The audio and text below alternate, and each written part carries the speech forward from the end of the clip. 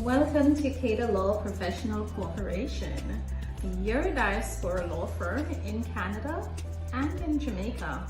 If you're looking for legal services in Canada or in Jamaica, please give us a call at 416-901-1117. We look forward to serving the diaspora.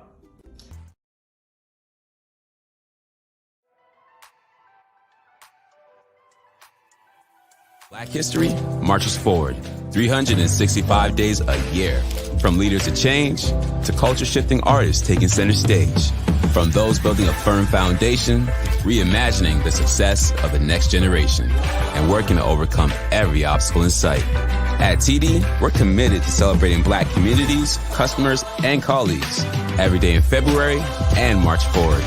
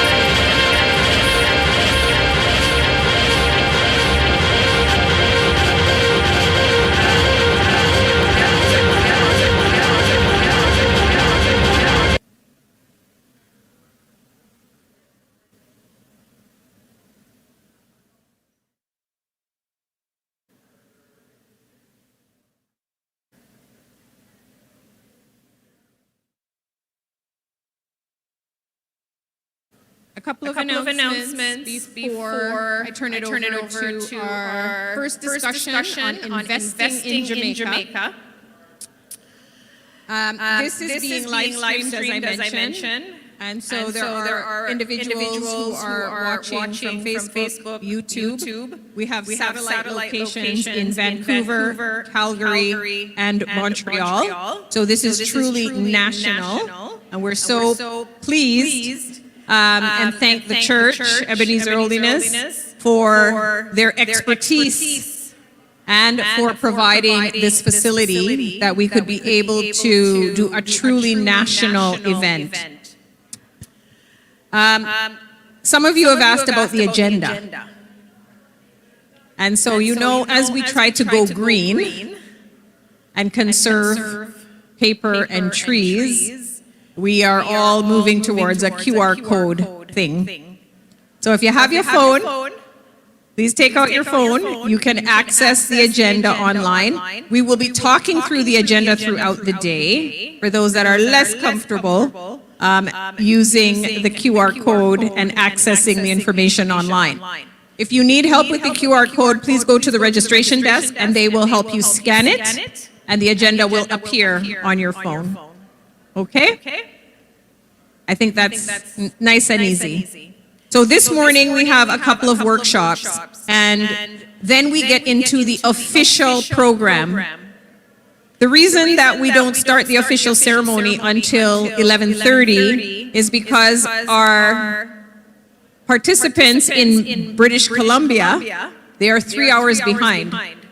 So 7 a.m. is too early for them to join. And so we are starting with some local content that's specific to Toronto. Downstairs at 10:30, Minister Terrelong and our global diaspora members representing Canada will be facilitating a conversation for Western Canada. And we will continue our conversation here. So it's very complicated, and we thank all of the people who are in that like tech thing back there because they've been able to figure this out and make it happen. If you have any questions, please go to the registration desk. The washrooms are to my right. And with that, I am going to now introduce the moderator for this session on investing in Jamaica, and she will take it from there. All right. So Miss Lisa Rutty is the moderator for this session. She is a seasoned realtor in Ontario and Jamaica, has extensive experience in management consulting and business development. She actively contributes to her community. I can attest to that. She is the Membership Services Chair at the Jamaican Canadian Association, and she is also the Jamaica Global Diaspora member for Canada. You will be hearing from her throughout the day, along with Rona Dunwell, who is the other member. Okay, over to you, Lisa. Thank you so much, Adoma. Good morning, everyone. Bonjour. How's everyone feeling today? Good. All right. So it's early in the morning, but we want to have a very lively conversation. And with that, this morning, I have the pleasure of introducing the infamous Rensworth Burchinson with VM Group. He is the Senior Vice President and member of the Executive Leadership Team of the iconic VM Group. He is also the CEO of VM Investments Limited and its subsidiary, VM Wealth Management. He also transitioned to Victoria Mutual from his prior role as CEO of the Prime Asset Management Limited, Jamaica, which is Jamaica's only independent pension provider. So thank you for being here. Morning, thanks for having me. I like the opening quote, infamous. Wow, interesting. Yes, very much. So with that said, it is said that more Jamaicans reside outside of Canada in the diaspora than in Jamaica. In fact, Stats Canada reported on the 2021 census that we have over 250,000 Canadians with Jamaican ancestry. When VM Group started their overseas location, they started in UK, and then they followed here in Canada. Now, with the Canadian location closed, what products and services are available to Canadians now, and how can they access these products and services? Okay. Thank you very much. Good to be here. Hope everybody can hear me loud and clear. So I'm the local content. I'm the warm-up act for those persons who are late and sleepy, but it's good to be here. Thanks again for inviting me. So I love the question. So what we have found based on our statistics is that the Jamaicans in Canada are a lot more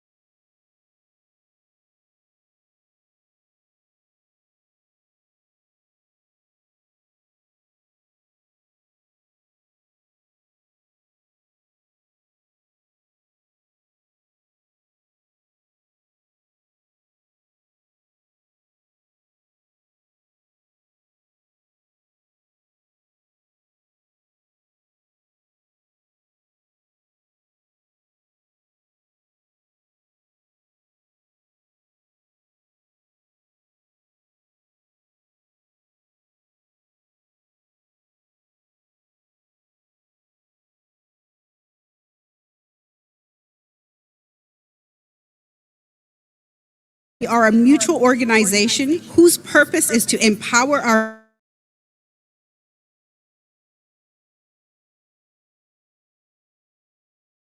across multiple channels by a caring team.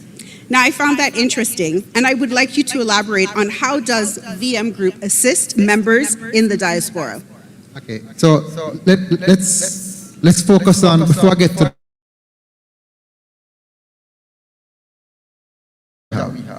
so we have had political independence, but I don't think we have economic independence. I mean, these are facts. That's one. Secondly, if you look at the per capita GDP of Jamaica compared to our potential, we're underperforming. Thirdly, when you look at how persons invest their money, it is not well allocated. A third, fourthly, not a lot of Jamaicans understand investments, right? So we have a problem to solve. So how are we solving that problem? So we're very big on financial education. Actually, that's a key pillar of the VM group, financial education, because we have to ensure that before someone buys a product, that they understand what they're buying and how it will help them to transform their life. That's the first thing. The second thing is that our solutions are geared toward ensuring that persons are well allocated for the long term. So for example, a lot of us in this room are not saving. How do we get persons to save? That's the first thing. After we've started to save, are we investing in the right products? Are we investing in wealth-creating products? Products that will beat inflation over 10, 15, 20, 30 years. Do we have a pension plan? Are we adequately prepared for retirement? Both the Canadians, the Jamaicans in this room, and the Jamaicans back in Jamaica, right? Also, for persons who want to start businesses, how are we helping them to start businesses? So I have one statistic. I'm just share. So Dr. Pierre, where's Dr. Pierre? He's over there. He runs Don Pierre Barnes and Company. They're some management consultants. There's a ratio, a very important ratio. It's the business to population ratio, right? It simply says what percentage of the population own businesses. So the global stats is about 10%. Among blacks, it's 2.8%. Wow. And I can tell you, among Jamaicans and Caribbean people, it's even lower. So we are being employed, but does employment build wealth creation?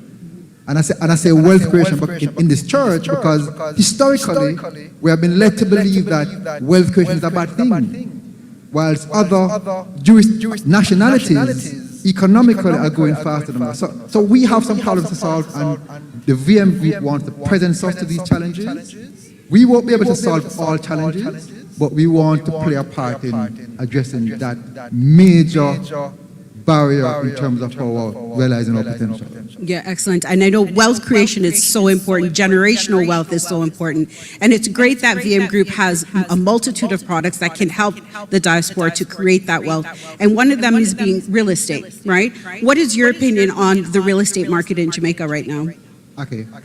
So I want persons to listen to me very closely, very keenly, right? So I can't tell you how real estate will perform in the next 2 or 5 years. If you're looking for that answer, I really can't answer. I can't give an opinion on it. However, I've been in investment for a very long time. And what I know, and person in this room can attest to it, is that there are some asset classes, forgive me for getting to legalese, but that perform well over the long term.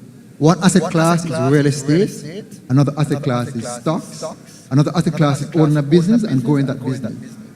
My view on Jamaican real estate market is that you may have some short-term challenges, especially on the residential side, in certain locations, because you have Kingston is separate from St. Catherine, is separate from Maypen, separate from Mandeville, separate from the... I get the picture. I know you got to get the picture. But my view is that the long-term trajectory is upward. And why do I say that? Why do I say that? A number of things. So we haven't solved the crime challenge. That's one. However, I'm quite sure when the ministers come on later, both ministers, they will speak about the economic progress being made in Jamaica. So just last week, Jamaica's credit rating got upgraded by Standard & Poor's. S&P. However, the very same day, the IMF released an article saying that global debt levels are rising. Right? Everybody with me? Not getting too complicated? However, Jamaica's debt as a percent of GDP is falling. Yes. So there are a number of positive things happening in Jamaica. And what I will say to persons is that keep up with the changing nature of the Jamaican economy.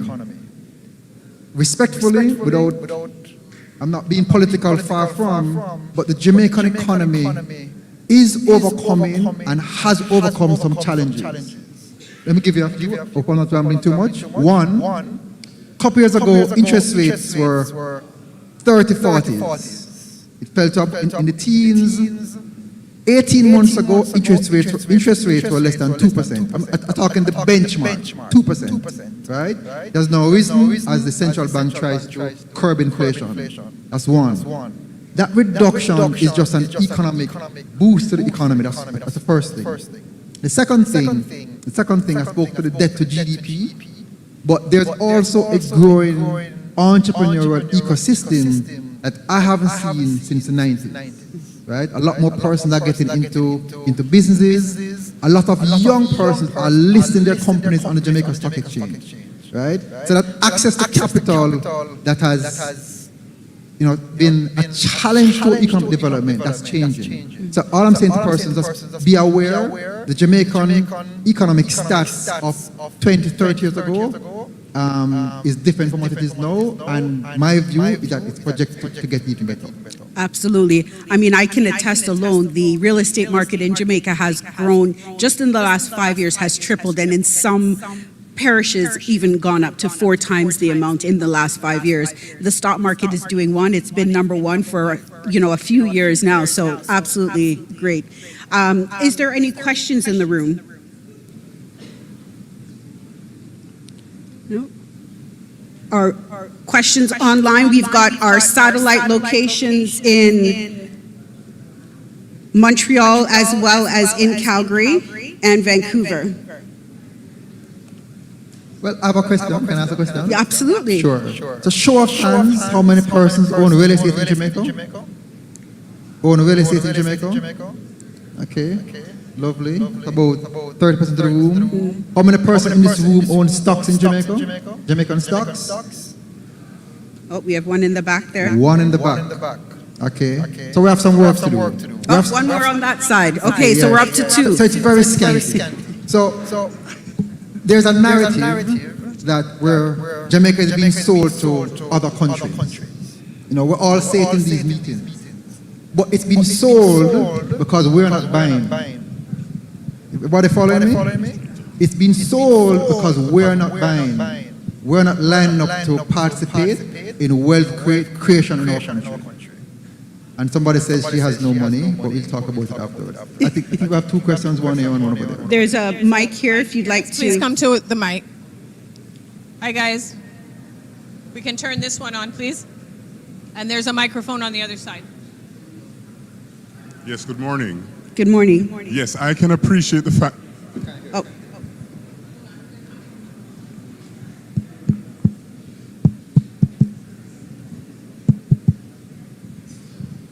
One, two, 1, 2. 1, 1.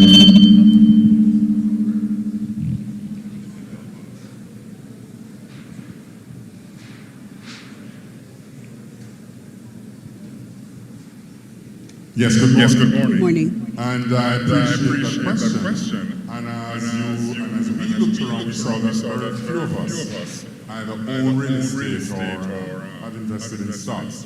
Now, for me personally, I have not done that because, and I don't think the person used to raise it really, but the crime rate is just, for me, far too high. And so a lot of us who are here, we left Jamaica because of that same reason of the high crime rate and not feeling safe, So I've always said that I don't want to invest in Jamaica because of the high crime rate that should I go to look about my business, I'm going to be targeted. Now I know that it doesn't happen to everybody everywhere, but it's just a feeling of insecurity.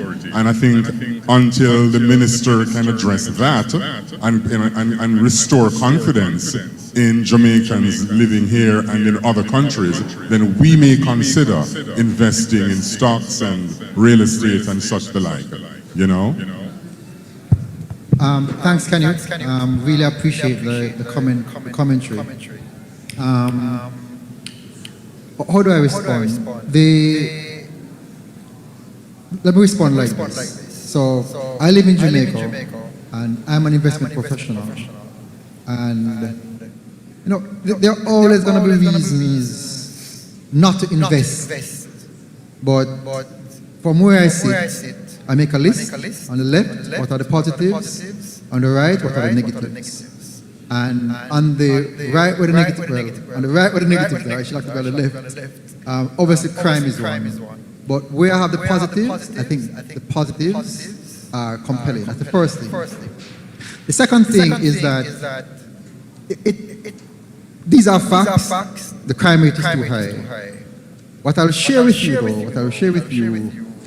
is that based on the research that we have done, the Jamaican economy has survived the oil crisis of the 70s.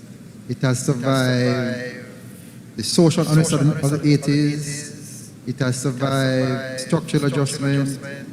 It has survived Hurricane Gilbert. It has survived PINSAC.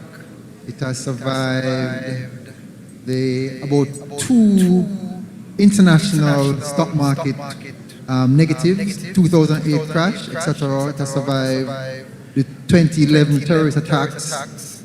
And my research tells me that if you had invested in stocks and real estate over a period of time, you would have surpassed inflation, right? So that's the first point. The second point is that on the real estate side, I do understand there has been a move from single-family houses to gated communities, and there are some fabulous gated communities on the North Coast and also in Kingston, and you know that's where the market is going, and that's where we're seeing that. So it's nothing. You know, I'm not saying that if you build a house in Santa Cruz, it won't appreciate in value, but if you're trying to solve a problem of crime, then there's some gated communities that you want to participate in that can give you also give out. So I think we can think through some of these. Great. Next question. Thank you. Hey, good morning.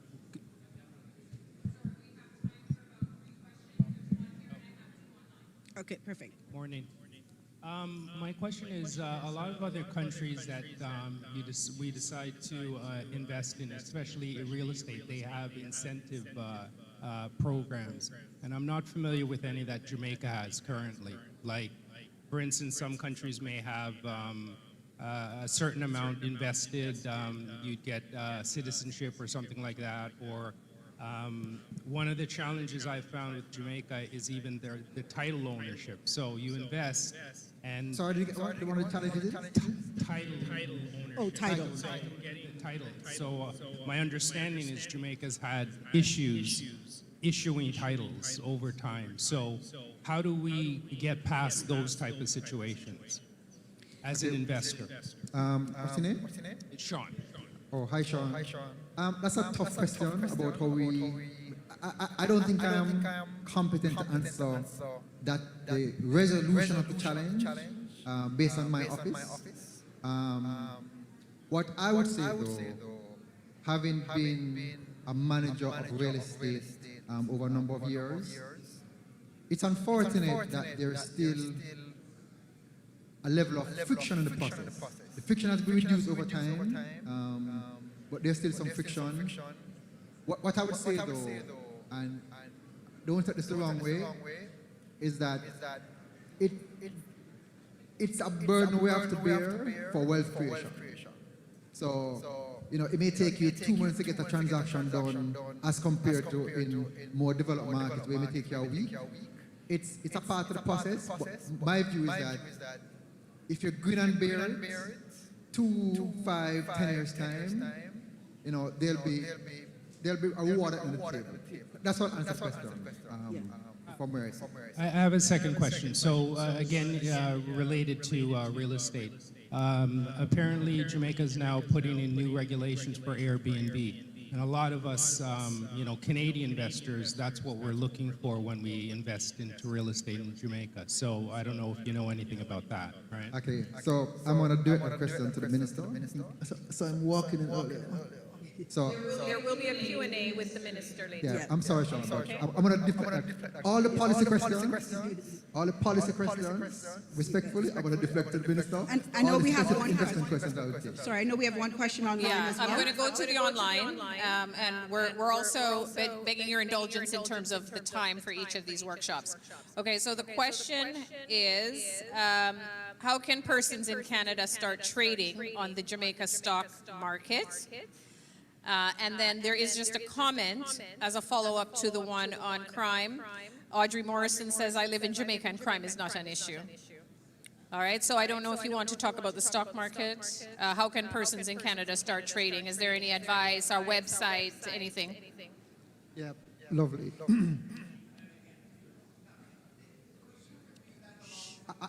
I will. Hi, sorry.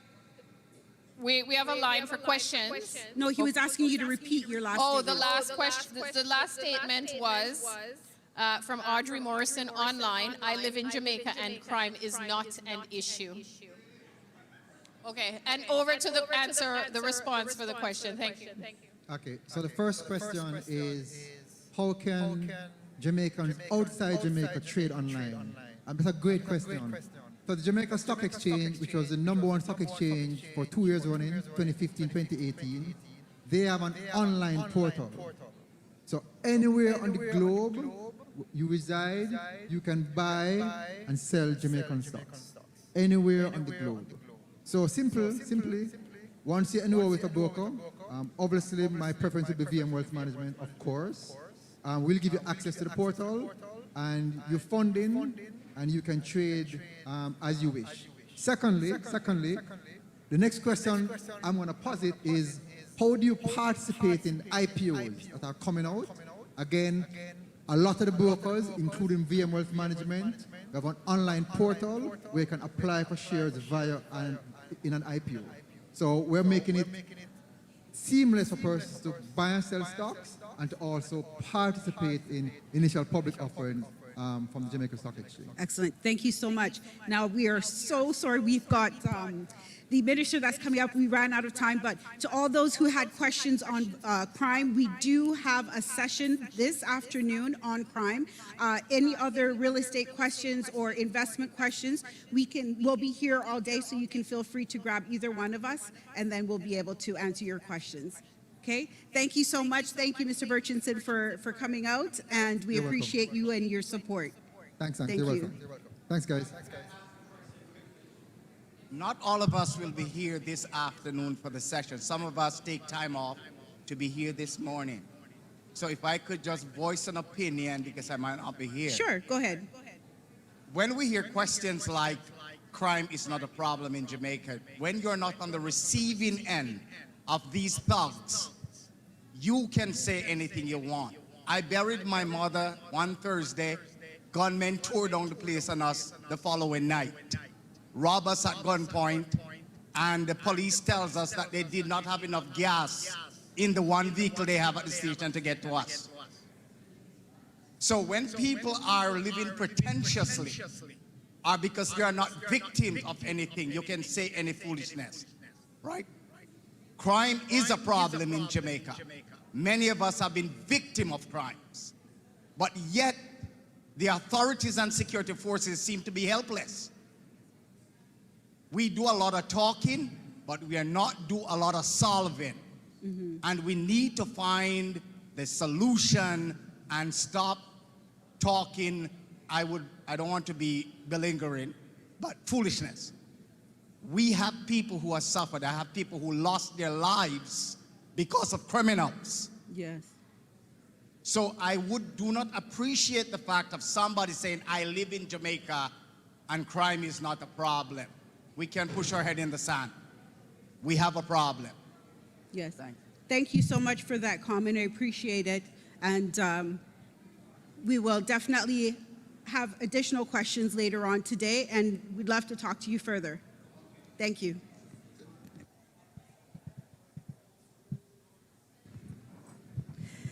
Thank you very much.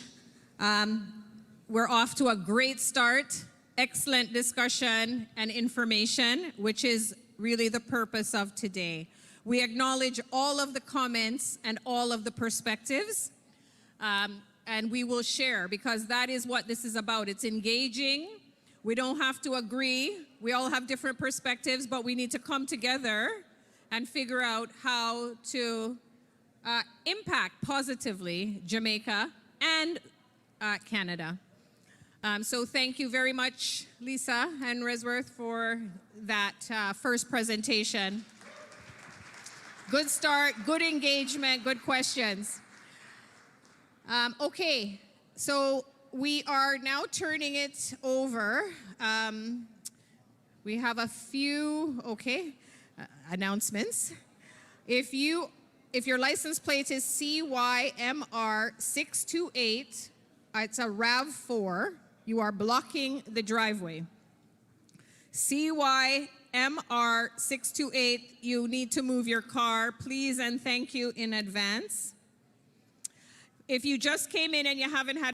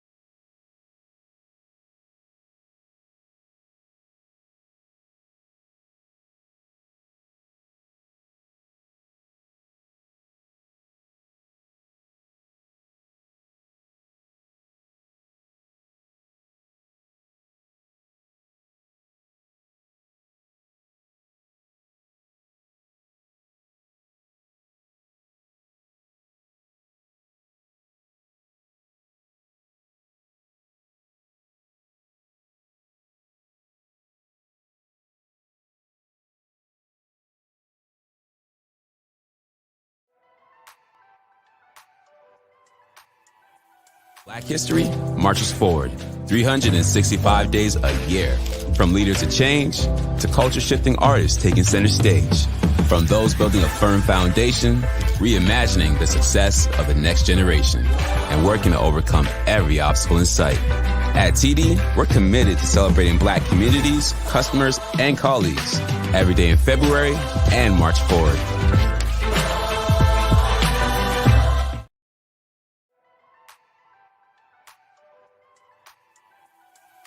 Welcome to Cater Law Professional Corporation, your diaspora law firm in Canada and in Jamaica. If you're looking for legal services in Canada or in Jamaica, please give us a call at 416-901-1117. We look forward to serving the diaspora.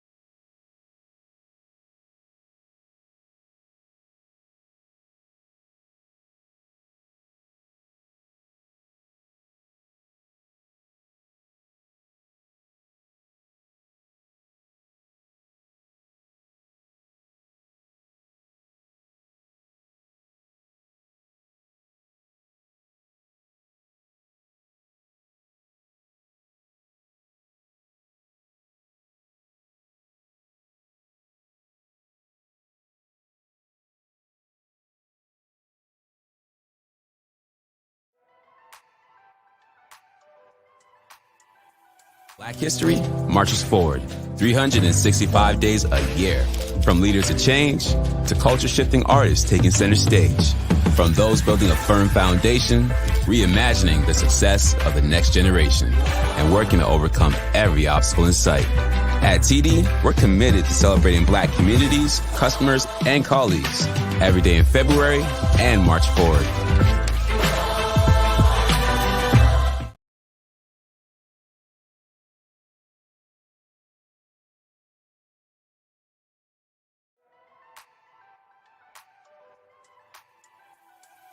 Welcome to Cater Law Professional Corporation. You're a diaspora law firm in Canada and in Jamaica.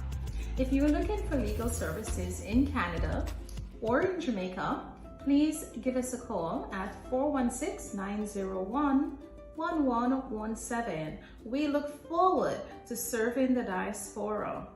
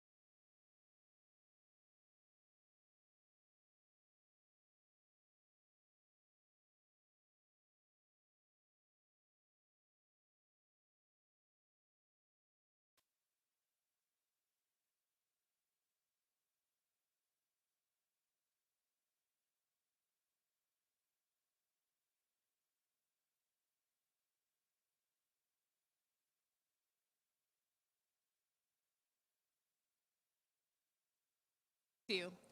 So we've had some questions about, like, where is the official opening of the conference? Because normally, you know, you come to a conference and there's sort of an opening ceremony. We do the land acknowledgement, we pray, we sing the anthems. I'm going to remind us that this is being live streamed across Canada. So BC, we have a satellite location in British Columbia, Alberta, and Quebec. Okay? What time is it in BC now? Very early, 3 hours behind. So if we had done the official ceremony at our 9 o'clock time, they would not have been able to participate. So we are going to have workshop number 2, and then we're going to do the big thing, the official ceremony. All right, so for those of you that are online, I hope that makes sense. So don't worry, we didn't forget. I also want to acknowledge that we are, because this is being streamed on YouTube, we are recording the session, the conference, and we will be summarizing the notes and your questions. So for example, after the workshop, there was a question that said, if I am a disabled person living in Canada, would I be able to live in Jamaica while receiving my disability? We're not going to answer that question now. Thank you very much for that question, Mr. or Ms. Flex. But we've noted the question, and if we can weave it in at some point, we will do that, maybe in the healthcare workshop. We'll see. So continue to put your questions and comments in the chat for those of you that are watching online. And now it is my pleasure to introduce the moderator for the next session on racism and systemic discrimination in Canada. Oh, let me provide a little bit more context. How did we come up with these themes for the conference?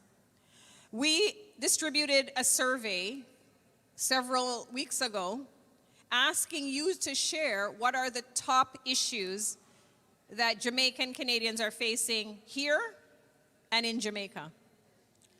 And so people responded overwhelmingly that healthcare, education, and crime and the justice system were the key issues impacting Jamaica. Then we had some sub-themes around climate change, sustainable communities. And in Canada, overwhelmingly, people were concerned about racism and systemic discrimination in Canada. And so that is how we landed on the topics for this conference, okay? And with that, I am introducing Mr. Dave Doyen. He has held roles related to diversity and inclusion at public and private sector organizations. Dave is a member of Toronto Police Services Police and Engagement Review 2.0 Advisory Committee and the Michael Jean Foundation's Board of Directors. He has served on the Black Health Alliance's Board of Directors. And Mr. Doyen, of course, is Jamaican. Born and raised, Dave? Kind of raised? We still have the passport. You still have the passport. All right, and over to you for what I know is going to be an interesting session. Merci beaucoup à Doma. Bonjour tout le monde. Bonjour à notre participant qui nous rejoint par l'internet sur en ligne, en particulier les personnes qui sont situées à Montréal. Et absolument tous les Franco-Jamaïcains. Good morning, everyone. Or as we may say in our own language, morning. Or those who try to force themselves into the English language, good morning. So, before I begin though, I realize we should acknowledge that we are on the traditional territory of the Mississaugas of the Credit, which has also been the home of many First Nations, Inuit and Métis peoples. Nous sommes reconnaissants que nous avons rassemblé sur le territoire traditionnel des Premières Nations, en particulier les Mississaugas of the Credit and the Haudenosaunee, the Huron-Wendat, the Anishinaabe, and the Chippewas. So it's just important that we keep in mind that the indigenous peoples, the Mississaugas of the Credit, were here first. Many of us, of course, through our various journeys have come here and joined them, but we also talk about being in a collective struggle against the various forms of oppression that continue to exist. And, you know, we hope to put together indigenous synergies and Black synergies towards a better future. Joining me on stage, and I hope I have your full attention, right? If we're back in a Jamaican classroom, you'd have to put your hands up, sideways, forward, clasp your hands and close your eyes. So, I have your full attention, yes? Good, me get the head nods, I see everything, good.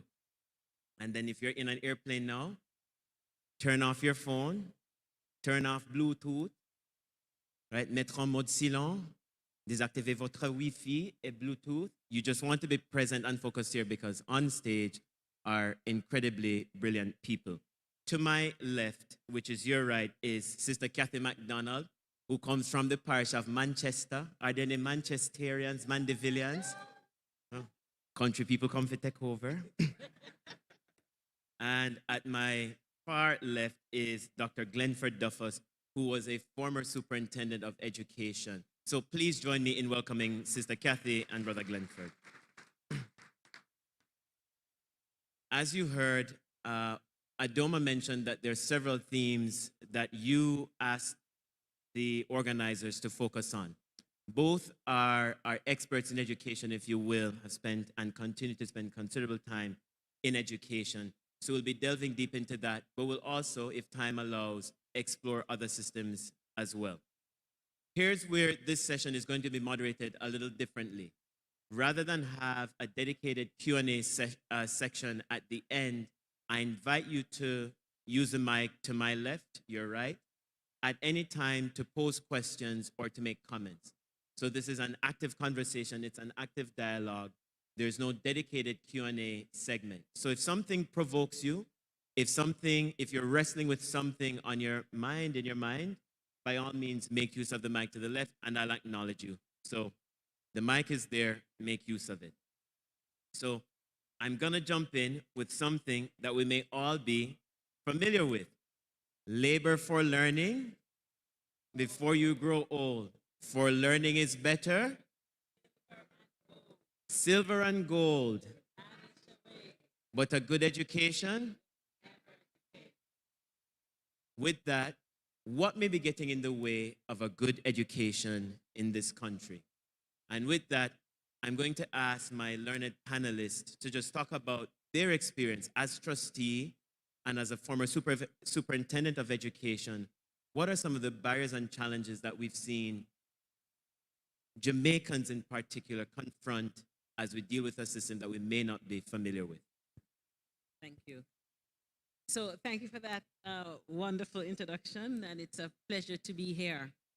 So first, I will start by saying, whilst we're going to focus on education, remember that our students, when they come into a school, they come into a system, an environment, their parents are in an environment where they are facing anti-Black racism in housing, education, policing, social services, even what social services they have access to or what they hear about, employment, national security, healthcare, transportation, child welfare. Those of you who are active in the marketplace, if that's an appropriate term for not trying to call it Carnation Market, but persons to the right of the stage, hello. Thank you. We'll ask that you lower your voices while the panelists are making their remarks, even while I'm speaking too. Again, for persons in the marketplace, hello, and those to the right of the stage. Thank you. Thank you. So that's important to recognize.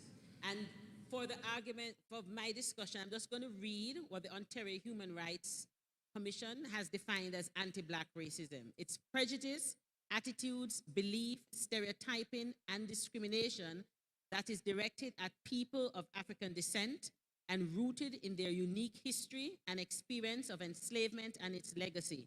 Anti-Black racism is deeply entrenched in Canadian institutions, policies, and practices to the extent that it is either functionally normalized or rendered invisible to the larger white society. Anti-Black racism is manifested in the current social, economic, and political marginalization of African Canadians, Afro-Caribbean peoples, which include unequal opportunities, lower socioeconomic status, higher unemployment, significant poverty rates, and overrepresentation in the criminal justice system. And that was the Government of Ontario 2022. And I tell you, we have a system that one would argue was not designed for people like us. Because when you think of the educational system back in, say, the 1800s, back hundreds of years ago when public education was established in Canada, you have to remember that as a people, there were very little expectations of us to read and write. We couldn't even vote. People had different definitions of whether or not we're actually people, right? We have to look at the impact, because very often a lot of us from the Caribbean, we have grown up in a loving, caring community schooling environment. As a Jamaican, I know I'm a country girl, but I went Immaculate. Any ICHS in the house? The best school in the island, right? And I tell you, I have never had anyone tell me you can't achieve anything, you'll never go to university, right? We came from a community, it didn't matter if you were rich or poor, they believed, and you know, in Jamaica, we actually more snobby. They said, boy, look a pick the brighty, and they would take you and they would nurture you, right? Here, you're in grade 4, you hit a kid, you know, and they label you already a future gang leader. And these are actual comments that have been made and I've encountered in my work as a trustee. So we also grow up, don't underestimate the value of growing up in a country where we're used to seeing Black prime ministers and doctors and lawyers, entrepreneurs succeeding, right? Small business people, bankers, you name it. We saw ourselves reflected positively in society. And we also must not, you know, get complacent and think that, oh, well, I made it, I'm doing well. Because if you look at Stats Canada results, Black people, particularly Caribbean people, because African people are technically newer immigrants than Caribbean peoples, right? We are one of the few populations as immigrants, our children are doing worse than we are doing. Let that resonate with you. Almost every other group of people that have come to this country to make a better life, their children do better than their parents. Our kids are not doing better than us, right? And that's a serious alarming fact that as a community, we need to address. So I will leave it there in terms of setting the landscape, right? And get into more of what I say, solutions, because we all know the problems. We all have faced, we all have relatives or children ourselves that have been through this system. So I look forward to talking more about the solutions, lessons I've learned as a trustee, and the importance of community. So I'll hand it over to you.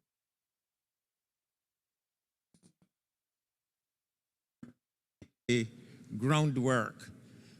There is no doubt that prejudice, discrimination, and racism have adversely impacted the Black experience. And we've seen it in many different areas. It would take us the entire day to begin to share all the stories and the experiences we've had with the system. I have a very unique perspective, not unique to me alone, but in this regard, because I've been trained or educated in both systems, and I've worked in both systems at different echelons of the system.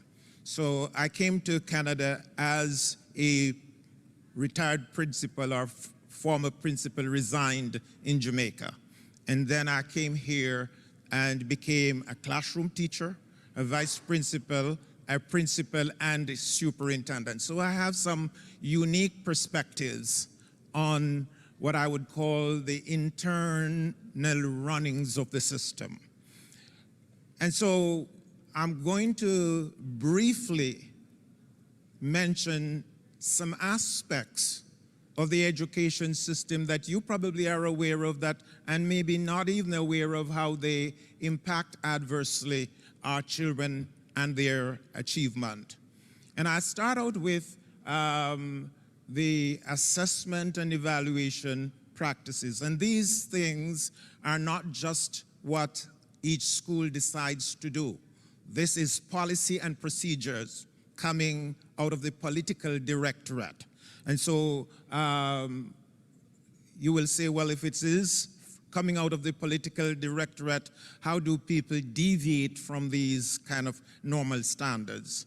But they can find ways to adjust the system to meet the needs of learners. So when you look at the assessment and evaluation practices, right off the bat, in kindergarten, many of you are familiar with an instrument known as EDI, Early Development Instrument.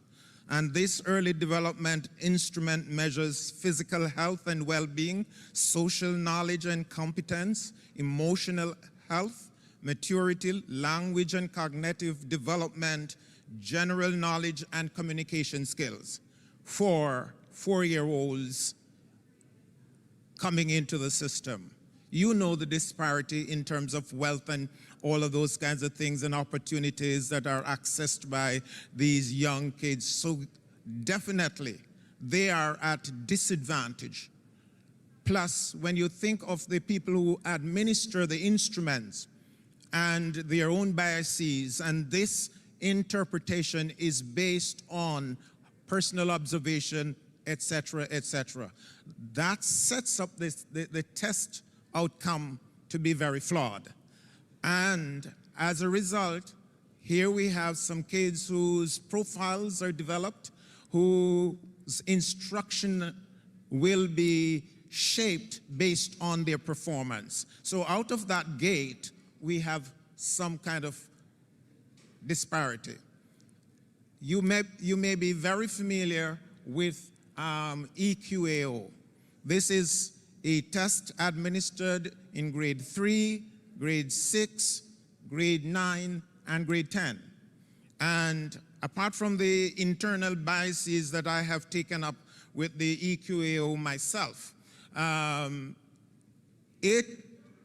results help place kids. And so some of you might see in your children going from grade 6 to grade 7 at whatever school, it's called transferred or promotion. And those two things don't mean the same thing. And what do they mean, and how do they impact on the children in their school that they go?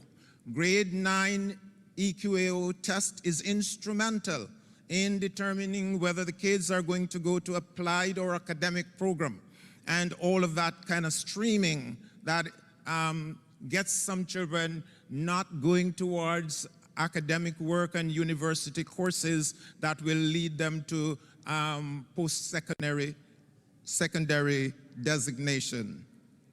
We also look at the curriculum itself, and some of the questions when we look at both the formal and the informal curriculum, which is called the hidden curriculum in many respects. We have to know that it is Eurocentric. We also have to know that a number of people's stories have been omitted and their experience is not valued, and there are voices not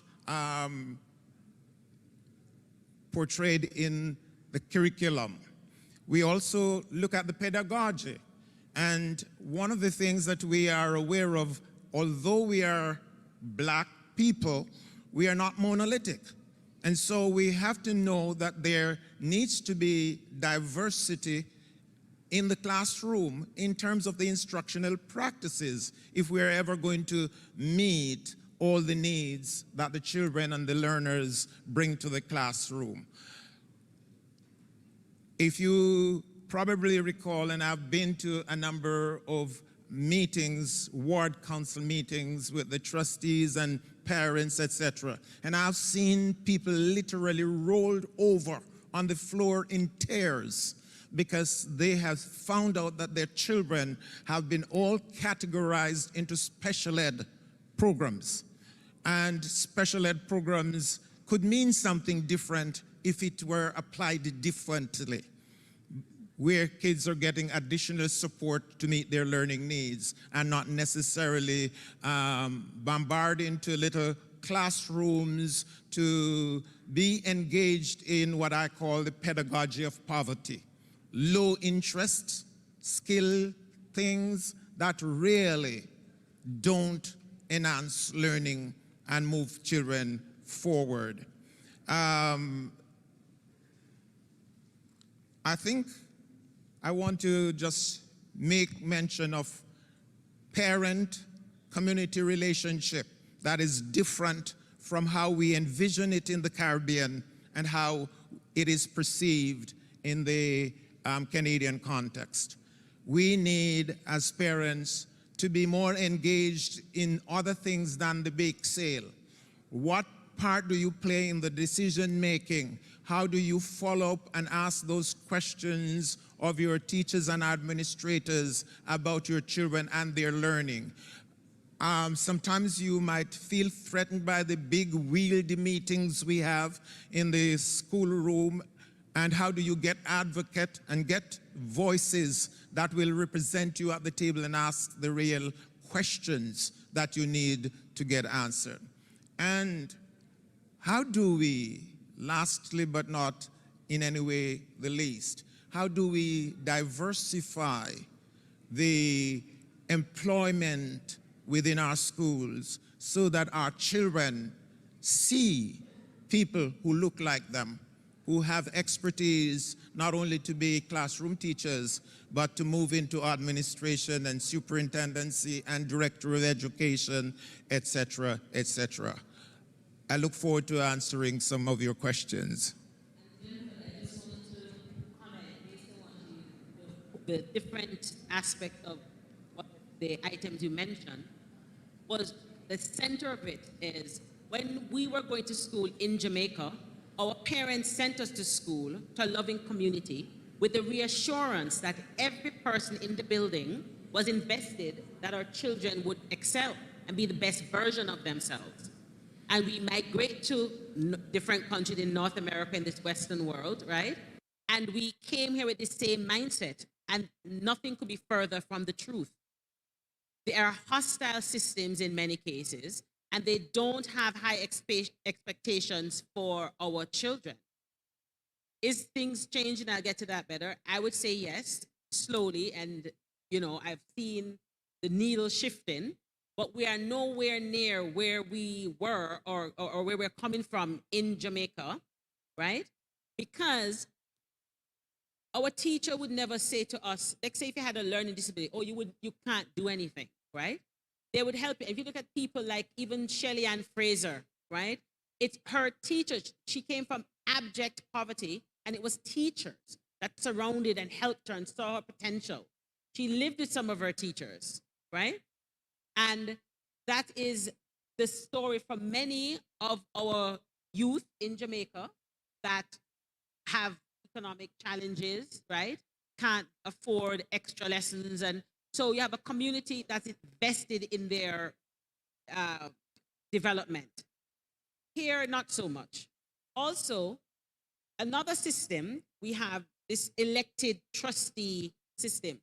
We don't have that in Jamaica. So parents are not even aware of that. Like how many here can name who your trustee is or your kid's trustee was, right? How many people, when you go to vote for your trustee? And I would argue, to me, that's the most important political role, barring the fact that, you get a stipend, right? And, there's no pomp and ceremony with trustees.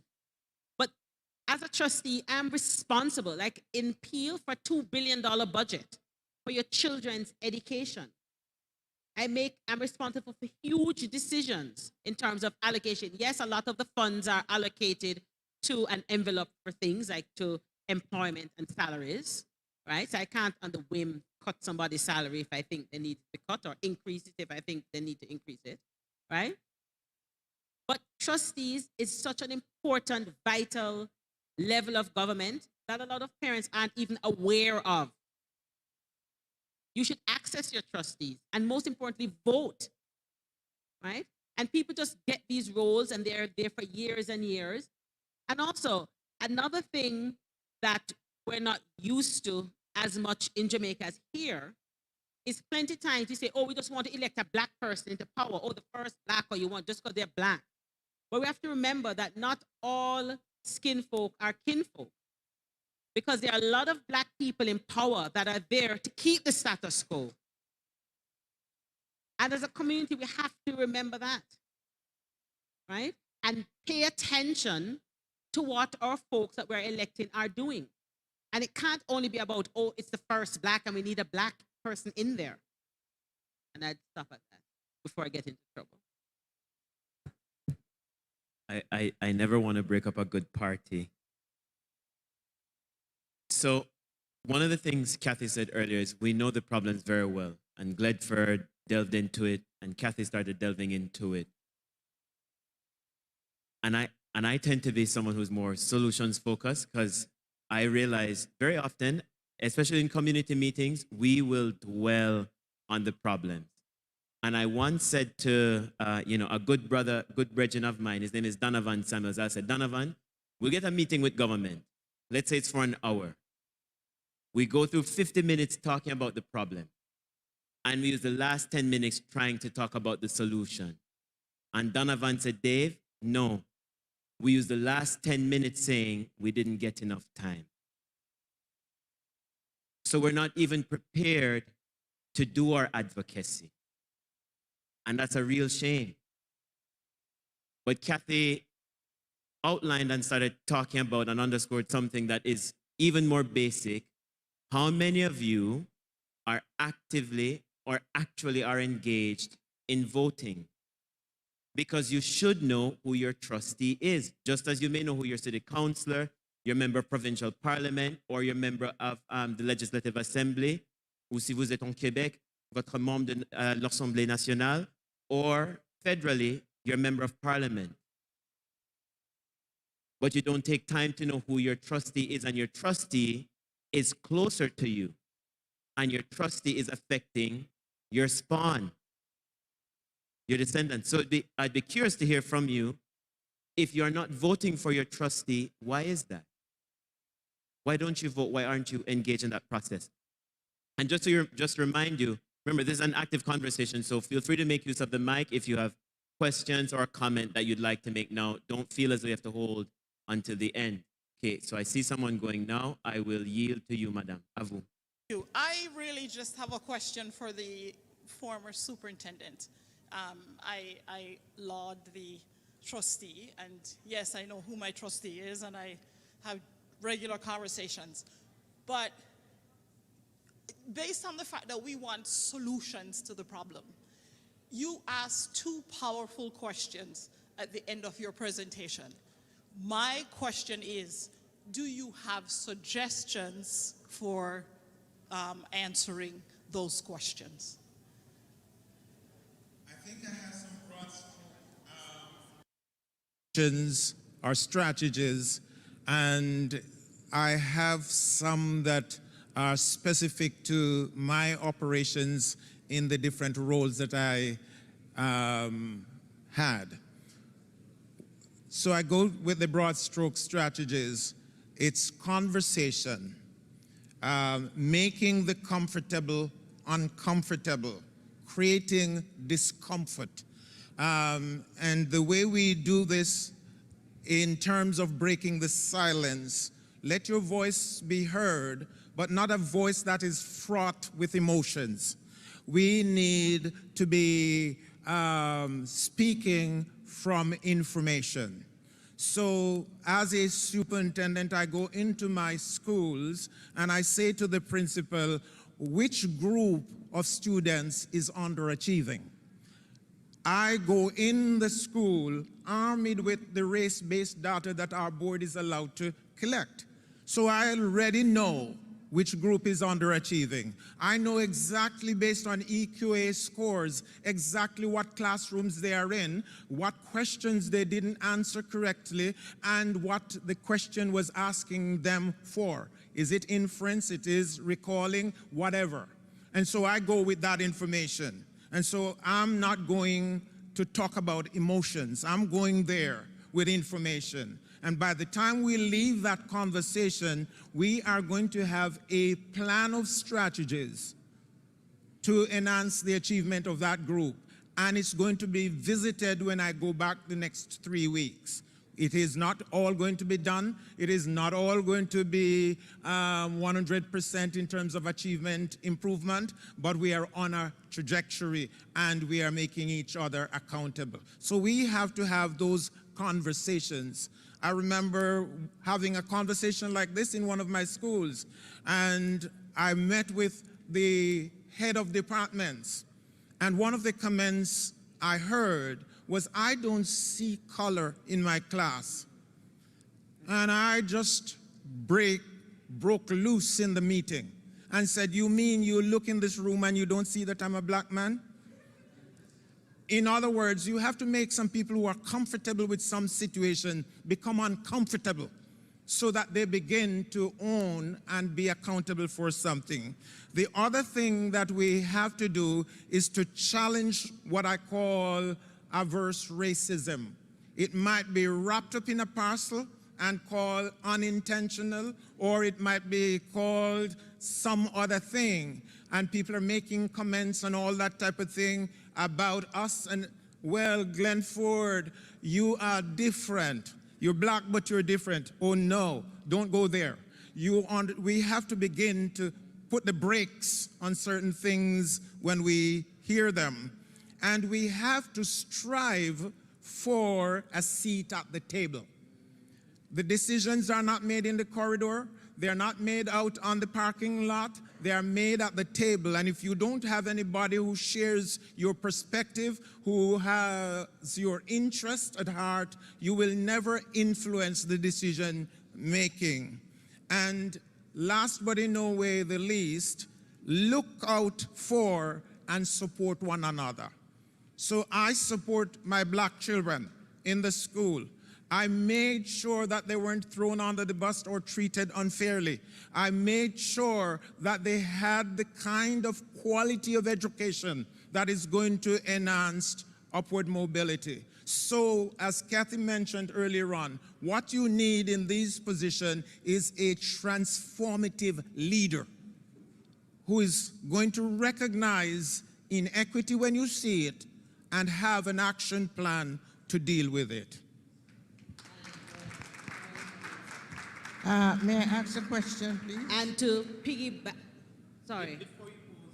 Yeah, I'm just going to answer the question you posed too, because I can tell you as a trustee, I've learned so many lessons, right? And when you talk about a transformative leader, it is so important because remember, nothing will get done if somebody is using, when they get elected, they say, oh, I like this position, I'm comfortable.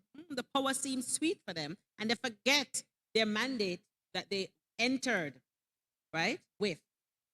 I think also you have to recognize that, yes, there's a huge role that the community plays and advocates play, but we need people at every level of government, every level of government. And I remember Selena Caesar Chivans once said about when you're at the table, you know the bounty. So, you know, the government may say, I'm going to give the black community $20 million to this funding. And we're all like, yeah, oh my gosh, $20 million. And she would say, stop. Other people get 200 million. Why are we getting 20 million? That's why it's important to have people at the table. And remember, most politicians, two things motivate them. It's people who they think will come out and vote and support them, and money and power, right? So as a community, if they see us as having no economic clout or no economic power, right, they're going to treat us as such. And it's important. And I remember as a trustee, I give you an example. There was an issue in the Muslim community. The board was going to do something quite crazy. And we had a Muslim trustee that we got this email on a Sunday night. Our board meeting is on a Tuesday. She called me, we call ourselves the Three Amigo. It was Noka the Krub, a Sikh, a Muslim female, and a Sikh male. He's now a counselor, Hakirat Singh, right? But the three of us were three trustees, and we did amazing revolutionary things in the Peel District School Board. And by Tuesday, she had filled the boardroom with over 1,000 Muslim people to support her in opposition of what was going to happen. This is a Monday night, and we have a meeting a Tuesday at 8:30. There are times I, as a black trustee, talking about just unimaginable harm that's happening to our children. And in a week, I'm lucky if I get 50 people to show up at a board meeting. We have to show up because each head they see, they times it by, I think it's either 10 or 100. And they pay attention to the people that are showing up because they see our silence as a license to abuse our children and do whatever they want. I think we have to remember that if you look again at the importance of transformative leadership, and I think it's so important because, and that's why I'll keep saying that as a solution. Because again, from personal experience, I tell you, imagine putting forward a motion like targeting hiring of black people to have representation, because I am a firm believer that representation matters. But you have black people that would say, oh, it doesn't matter. They would say on national TV, they'll say it, and we are electing this person to represent us. So the trustees figure, oh, representation doesn't matter because you keep sending back people who say representation doesn't matter. When I put that motion on the floor for targeted hiring, which passed, the first three people that opposed the motion were three black people, right? Let that sink in for a moment. And we have to remember that people don't willingly relinquish power, right? We have to demand a seat at that table. We have to demand fair treatment for our children because they're quite happy to stream our children and say, you know what? All you're going to do is push them up, right? And I'm not knocking people who are janitors, because we need janitors. But I think it's wrong when we say that because of the color of your skin, all our children, that is what we expect of them to do. And as Dr. Gooden, I remember once listening to this doctor who was the chief of, I think it was East York. He's the chief of some big hospital, right? And he said his father came from poverty. And when they were trying to stream him, his father said, I didn't leave Jamaica for my son to end up like me. I want my son to do better than me, right? So we have to show up there and hold them accountable, right? And even as a community, if your kids are doing better, you talk about part of holding them accountable too, is it's a community. I have 4 children. People say, why are you here as a trustee? I said, listen, man, my children need people to marry, right? So I want to make sure we have educated Black people, right, in here. And I think if you don't have accountability measures, all the reports, like the Ontario Human Rights Commission, there were 83 community reports over the past 75 years. There are 190 recommendations. And if you don't keep your elected officials accountable for these reports are just going to go on the shelf, and the recommendations will be just that, recommendation.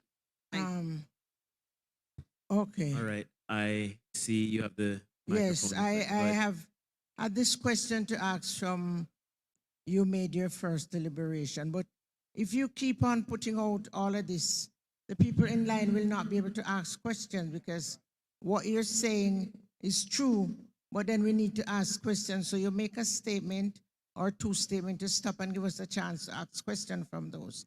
My question to you, my darling, is you said that of all the immigrants, Black immigrants, whether it's African or Caribbean, the Caribbean immigrant students are the underachievers, and they will not get up to the level their parents have gotten.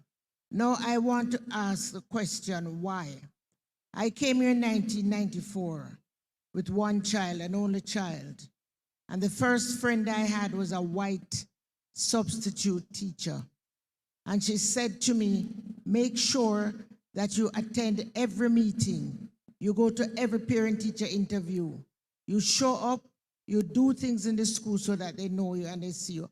Our people are not doing that because we have to be doing 2, 3, 4 jobs. Our people, we live in a community, we move out. For example, the only community that the Jamaicans had when they came here was Eglinton and Oakwood and Vaughan. Now they have all moved out and it's gone back to the Italians. Miss Letner, just hold on a second. There are folks in the corner, marketplace people. If you don't mind, maybe take a seat and listen to what's happening on the stage, but you are defeating me on the platform, and I will not be defeated. My mic louder than I know. Go ahead, Miss Letner. Okay, so where I am in Scarborough now for 20 years, when I went to Scarborough, Mary Shadd's school and the Catholic school above Mary Shadd had 50–60% Black children from the Caribbean. So they see Black teachers. In Mary Shadd, I doubt if you have 1 Black teacher left there. The school population has changed. You can count on 1 hand the amount of Black student that is in Mary Shadd school. And the reason is we don't stay in communities. The other people, they come here and they're in a community. When I went there, Alvin Curlin was the MPP. Now, if a Black person, my daughter decide to run in there, the Sri Lankan MPP, our MP, has to put her in front of the temple and the other place to say, yes, vote for Yannick. Or else, no other Black person will ever vote and win inside there.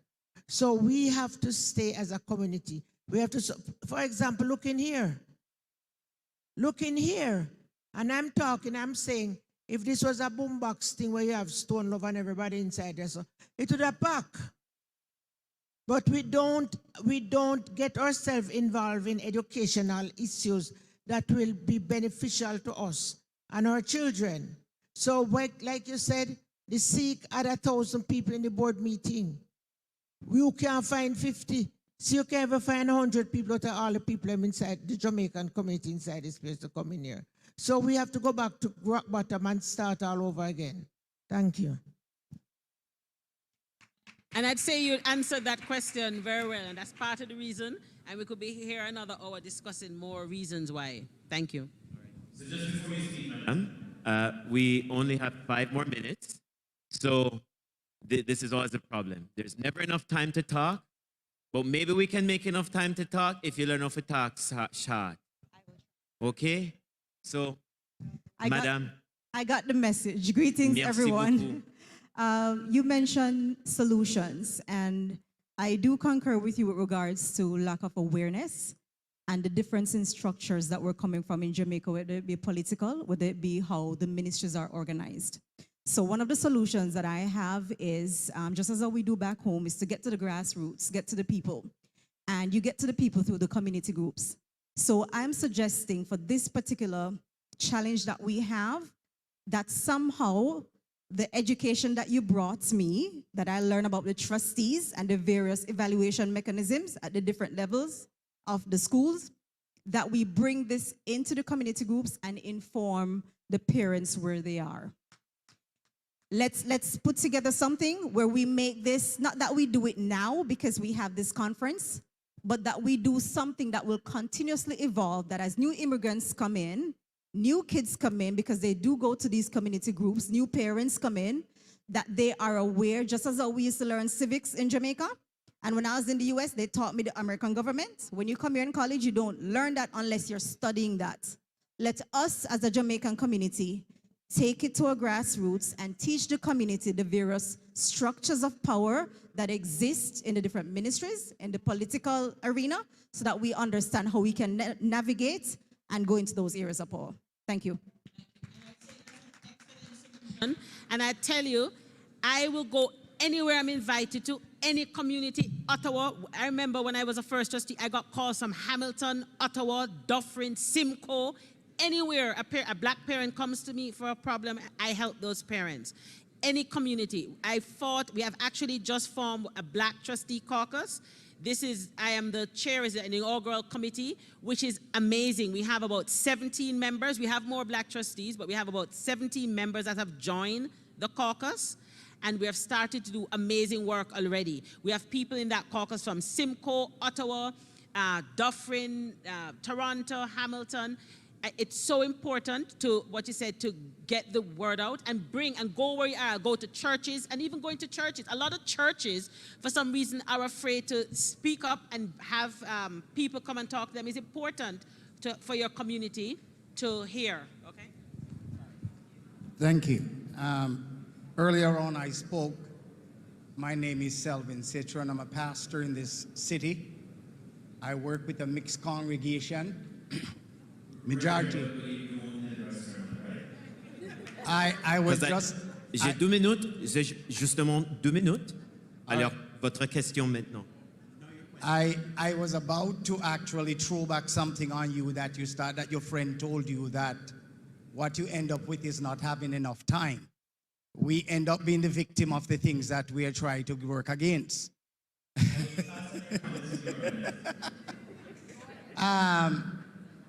There is a problem, or there are problems. Those of us who have to deal with the community, especially black community, as a Jamaican, as a pastor, many times I am not seen as black. And that we have a serious problem, because many times, even standing here, listening to the facilitators, black means color. Black means my fellow minister, Dr. Duffus. But are we addressing symptoms versus cause? We are very big on addressing symptoms. This afternoon, you can ask Dr. Upton Allen what the symptoms and the causes are. And his job is to eliminate disease, cause. My questions, and then I'll go, because I understand that 5 minutes is 5 minutes. Are we addressing the perpetrators of racism, or are we addressing the symptoms of racism? Because if I take all the ointment that the doctors give me, the doctors is only addressing symptoms. But unless the blood work is done and they come up with the cause, then there is no elimination. One of the questions I was asked in a youth gathering as a pastor was, will we ever able to eliminate racism? That's the multi-million question.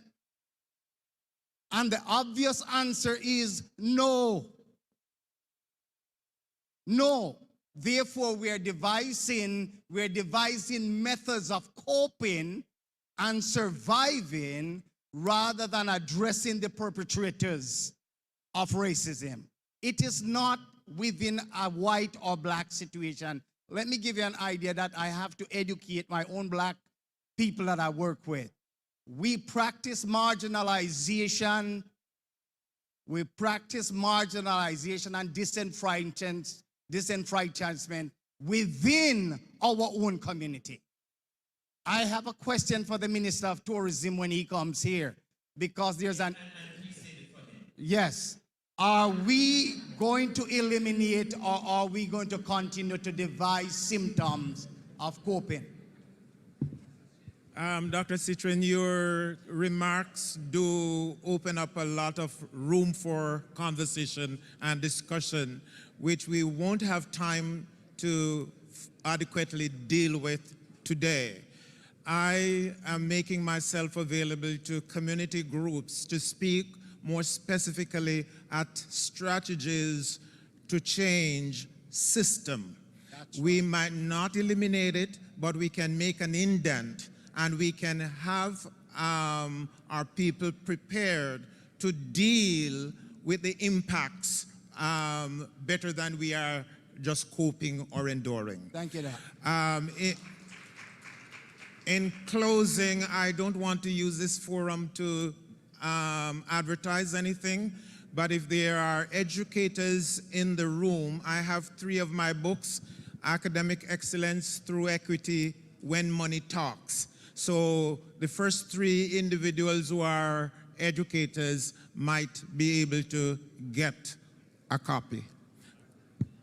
And just to make sure we're being fair, I hear we have a question from online. Go ahead. So not questions, but just a moment, Adoma. wow, they're excellent. Freeness give Good when the job. freeness done now. Happy to see the educators in the room. So I just wanted to acknowledge the comments online. So it says, the challenge I notice with Black organizations in Canada is the disconnect. I do not feel the support among the groups, and information is not easily accessible. So for those of you that are part of organizations, Jamaican Canadian organizations, please note that comment. How do we work better together? How do we follow the suggestion to get the information to parents and families who may not be able to access that information and support in any other way? How do we do that better? There was another comment, we need to show up and stand up and speak up. All right, to the point that the panelists made. And then agreed, we need to go upstream and address the root causes. Then what happens downstream will be addressed. All right, thank you to those who are following us online. Keep engaging with us, keep asking your questions and sharing your comments. Over to you. I would just like to say that also...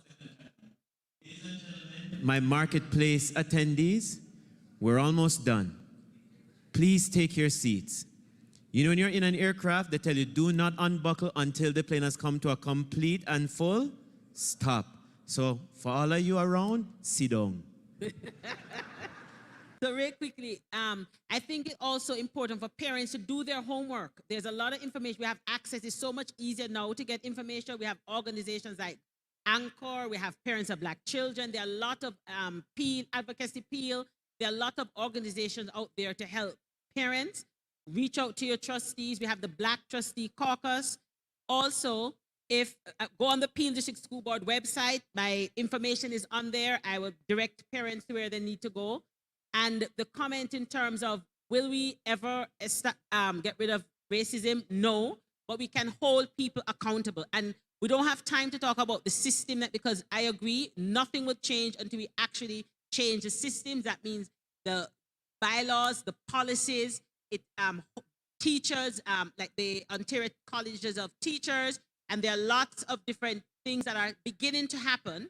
But it's also important for you, the community, to make your voice be known that you're watching and these changes, you're noting what's happening and hold boards accountable. Because if you don't hold us accountable, things will never change. Yeah. Thank you. Excellent. From online, Adoma. All right. So last comment. Can Jamaican associations across Canada host more in-depth workshops around these issues, I guess? So I'm noting that and saying it publicly to challenge the Jamaican associations that are hosting in satellite cities as well as the JCA here, that there was that suggestion. Are the young people behind you hoping to make a comment or something? Do you have a question or comment, guys? They're actually volunteering today, Oh, so we're okay. going to acknowledge them as volunteers. They're here to help, which I think is awesome. Did you want to say anything, guys? I would have yielded to them because Yes, we only agreed. hear from Old Foot. I know, But that's agreed. okay too. Mesdames et messieurs, nous avons écouté et appris beaucoup. We've heard a lot, we've learned a lot. And there's something the last speaker from the floor said, and all the two panelists have addressed it. But let me also say to you, having tried to advance change in healthcare, child welfare, policing still, and other things, education, as you see here, you should recognize and appreciate the systems aren't what we want them to be or aren't the ideal that we'd like them to be, but they're not the same systems that they were. And they've changed because we have caused them to change. Kathy MacDonald, for example, is the person who put forward the motion for the Peel District School Board to remove the police, whether you may like that or not. But that's one way in which change has happened. It's because of Kathy's advocacy why the province had to intervene and suspend their board of directors and put in a supervisor. It's because of the advocacy of some of the older folks in the JCA that put pressure on Toronto Police Service decades ago that have caused Toronto Police Service to change. We remember our very own Dudley laws, yes? And so many others from our community who have come here. The farm workers program thing, it isn't ideal, and so many Jamaicans come through that, but again, through the advocacy of the JCA and pressure from so many others, the treatment of the farmers is not yet ideal. It is not yet the Garden of Eden and the utopia that we want it to be, but it is better than what it used to be. And we have to remember that change is possible. But don't expect change if none of you is willing to be à la table, at the table. Don't expect change to happen if none of you is willing to step up and run, if none of you is going to take the time to vote for people like Kathy. Or very candidly, when some in our very own community will fight against the efforts of people to do good. Before we close, I invite you all to stand with me. This I ask you to do to renew yourself as a Jamaican. When we were in school, before we started our lesson, and so for those of you who have forgotten it and are carrying around your passport just because, let me see if you can earn it. We're told we had to place our right hand over our left breast, and we would say, before God and all mankind, I pledge the love and loyalty of my heart, the wisdom and courage of my mind, the strength and vigor of my body, in the service of my fellow citizens. I promise to stand up for justice, brotherhood, and peace, to work diligently and creatively, to think generously and honestly, so that Jamaica may honor God, increase in beauty, fellowship and prosperity, and play our part in advancing the welfare of the whole human race. And that last line, I want you to remember that Jamaica will play her part in advancing the welfare of the whole human race. Merci beaucoup, mesdames et messieurs. Passez une belle journée.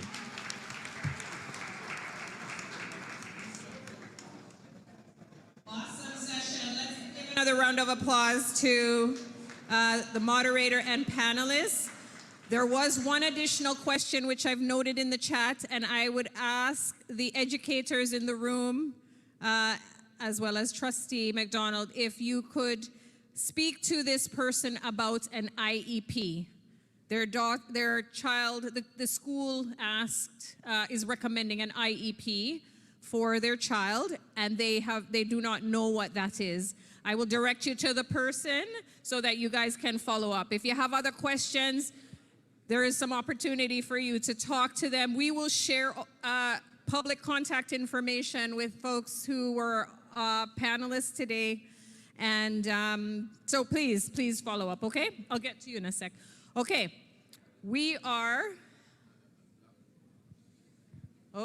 so another car is blocking.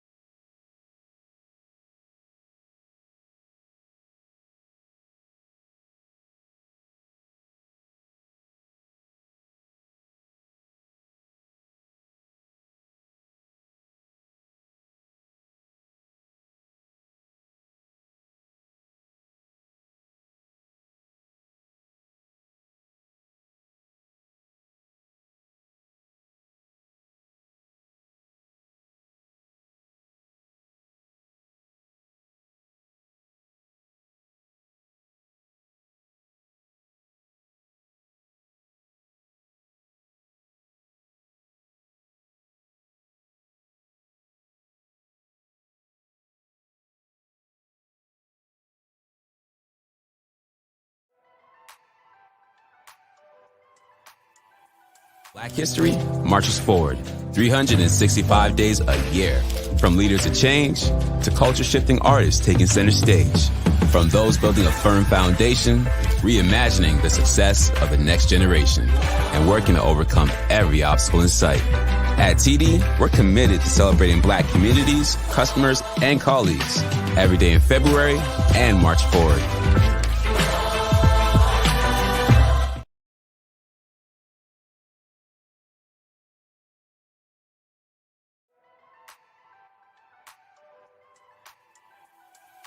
Welcome to Cater Law Professional Corporation, your diaspora law firm in Canada and in Jamaica. If you're looking for legal services in Canada or in Jamaica, please give us a call at 416-901-1117. We look forward to serving the diaspora.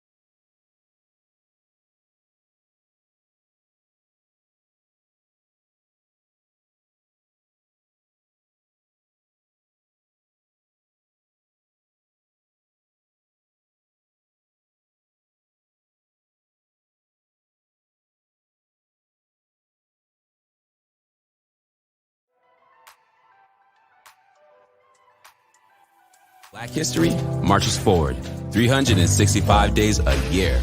From leaders to change to culture-shifting artists taking center stage. From those building a firm foundation, reimagining the success of the next generation, and working to overcome every obstacle in sight. At TD, we're committed to celebrating Black communities, customers, and colleagues every day in February and March forward.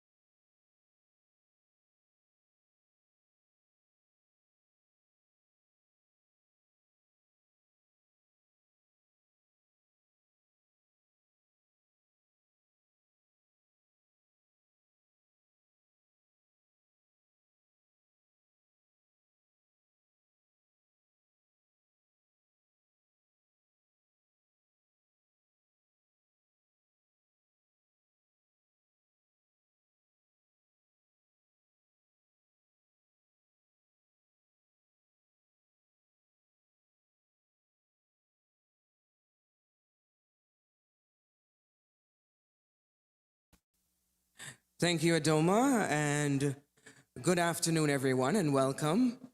As you know, if you're not sure, you're at the regional Jamaica Diaspora Conference for 2023, being hosted here in Toronto, but with satellite sites in Montreal, Calgary, and Vancouver. Bienvenue to Montreal. That's all I know in French. That is it. Sorry. I maybe a little Spanish. Buenos dias, yes? Outside of that, good afternoon, Honodo. Welcome. We are ready to start our official kickoff of this momentous conference. If you've been here with us all morning, you know it's already bubbling, and I like to start things that are already bubbling, you know? You don't have to set anything or fan any fire. We are ready to go. So let us get started first with our land acknowledgement. I ask for some quiet in the room.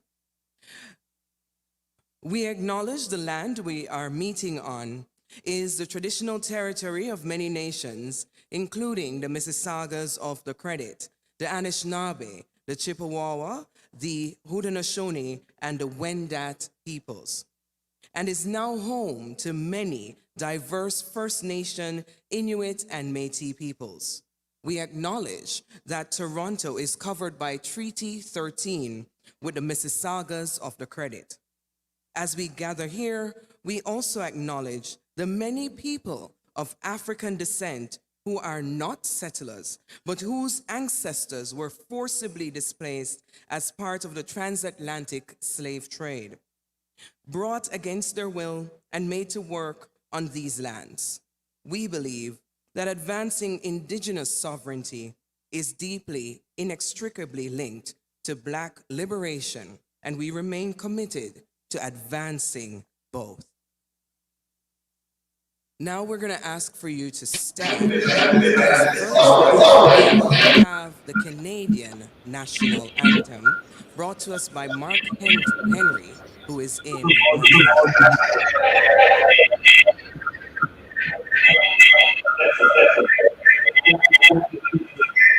Oh, Canada, our home and native land, true patriots love, in all us land.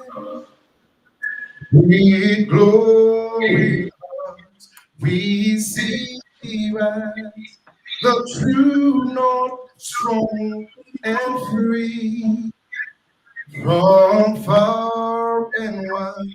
Oh, Canada, we stand on guard for thee. God, keep our hand, glorious and free. Oh, Canada, we stand on guard for thee. Oh, Canada, we stand on guard for thee.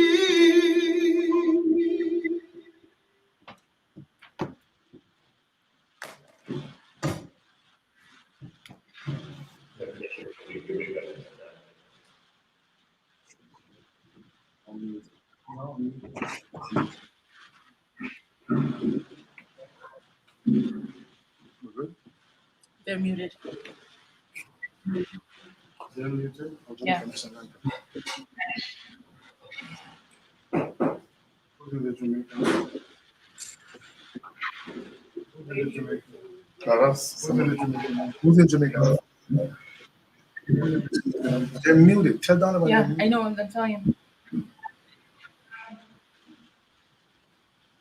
Don't you need to mute us? No.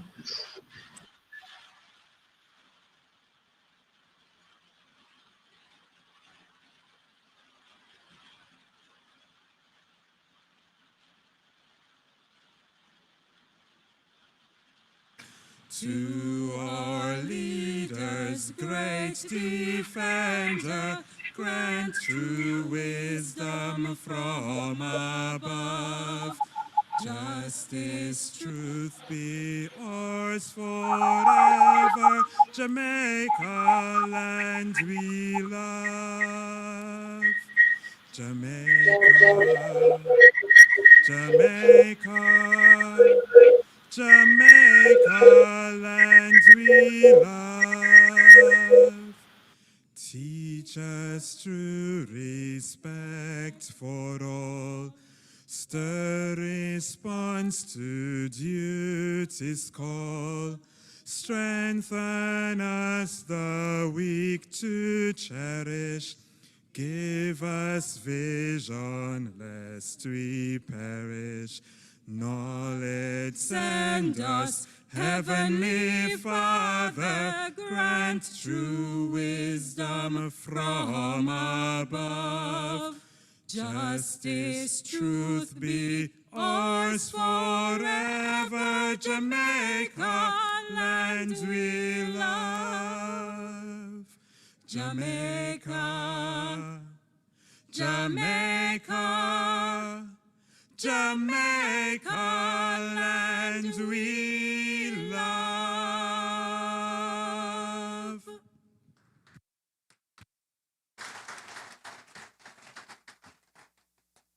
If you may remain standing as we go into our opening prayer, will be Bishop Glenford Duffus. He is a member of the Global Jamaica Diaspora Committee, and he will be doing our opening prayer. Come forward, Bishop. I know it's a very serious occasion when we didn't say boom during the anthem. We're on some serious behavior right now. So, Reverend, come and bless us. You hear?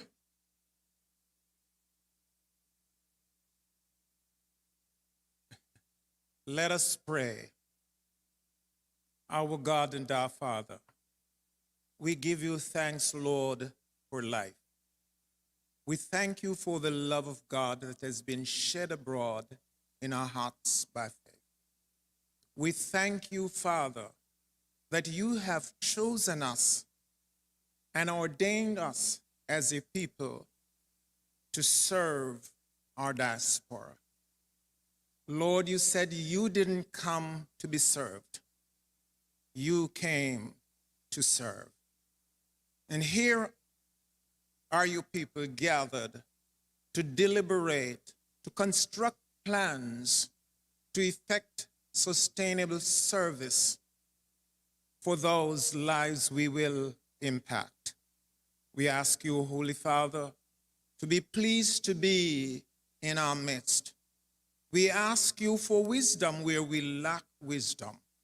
We ask you, Lord, for courage to move forward with some tough decisions to help our people in their advancement. We ask you, Holy Father, that you will encourage our hearts as we work together to unite the race and to develop these plans. Bless our meeting, bless our gathering, and bless every individual, we pray. In your name, amen.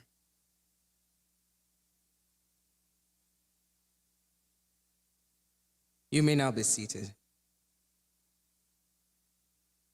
Definitely welcome one and all. As we have said, this is the official opening for this auspicious occasion. What an August event in September. We are going to try to keep it moving, so that means I'm on my best behavior. Not a lot of ad-libs, no jokes, and so on. It's going to be very boring. Keep quiet, keep quiet. So we're going to just keep it moving.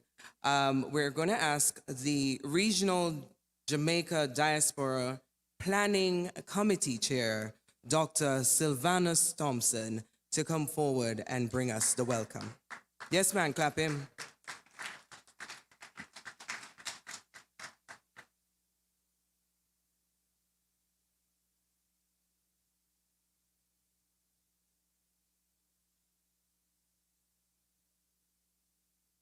Blessings. It's then a Pierce Master's Ceremony. Honorable Alanda Terry-Long, Minister of State, the Ministry of Foreign Affairs and Foreign Trade, and also the Minister with lead responsibility for diaspora engagement. Her Excellency,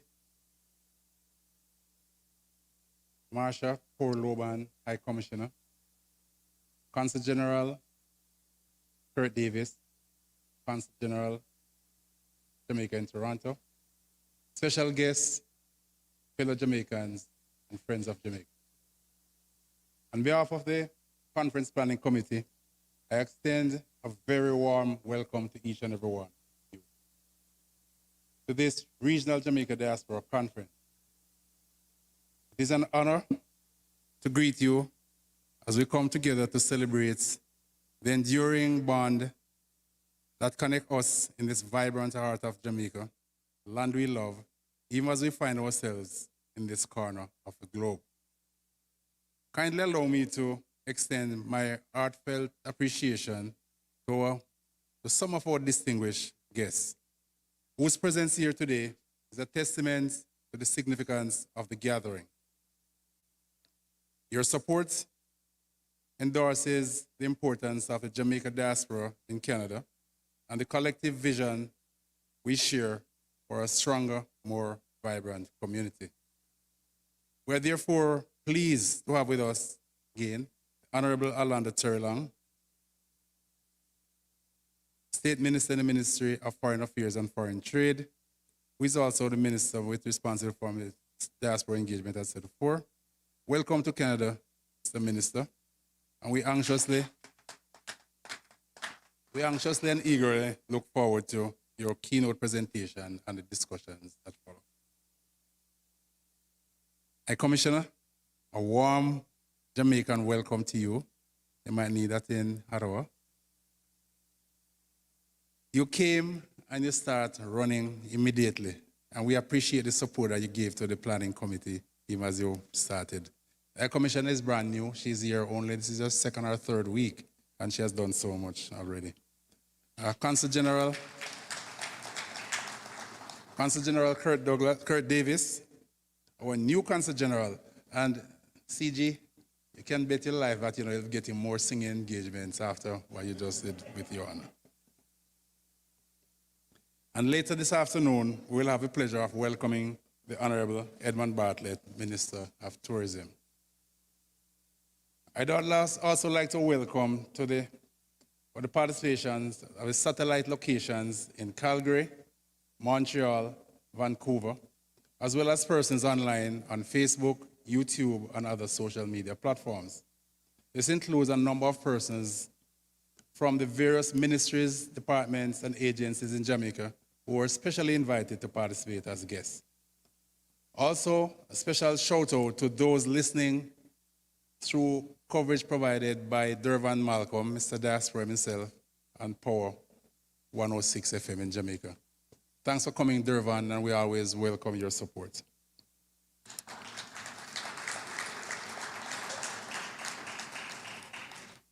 The Jamaican diaspora in Canada is a living testament to the resilience, strength, and creativity of our people.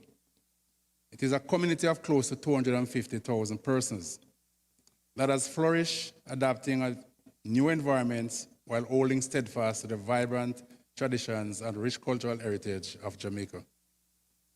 Our presence here is a living bridge between two nations, a bridge built on the pillars of unity, opportunity, and mutual respect. Our cultural heritage is a beacon that guides us, no matter where we are in the world. This conference provides a platform to celebrate our traditions, share our stories, and foster cultural exchanges. The aim of the conference is to bring together individuals from Jamaican diaspora across Canada to celebrate our shared heritage, promote cultural understanding, and explore opportunities for collaboration and growth. It will seek to provide a platform for us to engage meaningfully in discussions and collective actions about important issues impacting Jamaican Canadians, share knowledge and exchange ideas. This event will emphasize the importance of unity, cultural diversity, and the power of connections, of building a vibrant and prosperous diaspora community.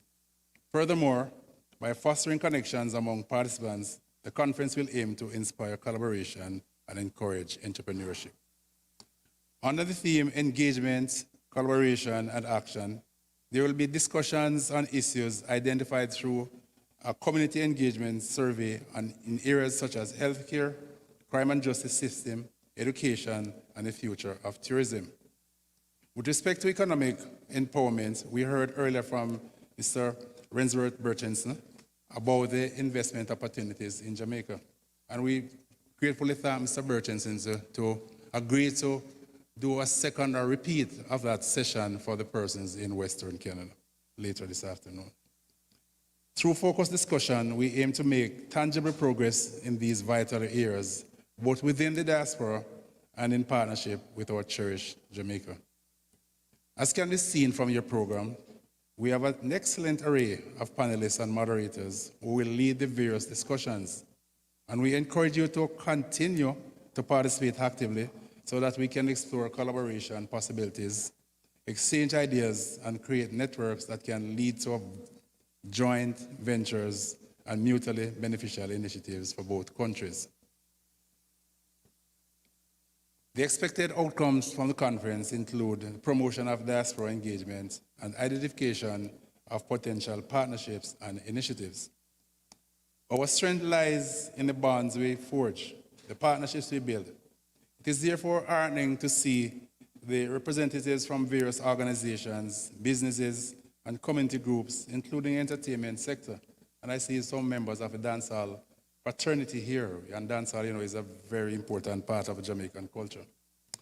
Together we hold the power to effect positive change and create lasting impact for our community. Before I conclude, I want to extend my heartfelt thanks to the Conference Planning Committee, Elaine Ailes in Ottawa, Carla Leard in Vancouver, Sharon Nelson in Montreal, Donovan Simon, who is supposed to be in Calgary but is actually here in Toronto with us. And from the GTA, David Betty, Kashane Denton, Bishop Glenford Duffus, Rona Dunswell, Steve Gettner, Captain Kevin Jr., Adoma Patterson, Lisa Rotti, and Dr. Hugh Simmons, and of course myself. We're also grateful for the support provided by the Consul General and the Consulate in Toronto, and the High Commissioner and staff in Ottawa. And let me hasten to acknowledge the support provided from former High Commissioner Sharon Miller, as well as former Consul General Lincoln Downer. Their advice, especially during the early planning stages, was invaluable. We also extend our gratitude to the Ebenezer Holiness Church for accommodating us, not just today, but during the planning phase. And earlier this morning, I was joking with Durban. I said some people get awarded the keys to the city, but I got the keys to the church this morning. Because, I was the one who actually, Bishop trusted me with the keys to open the church this morning at 6 o'clock to let Durban in. Thanks for that, Bishop. And I promise that I give the key back to you. Supporting our youth and providing them with quality mentorship and skill building opportunities stand at the forefront of our collective mission in order to nurture leaders for tomorrow. We're therefore pleased to note that youth representatives Kashane and Stephen were included in the planning committee. The team worked tirelessly to make this conference a reality, and such dedication is one of the driving forces behind its success. We are very grateful to our numerous sponsors, especially our platinum sponsors, TD Bank and Carla Law, as well as our vendors and those who purchase advertising space in our promotion booklet. We strongly encourage you to support these businesses and individuals. And in closing, let us embark on this journey of collective learning and growth with open hearts and minds. Together we can forge a brighter future for our beloved Jamaica and the extended Jamaican diaspora in Canada. Thank you, and may this conference be filled with fruitful discussions, meaningful connections, and lasting memories. Thank you.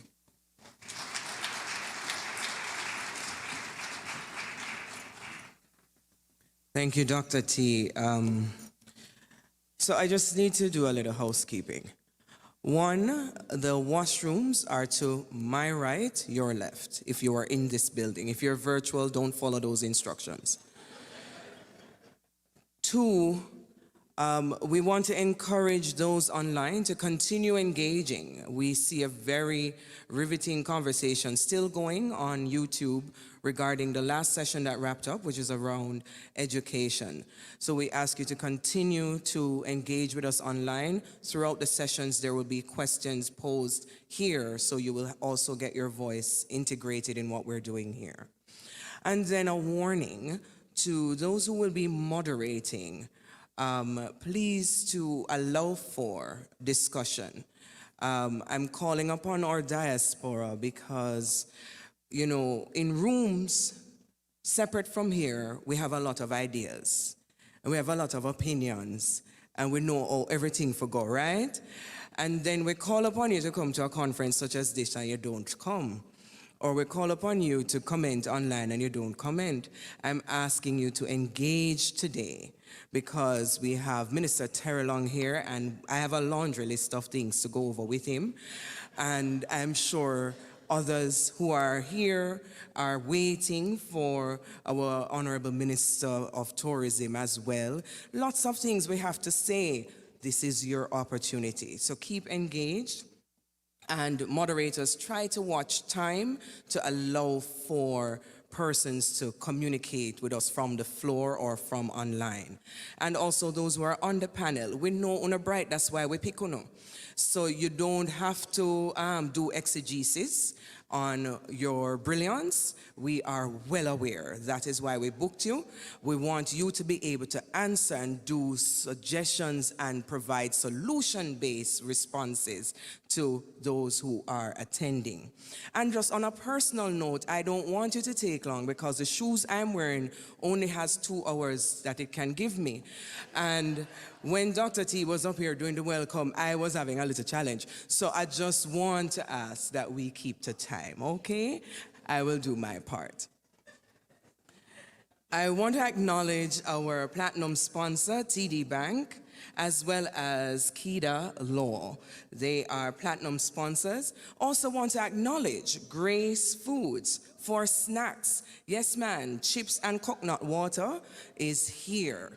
So we want to acknowledge them and thank them for always supporting the work that happens here in the diaspora.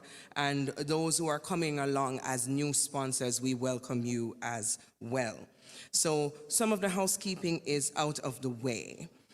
We want to now go into a presentation from the Ebenezer Holiness Church Youth Group. This is their space and they're here to welcome us. Put your hands together and welcome the Ebenezer Holiness Church Youth Group.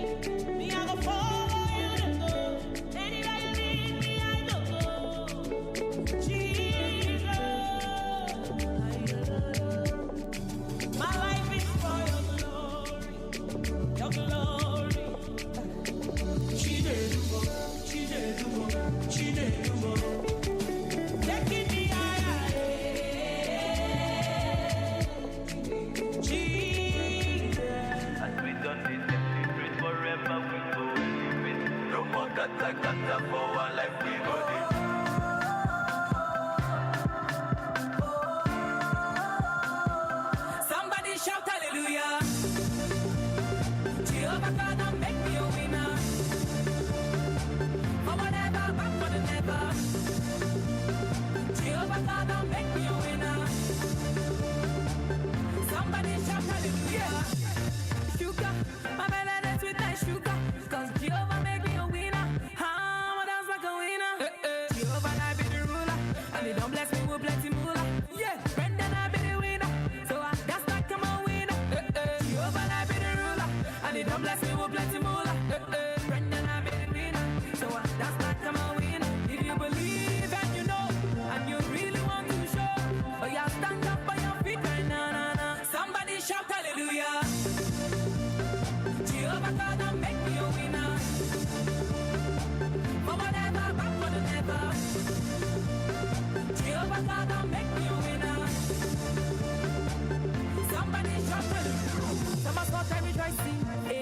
good, them rejoicing. Eh, mama them are happy.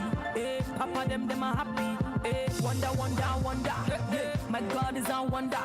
Yeah, wonder, wonder, wonder. Yeah, Jesus is a wonder. My God is good, my God is good. I need a sweet glass of cranberry juice. Now he they make my body they move, cause I'm feeling good. Baba you good, and everything when you give me is good. Now he they make my body they move, Somebody shout hallelujah.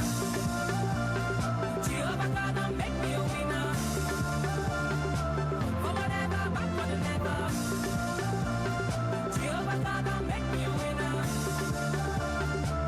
Somebody shout hallelujah. Jehovah God don't make me a winner. For whatever, back for the never. Jehovah God don't make me a winner. Somebody shout hallelujah. Oh, tick pop for you, Jehovah me tick pop for you. Oh, tick pop for you, Jehovah me tick pop for you. Yeah. Oh, tick pop for you, Jehovah me tick pop for you. Oh, tick pop for you, Jehovah me tick pop for you. If you believe and you know and you really want to show, oh yeah, stand up on your feet right now. Somebody shout hallelujah. Jehovah God don't make me a winner. For whatever, back for the never. Jehovah God don't make me a winner. Yeah. Somebody shout hallelujah. Jehovah God don't make me a winner. For whatever, back for the never. Jehovah God don't make me a winner. Baba take all the glory. I say receive the glory. All the glory. Now your own. All the glory, Baba. Baba take all the glory. I say receive the glory. All the glory. Now your own. All the glory, Baba. Feel it. Take it. Too much.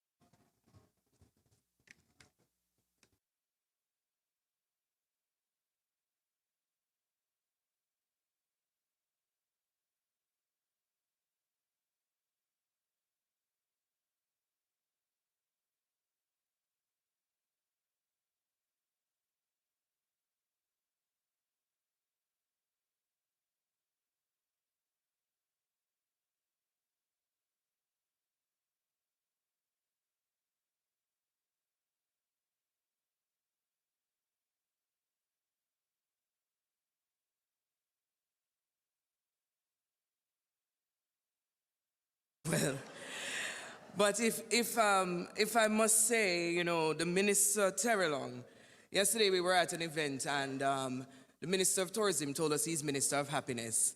I want them to know that what is not in your bio is your Minister of Dance.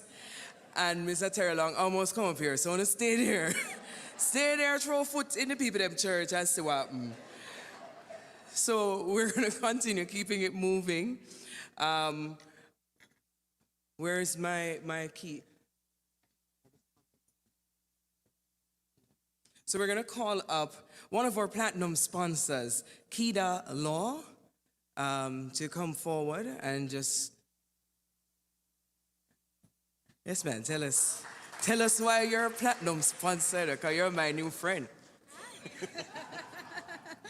Thank you so much. I have to say good morning to everyone.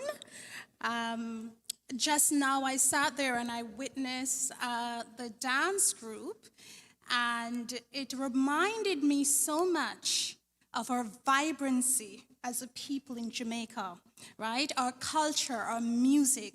And so I sat there and I was just enjoying that. I even see a few dance moves that looks like the drift. Anybody knows the drift?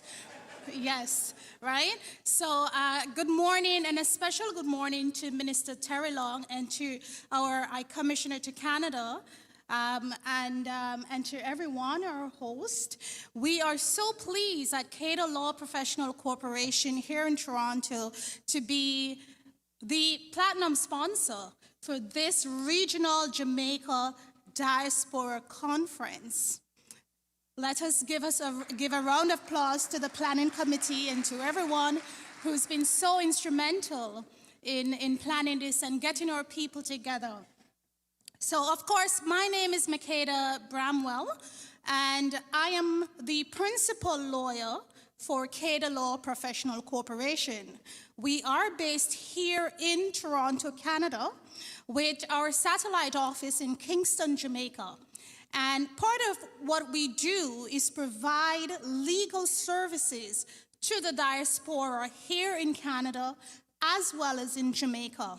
And we know how important that is, that representation matters, right? Representation matters.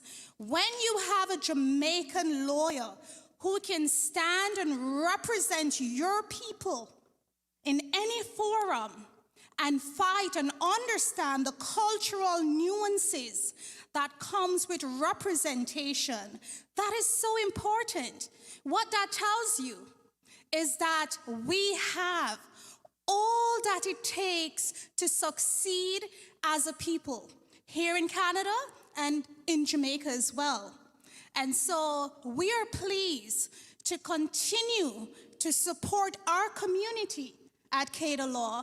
We are pleased to be one of the platinum sponsors here for the Regional Jamaica Diaspora Conference Canada 2023 under the theme Engagement, Collaboration, and Action. And that is what we continue to do.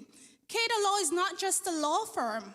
We are committed to community development. We are committed to ensuring that our youth see that we can continue to rise, that we can continue to make a difference.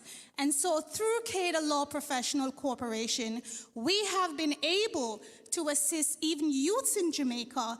More recently, we've just partnered with Cumberland High School through our Legacy Project to ensure that students there get some assistance and resources that they need. And so we continue to affirm to the Jamaican diaspora community that we are here to serve you, we're here to make a difference, whether you are doing business in Jamaica or you need legal services here, we're right over there in that corner, that booth right there. Come and speak to us. We continue to promote Jamaica. We continue to tell you that Jamaica is still a place for you to live, to work, and to do business. And so if you need guidance with that, we are here to guide you and to help you navigate any nuances or challenges that you have.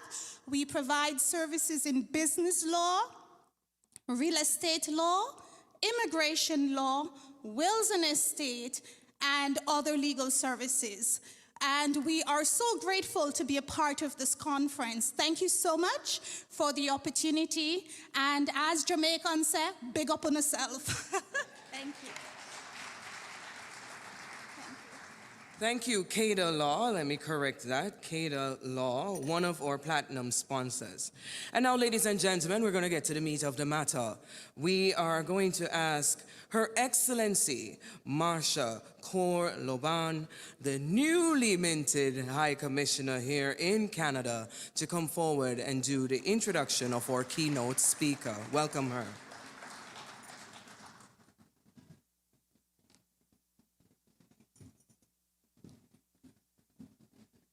Good afternoon, everyone. First, I think we should give a round of applause to the planning committee. A lot of work has been put into planning this conference, just bringing Jamaicans together. And I've been here from the start. It has been very informative, and I must say, just having the young people. You could see Minister moving. Minister was ready to jump in and dance as well. But we were all just so happy to have, to be part of that. And it also spoke to just, again, our hope to have our culture continue to the second, third, and fourth generation, and that we can continue to see Jamaica grow and shine. So again, to the planning committee, it was a very well thought out day of meeting, of engaging, and I want to say kudos to you all. To our moderator, Ms. Denise Peart, the Honorable Alando Terrelong, Minister of State in the Ministry of Foreign Affairs and Foreign Trade, Mr. Kurt Davis, newly appointed Consul General of Jamaica, and I'll ask you to stand, Kurt, just that whoever hasn't met you yet can see. Mr. Silvanos, and Dr. Davis, please. Mr. Silvana Thompson, Regional Jamaica Diaspora Planning Committee Chair, Bishop Glenford Duffus, and all other members of the Global Diaspora Council and the Global Diaspora Youth Council in Canada, as well as the other members of the Conference Planning Committee, fellow Jamaicans in person and online, friends of Jamaica, other guests, family and friends, representatives of the media, sponsors, a pleasant good afternoon. It is my distinct pleasure to be here today for this very important regional diaspora conference. Consul General Davis and I are extremely delighted to be present for this engagement, as it affords us the opportunity at the onset of our respective tenures to engage and hear from you your views on issues of importance which are impactful on your lives and that of your families, friends, and the wider community, both here in Canada as well as in Jamaica. It also serves as an introduction for us to the community. We are looking forward in this regard to engaging and building on the foundation set by our predecessors as we endeavor to further strengthen and deepen the relations between Canada and Jamaica, as well as with our diaspora community across the length and breadth of Canada. Fellow diasporans were equally delighted to have the Honorable Alando Terrelong, Minister of State with responsibility for diaspora affairs, here in person with us for this event, and I'm honored to be given the task to formally introduce Minister Terrelong. The Honorable Alando Terrelong MP was appointed State Minister in the Ministry of Foreign Affairs and Foreign Trade on May 22nd, 2023. Prior to this, he served as Minister of State in the Ministry of Culture, Gender, Entertainment, and Sport. Minister Terrelong was born to parents Winsome and Calvin Terrelong in the community of Grand Spence St. Andrew and attended Shortwood Basic School, Halfway Tree Primary, and thereafter Campion College. The minister went on to pursue legal studies at the University of the West Indies, where he attained his law degree. He was later admitted to the Jamaican Bar after successfully completing his studies at the Norman Manley Law School, where he was a recipient of several awards and represented the law school and Jamaica internationally. In 2008, he was awarded the Scheveningen Scholarship to pursue a master's degree at the University of Warwick, United Kingdom, where he studied courses related to international relations, international criminal law, and international human rights. Following his master's program, he moved to Madrid, Spain, where he worked on matters related to the promotion of democracy and international peace and security with a think tank called FRIDE. His love for Jamaica and his family saw him returning to Jamaica in 2010, where he decided that in order to effect change in our society, it was time for him to play his role and let his voice be heard on social issues. In 2011, his passion for law and education led him to become an associate tutor at the Norman Manley Law School, where he tutored trial advocacy for several years. His commitment to nation building later pivoted him into politics. Following his historic win in the general elections of February 2016, he became the first member of the Jamaica Labour Party to win a seat in the municipality of Portmore in 36 years. He now represents the constituency of East Central St. Catherine and views his role as Member of Parliament as a means to continue to make a positive impact in the lives of his constituents and play his part in building a better and more prosperous Jamaica. In February 2019, he was appointed by the Honorable Prime Minister to serve as the Minister of State in the Ministry of Education, Youth and Information, with direct portfolio responsibility for youth and information. He also served as Minister of State in the Ministry of Culture, Gender, Entertainment and Sports. He is a champion of education, youth empowerment, sports, and community development, and constantly reminds the youth of Jamaica, who he refers to as his young kings and young queens, that education is the best gift they can give themselves as not only is it the ultimate tool of empowerment, but it is the one thing that no one can ever take away from them. It gives me great pleasure at this time to invite Minister Terrelong to the platform to deliver his keynote address. I thank you.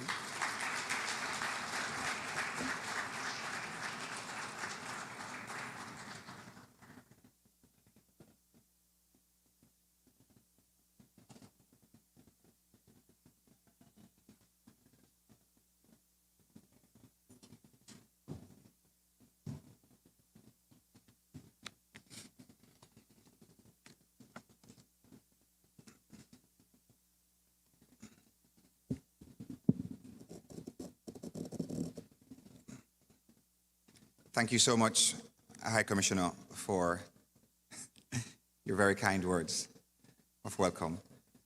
Might I also take the opportunity to say, those of you who would have seen me greet our dear moderator and I suppose host for this morning, Lady Danae Peart.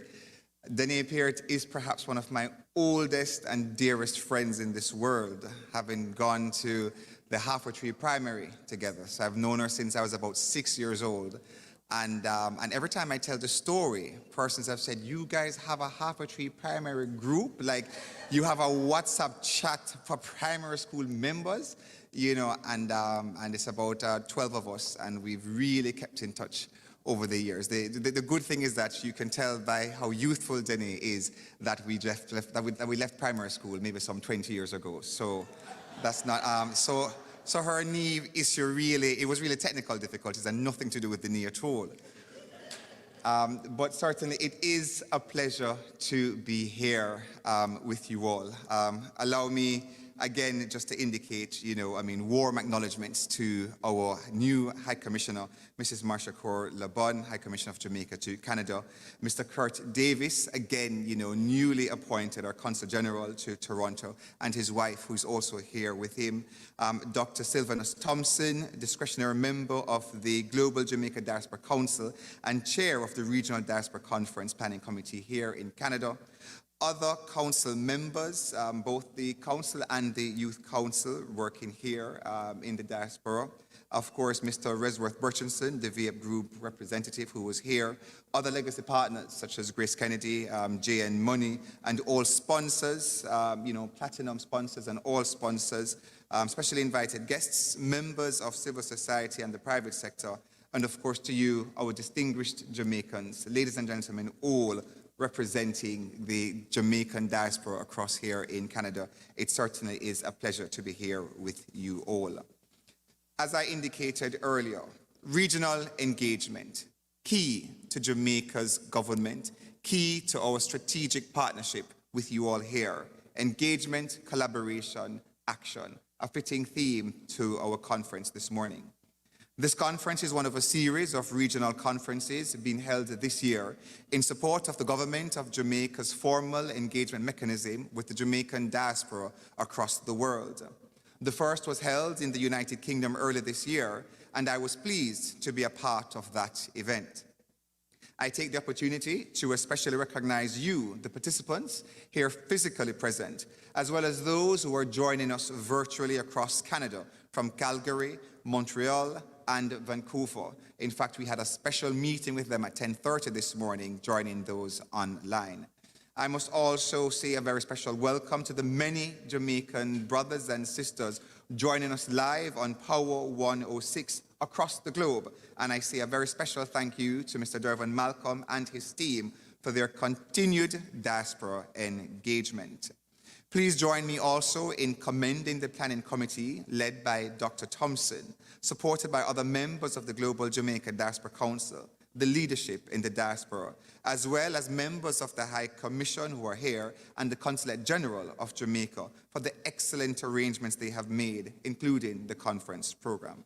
Of course, I have to thank our young kings and queens, and you see why I refer to them as our young kings and queens. I mean, they truly inspired us this morning with their presentation. You know, I mean, God has truly blessed them with this amazing skill, which is a part of the creative sector, the gift of dance. I was truly moved this morning. I will do a little move maybe at another time, but not quite now. Certainly, it is evident that the convening and planning of this conference reflects your own vision of how you see yourselves as partnering with the government and people of Jamaica in addressing our mutual interests. I am therefore certain that the objectives you have set of exploring collaborative possibilities, exchanging ideas, creating networks that can lead to joint ventures, social projects, and mutually beneficial initiatives for both countries will, in fact, be realized. This regional conference has been highly anticipated as it marks the first since 2018 after the hiatus caused by the COVID-19 pandemic. You will no doubt note my enthusiasm as this occasion marks my first official visit to Canada as Minister of State with responsibility for diaspora affairs and as chair of the Global Jamaica Diaspora Council.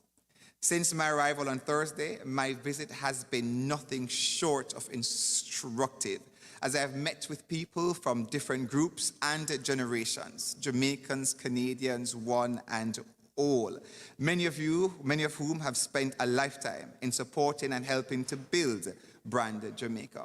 I take this opportunity to remind every single one of you that you're all brand ambassadors. It is because of your contribution here in Canada and of course the contribution you make at home to your Jamaican families and relatives and also to national development that makes every single one of you an ambassador of brand Jamaica.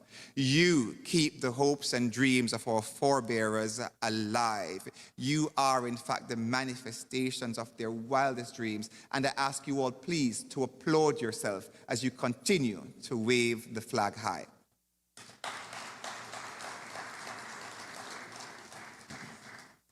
I look forward to also other meaningful engagements as I make my way to Ottawa and also to Montreal, and I look forward to meeting with members of the diaspora in those two areas as well. This conference is certainly one of many firsts, and I'm taking the opportunity to recognize again our newly appointed High Commissioner and of course our new Consul General here.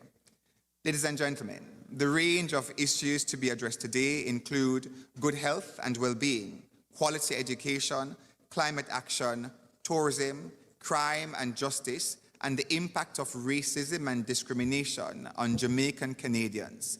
These are all significant issues in the partnership we are forging with you here in Canada. I must also indicate that the presence of the Honorable Edmund Bartlett, Minister of Tourism, later today will undoubtedly add significant value to the discussions on tourism, and I acknowledge and welcome him here later today. Certainly, as it relates to continued diaspora engagement mechanisms, for as long as Canada and Jamaica have maintained bilateral ties and bonds of friendship, so too have our people-to-people exchanges been vibrant and dynamic.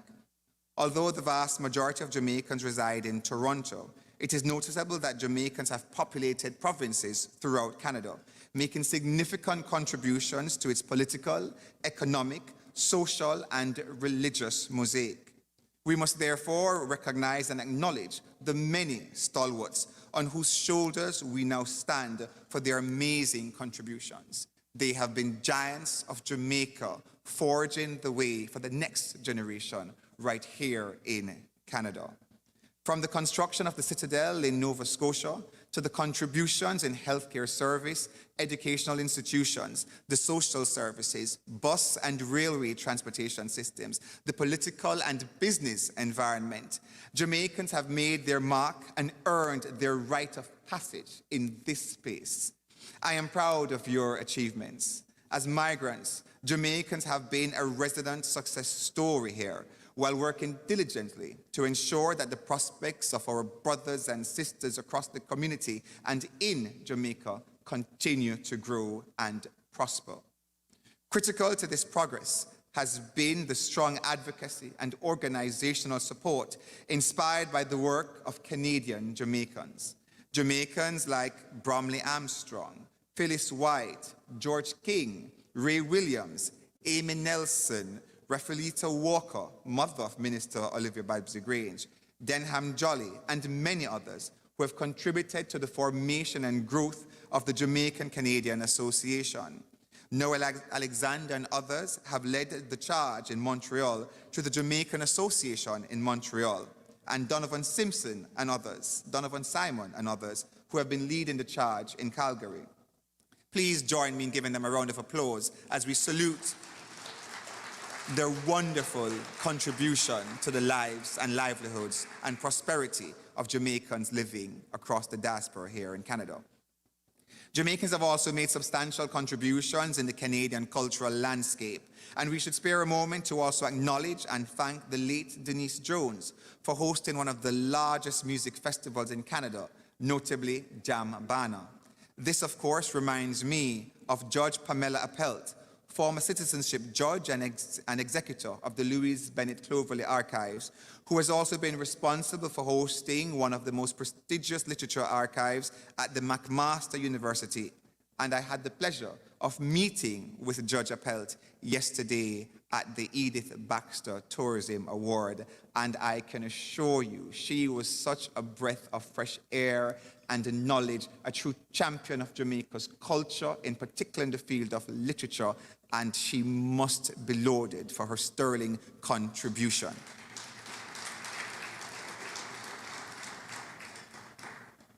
Other persons of distinction include Lesna Allen, the late Ray Chang and his wife Donette Chin Loy Chang, Howard Shearer, who I also saw yesterday at the Edith Baxter Tourism Award ceremony, and of course our very own Michael Lee Ching.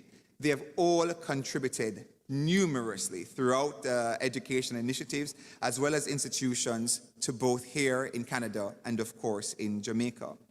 This morning I also had the pleasure of parading through the market and meeting, you know, the very interesting thing I always say about the diaspora is that no matter where you go in the world, you are bound to see a familiar face.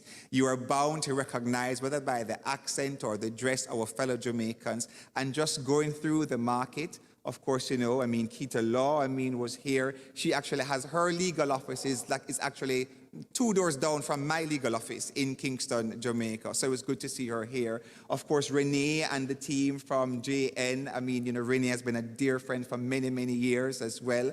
Of course, there's Andreen, a very interesting story. I mean, Andreen has been breaking barriers in Jamaica, in the United Kingdom. She was at our diaspora conference in the UK, and it was such a pleasure to see her and her mom here as well in Canada. I mean, a truly amazing product. And it's good to see her. She's also a constituent right out of Gregor Park, so you don't have to big her up and big up my Central family when I see them. And of course, you know, we have more persons from Portmore here as well, you know, so it's good to see them.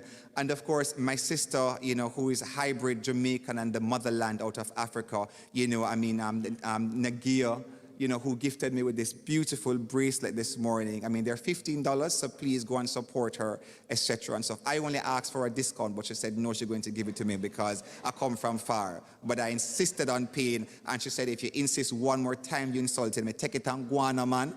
So I have to bless her up on, you know, it's amazing bracelet.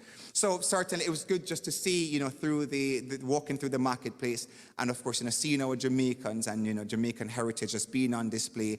And of course, you know, I mean, Lady, I think it's Lady Esme, you know, with that wonderful curry, you know, and a true recipe from her great-great-grandmother. You know, again, just amazing products. If you had not had the chances yet, please sample the marketplace, all right? So I must also publicly acknowledge, by the time I'm finished publicly acknowledging everybody, you all are going to be like leaving, innit?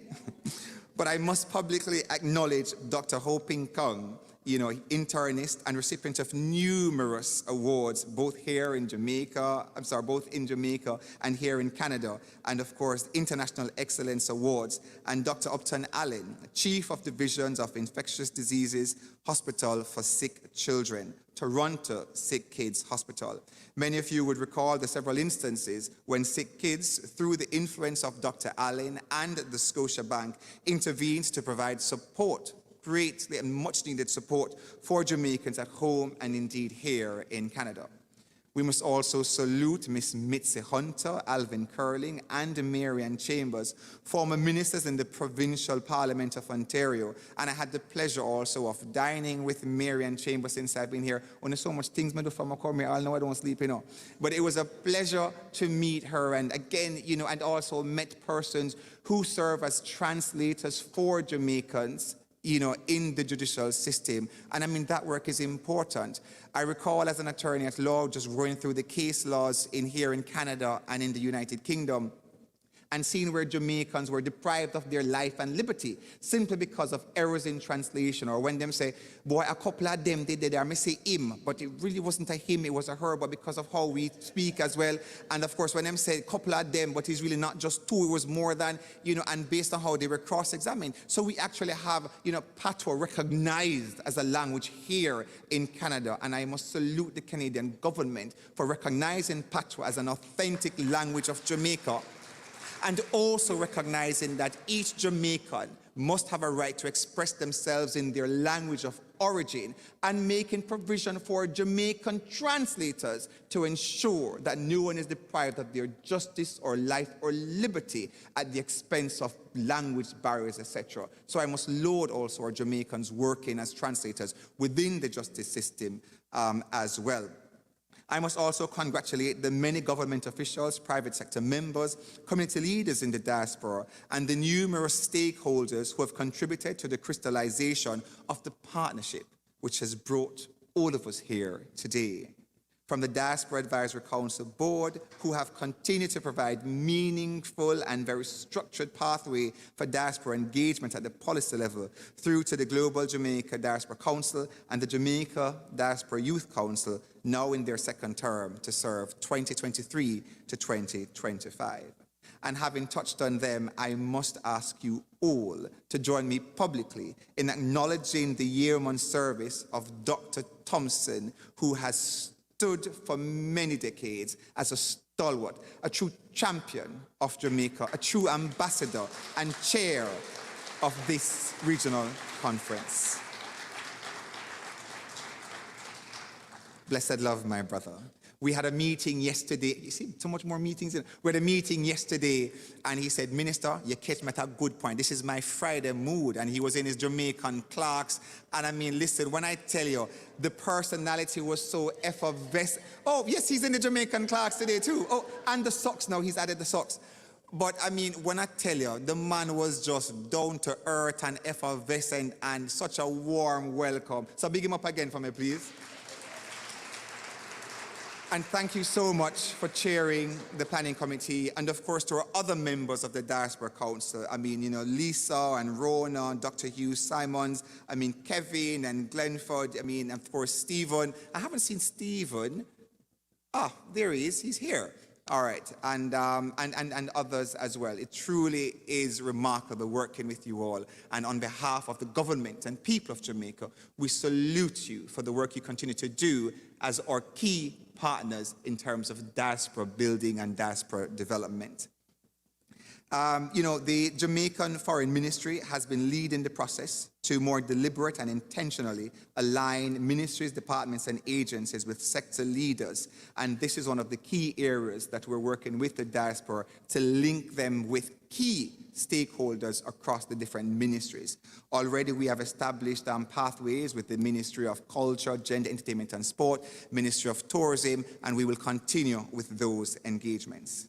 Having said that, ladies and gentlemen, I'm also pleased to indicate that we will continue to work with the Diaspora Council to ensure that all your questions and answers, including pathways for investments, working with JAMPRO and other agencies in Jamaica, here in Canada, that all your dreams are realized. As one speaker indicated, that Jamaica is not just about sun, sand, and sea. Jamaica is also the place of choice to work, live, do business. I now refer to Jamaica as destination, trade, and investment, and I'll speak more on that later.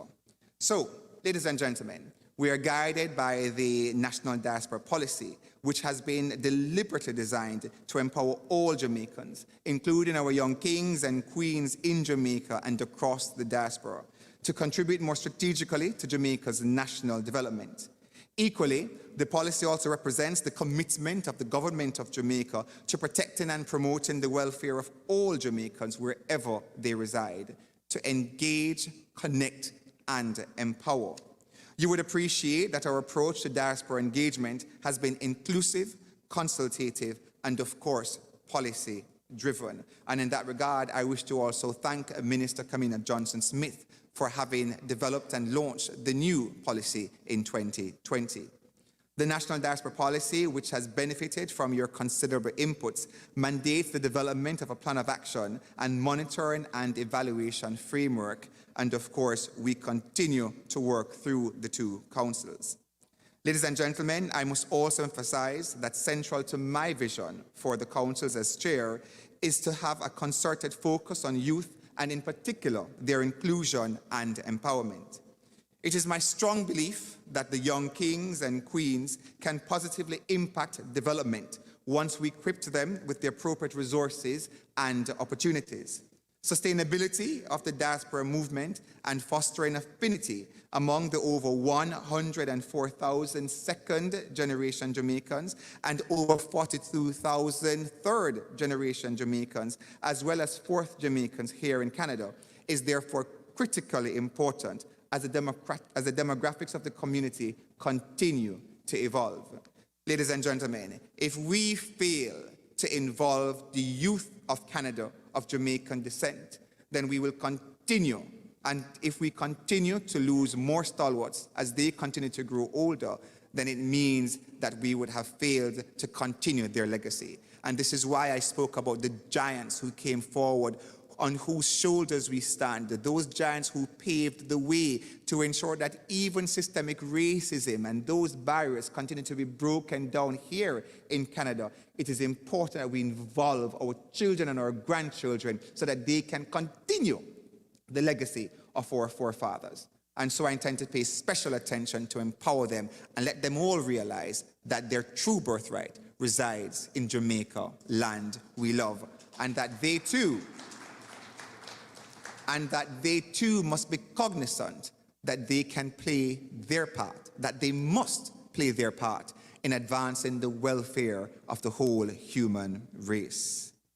Ladies and gentlemen, we have recognized through the first term of the Council some of the specific issues in which the youth cohort has demonstrated key interest and can participate. These include education, sport, technology, tourism, investment opportunities, innovation, and the creative arts. To this end, we have deliberately engaged the Ministers of Tourism, Culture and Gender, Entertainment and Sport, and Industry, Investment and Commerce to leverage their assets to anticipate the work by the Global Jamaica Diaspora Youth Council as mandated by the National Diaspora Policy. Ladies and gentlemen, leveraging technology is a key enabler of our diaspora engagement. And as we continue this approach, we must recognize that technology is one way to get everyone's involvement. And therefore, we have the digital registration portal being developed in partnership with the International Development Bank, and this is slated for public testing later this year. We anticipate that the portal will be publicly launched at the upcoming 10th Biennial Jamaica Diaspora Conference, scheduled for June in Jamaica 2024. As one of the deliverables emerging from the diaspora policy, you'll be pleased to note that this portal will provide tailored services, including outreach activities, social and economic engagement, as well as streamlined data access and collection to Jamaicans in the diaspora, in concert with government ministries, departments, and agencies. I wish to also affirm that the infidential will be confidentially held and stored in a safe environment. In similar vein, you will also be pleased to learn about the Jamaica Diaspora Engagement Model, or JAMDEM for short, a bespoke investment portal being developed through partnership with the International Organization for Migration. This recognizes the growing interest in investment among the diaspora and is anticipated to come on stream over the next few months. I crave your support for these two mechanisms as they have been informed by you and designed with you across the diaspora in mind. As we gather here today, we do so mindful of the upcoming 10th Biennial Jamaica Diaspora Conference, for which the outcomes of today's proceedings, which, as I indicated earlier, will be instructive. Please allow me to publicly thank the former chair of the conference, Senator Don Webby, Chairman and CEO of Grace Kennedy Limited, for his stewardship of the last conference cycle, as well as acknowledge and congratulate Mr. Courtney Campbell, President and CEO of the VM Group, as the incoming biennial conference chair. The VM Group is one of 3 Diaspora Engagement Legacy partners, and I have every confidence that through working with Mr. Courtney Campbell, that we will be able to bring a broad range of expertise, insights, and strategic direction to the planning process, and ultimately the overall success of the conference. So please, June 2024, please mark the date on your calendar, and we're looking at perhaps between the 14th and 16th. Ladies and gentlemen, this regional conference is being hosted at a time when Jamaica's Vision 2030 is becoming increasingly realized through robust policy-driven action by the government, ushering in demonstrable levels of economic and social transformation. This has, in fact, created an enabling environment for investment and a great place to do business, a fact I hope all of you will consider as we deliberate today.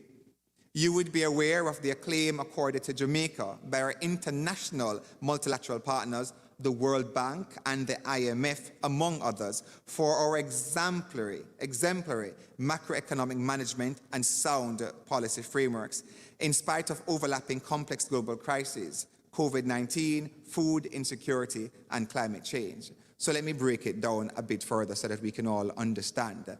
Jamaica has been recognized as an economic giant in the region of the Caribbean and Latin America.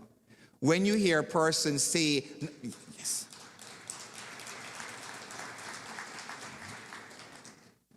When you hear a person say, oh, but not now guan and boy, Jamaica pop down and boy, things get worse and it bad and boy, we are suffer, mash down that lie, as one former prime minister has noted. Jamaica's economic success has made Jamaica the poster child for global multilateral organizations like the IMF and the World Bank. The IMF and World Bank, their senior executives and presidents have visited Jamaica. Constant discussions with our Prime Minister, Andrew Holness, and our Minister of Finance, Nigel Clark. What is the secret to Jamaica's success? When global economies across the world, in first world countries, when they have fallen, Jamaica's economy survived the COVID-19. Jamaica now records 9 successive growth quarters, a feat that only Jamaica can boast across the region. It is important, and I want you all to dispel the rumors, dispel the propaganda, because nothing's a gone at Jamaica. Throughout the COVID-19 pandemic and beyond, not one teacher, not one doctor, not one policeman, not one nurse, not one civil servant was fired in Jamaica because of the strict fiscal policies which has seen our economy growing from strength to strength in Jamaica. A positive outlook by all indications, included in key sectors such as tourism, goods and services, and mining.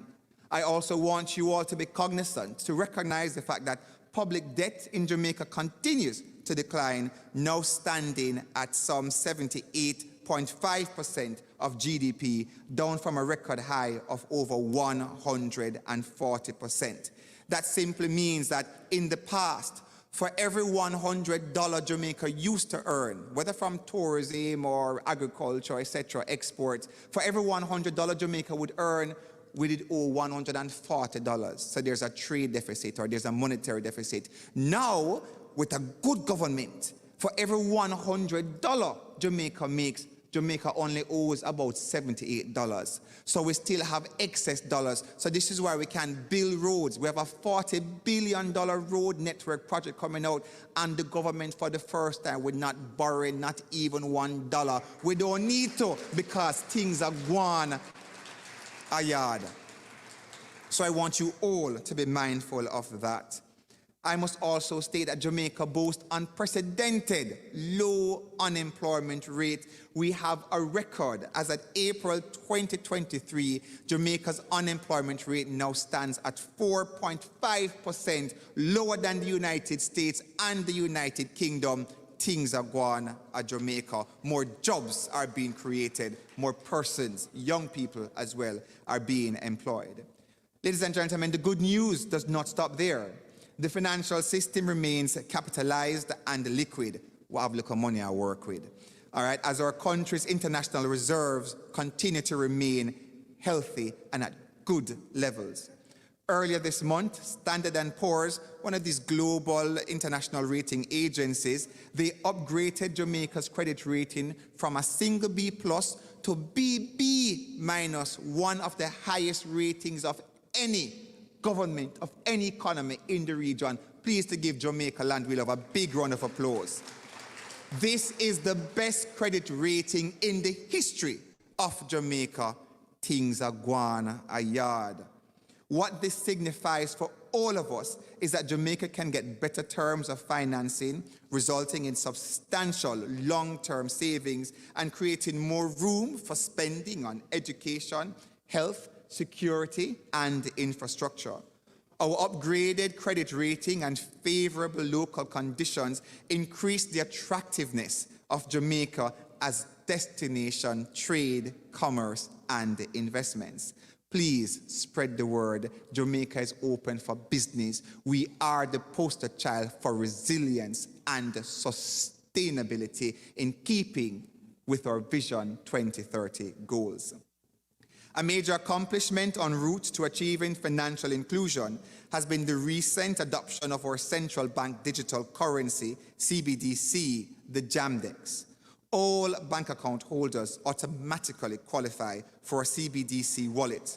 Particular focus has been placed on the critical small business segments of the economy with a new incentive programs offering merchant sign-up rewards for service providers such as food outlets, gas stations, hairdressers, and other personal care services. Regular JAMDEX users are encouraged through the provision of redeemable loyalty points on qualified purchases. At the level of trade and investment, Jamaica's economic diplomacy program, as some of you may be aware, seeks to strategically utilize the ministry's diplomatic missions and consular posts to leverage key partners and relationships abroad in promoting Jamaica's exports and in pursuing foreign direct investment opportunities for Jamaica. I must add that Canada remains one of the key target countries under our economic diplomacy program.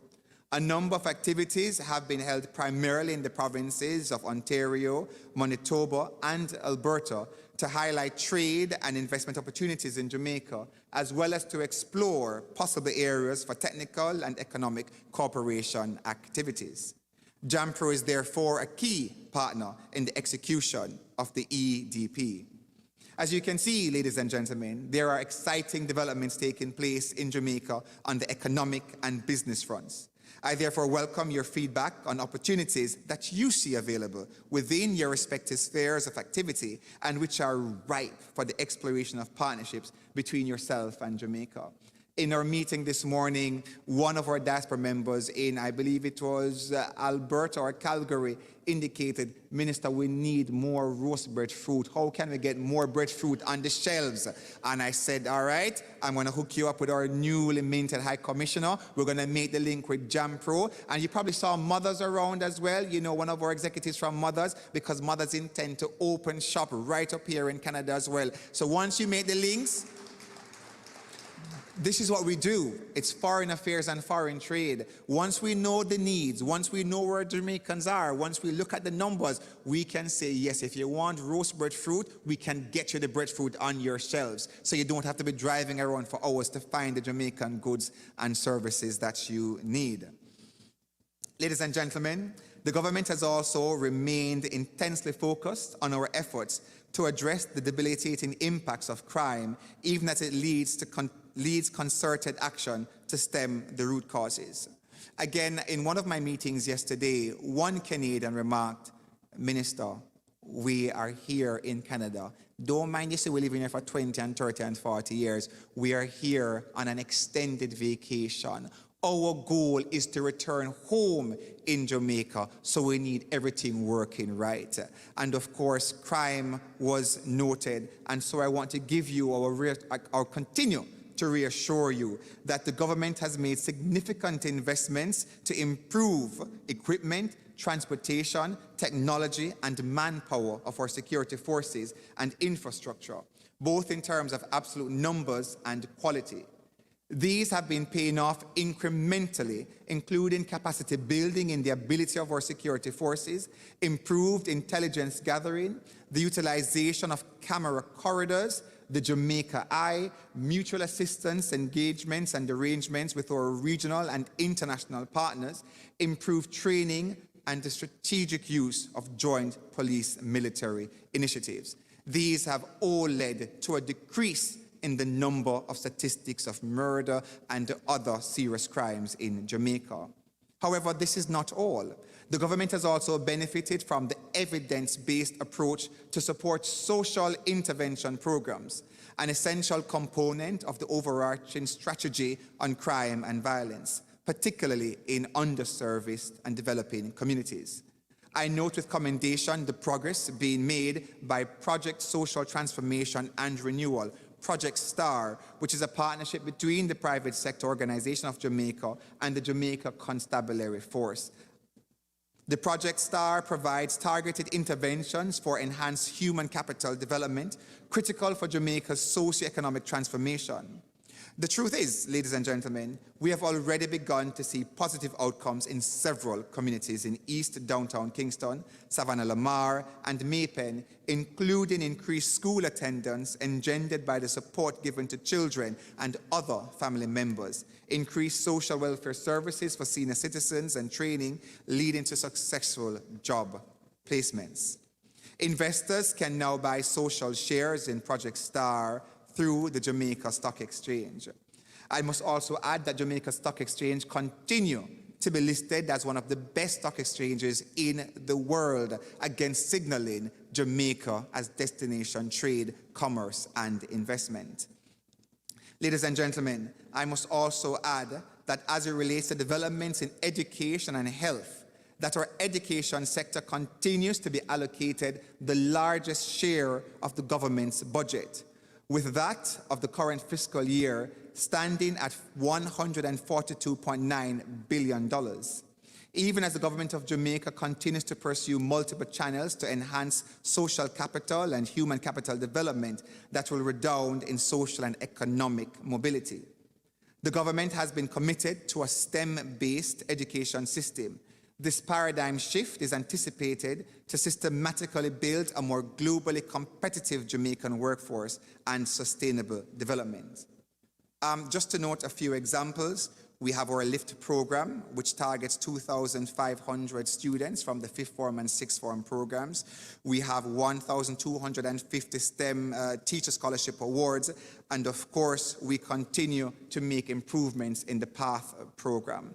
Ladies and gentlemen, many of you might now know that in order to acquire new skills, we have removed the tuition and administrative fee requirements for courses up to the associate level at the Heart Trust NSTA, which means that there is absolutely no excuse for every single Jamaican youth, and those not so young anymore like me, all right, to be able to go to a heart training institute and get a certificate, or as far as an associate's degree in whatever skills training you want. The construction industry is booming. If you want skills training in mason work, in plumbing, whether it's cosmetology, you know, like the nail tech, barbering, and so forth, in computer programming, coding, all these programs, whatever the skill is that you desire, and Heart will tell you that up to $8.99, there's a program for you, and these are now free to all Jamaicans.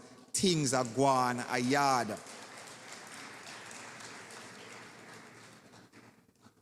Ladies and gentlemen of the diaspora, I must also indicate that with the improvements in education and health care, your involvement has been key through your philanthropic work, and not just here in Canada, but across Jamaica. And on behalf of the government and people of Jamaica, I want to thank you all for your investments in education, clinic. You know, you have adopted clinics in the health center, you helped to build schools in Jamaica, and of course, we laud and salute your efforts. History will show us that the various migratory waves of Jamaicans who went in search of socioeconomic mobility and opportunity for successive generations have not been without challenges and social tensions. The key takeaway from our triumphs amidst such adversities has been that there is strength in unity and family. And of course, we continue to remain united. We continue to be a family, whether we are in Jamaica, whether we're in Canada, the UK, wherever in the world that we are. Ladies and gentlemen, I also want to indicate that with your partnership, all of this has been possible. In concluding, let me state that true existence cannot be achieved without passion and purpose. Nor can we as social beings and actors in a world wherein we affect and are affected by the actions of each other confine ourselves to selfish ideals. Let us pursue, therefore, partnerships and collaborative actions as we address our common issues. In giving of myself to Jamaica, I endeavor to continue building on the legacies of those before me, the giants on whose shoulders I also stand for meaningful impact. As I close, allow me to acknowledge the many unsung heroes across the diaspora, without whose pioneering work none of us would be here. I also extend congratulations to the Ebenezer Holiness Church of God for graciously offering this space to host today's conference. Fellow Jamaicans, the government of Jamaica continues to be receptive of the concerns of all Jamaicans, whether in the diaspora or at home. I look forward, therefore, to fruitful and enlightening exchanges geared towards both assisting Jamaicans in the diaspora and at home. This understanding is at the heart of our ongoing efforts to achieve a strengthened and mutually beneficial strategic Government of Jamaica diaspora partnership to which we remain committed.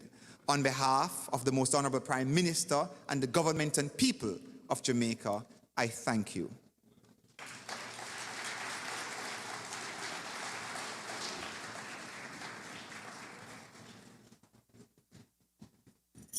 Thank you, Minister Terrelong.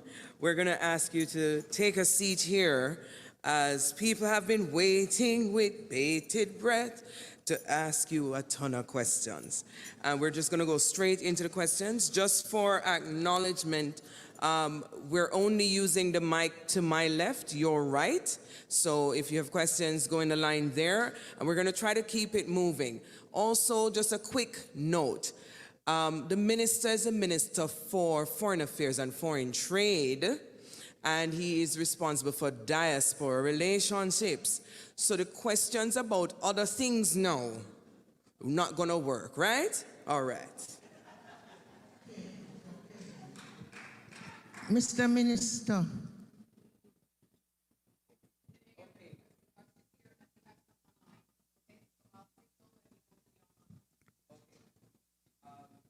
Are you hearing me now? Okay, so we have Miss Letna. She has a question. She's been waiting, and we have some folks standing, and we have some online questions. We're going to get right into it. Go ahead, Miss Letna. Okay, Mr. Minister, welcome to Canada, sir. You touched on something that is close to my heart. You touched on the Heart Academy and say that they have now released or whatever Tuition. it is, the registration, for registration. When Heart was opened intentionally in 1984 by the Honorable Prime Minister, the Honorable Edward George Philip Siaga, it was opened as a free institution to educate students and young people who have dropped out of school or for pregnancy or any reason, to give them an education and a skill. I taught at the Stony Lart Academy for 10 years before coming here, and it was so. So how and why did the people start charging students to go to art? Historical question. Mic check. Turn it up. Push it up. Mic check.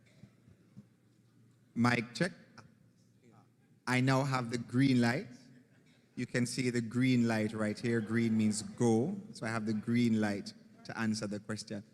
What I will say is that that is a historical question. I don't have the exact date for that. What I do know is that over the years, somehow, administrative fees were charged. And what this, you mentioned Edward Siaga. And what I can say to you is that Andrew Holness was trained by Edward Siaga, and Andrew Holness has made the decision that there should be no fees or associated taxes or whatever so forth associated with skills training at the Heart Academy, because as you rightly said, it is to empower our people. And so as a government, we have removed all those fees and surcharges, etc. Thank you. Thank you. Yvette? Afternoon, Minister. Welcome to Toronto, and I'm happy to hear you've been engaged in a lot. Few things, though. And Danae, you try protecting, but you can't.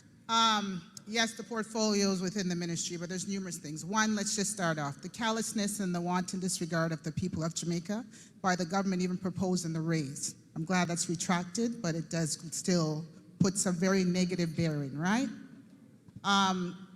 Going back to... Sorry, Yvette, you have to repeat because we didn't catch it. So the callousness that was undertaken by the government to even make the statements of giving yourself raises was a disregard to the people of Jamaica. So the fact that it has been retracted is very good, but it still leaves a very bad disdain to your statements that you're looking at all aspects of what is happening with our people. Our people are not leveled up, and I'm speaking to those on the ground in Jamaica. You have noted several things with regards to the benefits that are happening. Are you guys having a hearing problem up there with this mic? There is no clarity. I'm catching it. Go ahead, Yvette. I'm catching it. I'll repeat. But I'm not sure. I'm just seeing faces being... Yeah, because there's not a clarity in your mic, so some of the words are dropping, but I get the essence of where you're going. You were speaking of the pay raises that the ministers So the got callousness of that, and then to speak about rescinded. the benefits, let's speak to the fact that not all Jamaicans, the majority of Jamaicans, are not benefiting from all things that you have stated. They are aspects that are good within society and the economy, but as far as aiding all members within the country, that is not truthful. We are still at a great deficit to the IMF, so let's make sure we're clear with that. Yes, we're improving, but we're still at a great deficit. When we speak about now the Diaspora Conference, what I would ask for you to take away as a former Diaspora member, ensure that in planning this year, we engage the citizens of Jamaica, that they have an active role. It has been stated over and over every year to ensure that they have an active engagement so that their voices and their concerns are truly heard, and that we are not just putting individuals that are on the side of the ruling party that's in power as the panelists. We need to have transparent conversations that are truly going to the genesis of the issues that are related to Jamaicans at home and abroad. So I'll leave it at that because time was wasted with what wasn't heard, but we need to ensure that when we speak truth, speaks truth to power on all aspects and not what just makes the government look good or sound good.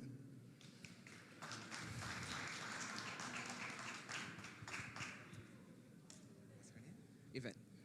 Hi, Yvette. So, this is the reason why this is part of the reason why we have these conferences, so that we can have this mutual exchange. And there's nothing that I love to do better than to debunk myths and untruths about what is happening in Jamaica. There is absolutely no Jamaican who can honestly say that a country that has seen global debt or its national debt fall from 140% to now 79%, that there is no increased prosperity across Jamaica. There's no country that can say that unemployment rate has fallen from 25% to now 4.5%, that there is no prosperity going across in Jamaica. There is no Jamaican that can say when a primary school principal was getting $2.2 million, but under the salary restructure, that primary school principal is now earning between $7 and $8 million, that there have not been increases across all sectors. We speak about social change in Jamaica. Our social workers who used to earn $1 million, $1.2 million, again, our social workers are now earning between $6 and $7 million. There has been widespread equity across. Not one doctor, not one nurse has complained about not getting a salary that they are comfortable with. Yes, we had some teachers indicating that, well, principals and other senior teachers getting more and maybe we should get more of the pie, but those are matters that the Minister of Finance is addressing. But when I tell you that when my primary school principal at Gregory Park Primary can say to me, boy, Minister, the salary moved from $2 million to now $78 million, I can live, it means that something is going on. When your government can say that I will not borrow money to build this hospital, when you look at the work going on with Spanish Town Hospital, the billions of dollars being spent, Cornwall Regional Hospital, billions of dollars being spent, the new health clinics that are going to be built in Jamaica, when you look at the billions of dollars being spent across to build new police stations and fix up new police stations, and the government is not borrowing any more money, it means that things are happening. As more persons get employed, as more persons receive the requisite skills training, it means greater prosperity for all Jamaicans. Okay, Adoma has an online. We're going to go to Andre. We're asking your indulgence. There are a lot of questions. For those of you that may be following on YouTube, we do have engagement online. So we have to go back and forth to provide that opportunity. We'll let Andre go, and then we're going to go to Montreal for them to ask their question live, and then we will be going to Calgary and come back in the room. Okay, guys? Thank you. Thank you. Great presentation. Good afternoon, everyone. Minister, the first question is around doing business in Jamaica. So I've been trying to register, a business in Jamaica, and it's taken forever, like over 30 days. I can set up a business, open a bank account in Canada, all of that within the space of a week. So what is the government doing in terms of digital transformation to make it easier to register business, open bank account? You need to provide so much documentation just to open a simple bank account. And that is an obstacle when it comes to doing business. The second part to my question is around what is the government doing to provide more for people in STEM in Jamaica? I have an EdTech business here that I'm working on, and I have a hard time finding talent in Jamaica. I have to hire people from Africa to help me to build my EdTech business, hiring developers. And I know there are talented people there because I work with a UI designer. And for those who don't know UI design, that's a user interface designer. And he is extremely talented, but can't find any opportunity in Jamaica. And those are real challenges because the world is moving towards STEM. And so we have to advance our people to make sure that they are competitive in the global market. So what is it that the government is going to do to help those people to become ready internationally? All right, thank you so much. I'm glad you asked those questions. I had noted in my presentation some of the improvements in STEM training. So when you look at the Heart Lift program, which has a STEM component in terms of teaching technology-based subjects, coding and so forth, we're offering over 2,000 scholarships or 2,000 participants as a part of that LIFT program. And these are Jamaicans who would have left fifth form or upper sixth form within the last 2 years. And there is also not just the skills training aspect of it, but there's a stipend. They're getting approximately 500 US dollars each month, which works out to about 85,000 Jamaican dollars each month as a stipend towards their continued education. And again, there's a big STEM component. We've offered over 1,200 scholarships to teachers, specifically in the area of STEM. We are having, we've concluded negotiations with our Chinese to build 3 STEM schools in Jamaica, and there are other bilateral partners who are committed to building STEM schools in Jamaica. I'm coming from the Ministry of Culture, Gender, Entertainment and Sport. I can tell you that there is a creative hub as well in which members from across the varied creative sector, whether it's film, whether it's light and technology, whatever the issue is, and we do have our creative forums every single year in Kingston, Jamaica, with a department specific in that culture ministry geared at the creative sector as well. So a lot is going on, and within the next 5 years, you will see coming out of these programs. Over the last 7 years as well, we had earlier programs, which is our TAP program, again, which is training in computer technology. and so forth. So we do take it seriously. That is happening. Just going quickly to in terms of online registration, this is why we recognize that we need a national identification system. So the NID system is precisely what is needed for the country to move forward in technology.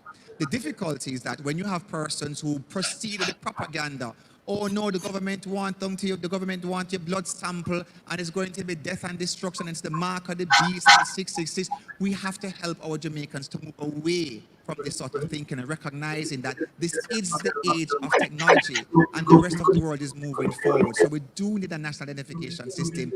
This will help also with opening bank accounts. I do know that some banks already have bank account online portals. So if you're a member of, let's say, Scotia Bank and you want to open a new account, I know they do provide that system where you can open the bank account online.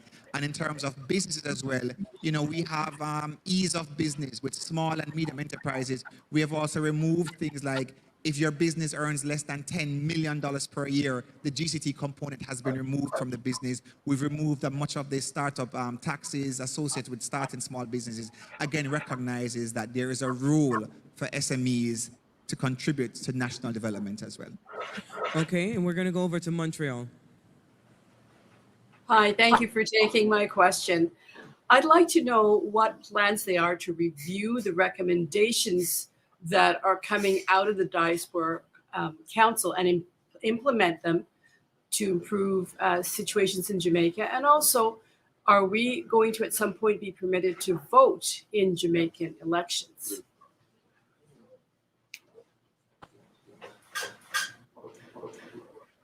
About voting.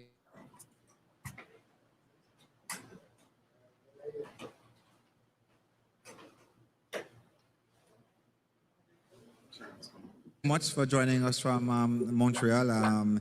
Bienvenue à tous bienvenue à tous les gens de la Jamaïque qui vivent à Montréal. Bien sûr, c'est un plaisir d'être ici avec vous. So I'll continue in English for those who are not in Montreal but who are signed online as well. But certainly, as it relates to voting, look, the clear constitutional requirement is that persons must be registered to vote in Jamaica. So anywhere in the world you are, if you are in fact registered to vote in Jamaica, if you have the national ID, the electoral ID, you can come home and you can vote during the elections, and that is the only requirement. You must be registered and verified to vote in Jamaica, because what we have is the agents, they will come and they will go to your house to verify that you live where you say you live, again, as a part of a transparent and free democracy. Okay, and is Calgary ready for us?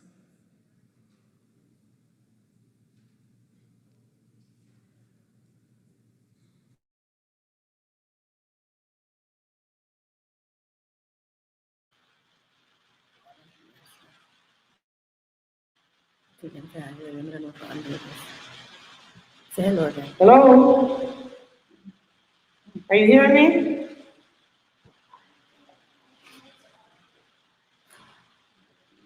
Hello?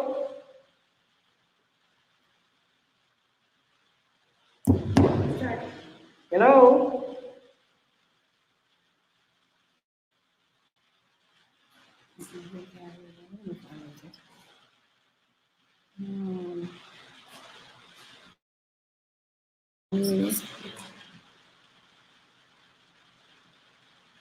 Cũng là người này.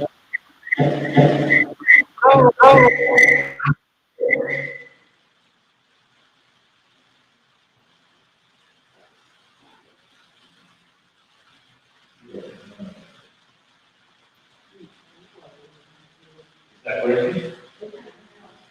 Hello?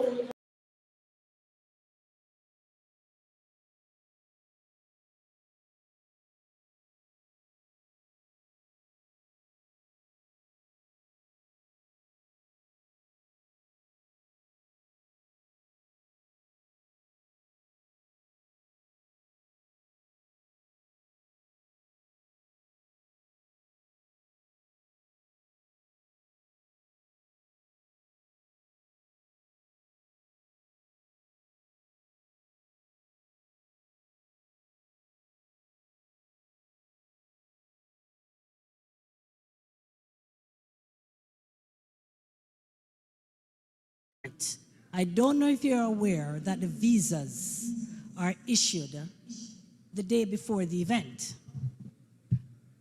Oh, yeah, I don't, the visas are issued basically the day before the events. That's causing a problem. Several problems, one of them is credibility.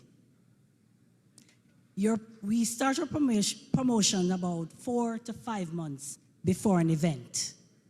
If the visas are being issued the day before the event, they can get it, they can't get it. The artist cannot come, so then the person, there's a credibility issue on that line of it. Second, you cannot buy a plane ticket the day before an event. Also, you will call, like your representative. You have a representative, because you per se cannot do it on your own. The red tape with getting the permits.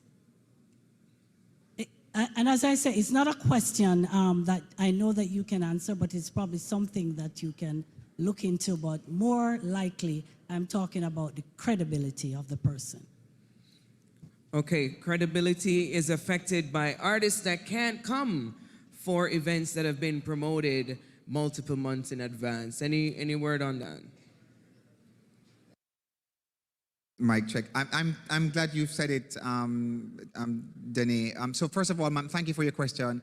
And as Denny has rightly noted, visas can be processed in advance. I do, again, coming out of the Ministry of Entertainment, Culture, etc. What happens sometimes is that visa applications are made very, very, very late. And then as a ministry, when entertainers and their managers would call us and say, boy, Minister Granger or Minister Terreland, what can you do to assist? Then we have to now call Foreign Affairs and say, Foreign Affairs, can you please nudge this embassy or nudge that embassy and ask them to go a little faster? The process will take at least a month. If Foreign Affairs has all the relevant information that the visa application has been made, etc., then there's no reason why it cannot be had. During the COVID period, what happened as well was because of the backlog, there was a lot of delay there. But moving away from the COVID period, certainly I'm not aware of any issue. But again, once application is made beforehand, then certainly sufficient, even if you get a far date, certainly sufficient intervention can be made through the Ministry of Culture and Foreign Affairs. But certainly we ask that these applications be made in advance to give sufficient time to process. Also take that back, Minister, to check it out, because there is a disconnect. There's a disconnect in the issuing and the intent when you apply long ago. Isn't that correct? Constant. I mean, before COVID, during all I'm of it. talking about Yes. no, after COVID. Yeah. So forget COVID, after COVID. Recently, and I can, like afterwards, if you want to talk to me, I can name artists upon artists upon artists. I'm not just talking about myself. It's all events. the community, dancehall community I'm referring to. Yes. Where visas have been put in 4, 5, 6 months in advance, they issue it the day before. Sometimes it's granted, sometimes it's denied. Yeah. This is a fact, And as Minister. Hello? Yeah. So she's saying, okay, I thought even you after were applying long ago. I didn't get that. I'm sorry. I thought you were saying that you're planning an event for 4 or 5 months and then they apply. Okay, I hear you what you're saying. All right. Well, that we can definitely look into. But I thought the planning process, okay, very well. All right, that we can definitely look into. All right? All right, cheers. Okay, thanks. Next question. Mr. Say your name. Mr. Say your name. Minister, actually, my name is Selvin. This is my 3rd time up here. The truth is that talking about the employment possibilities that you mentioned in your speech, I'm a rural guy, not urban, not city. My concern is what the government will do to reach out to the rural young people and young adults. I don't want to sound maliciously, but even when I was watching the ambulance distribution, You know where I'm going. Possibilities and help to our people in the rural Jamaica, they're secondary, are probably non-entity. I grew up as a rural boy in Westmoreland. And my only hope was to get something or to see a job was to move away from Westmoreland. I have realized, I don't know if you know the latest statistic from UNESCO, Jamaica has done very well in literacy. We're standing about 88.1, according to UNESCO, in literacy. The possibility with Heart Academy and the non-payment and the opportunity that they can go, one of the problems you're going to face, because my presence in Jamaica and talking with young people in rural Jamaica is that no effort is made to harness them and to help to educate them that they will be able, and not generally speaking now, because we have high schools and all those type of things too, like the rest of Jamaica, but they are not being targeted so that they can prepare themselves to access these employment opportunities, and therefore they are still left unattended. What will the government of Jamaica do in terms of helping for the educational development and the possibility of accessing these employment opportunities? Thank you. So the question, to summarize for those who may or may not have heard, it's regarding the disconnect between rural and urban development, especially as it relates to access for jobs for the youth. All right, so thank you for that question. So what I will say is that there have been great improvements in rural development. All right, so the government has prided itself on not just developing urban spaces, but rural development. And I perhaps believe that the best example of rural development that we can look at is St. Thomas and Portland.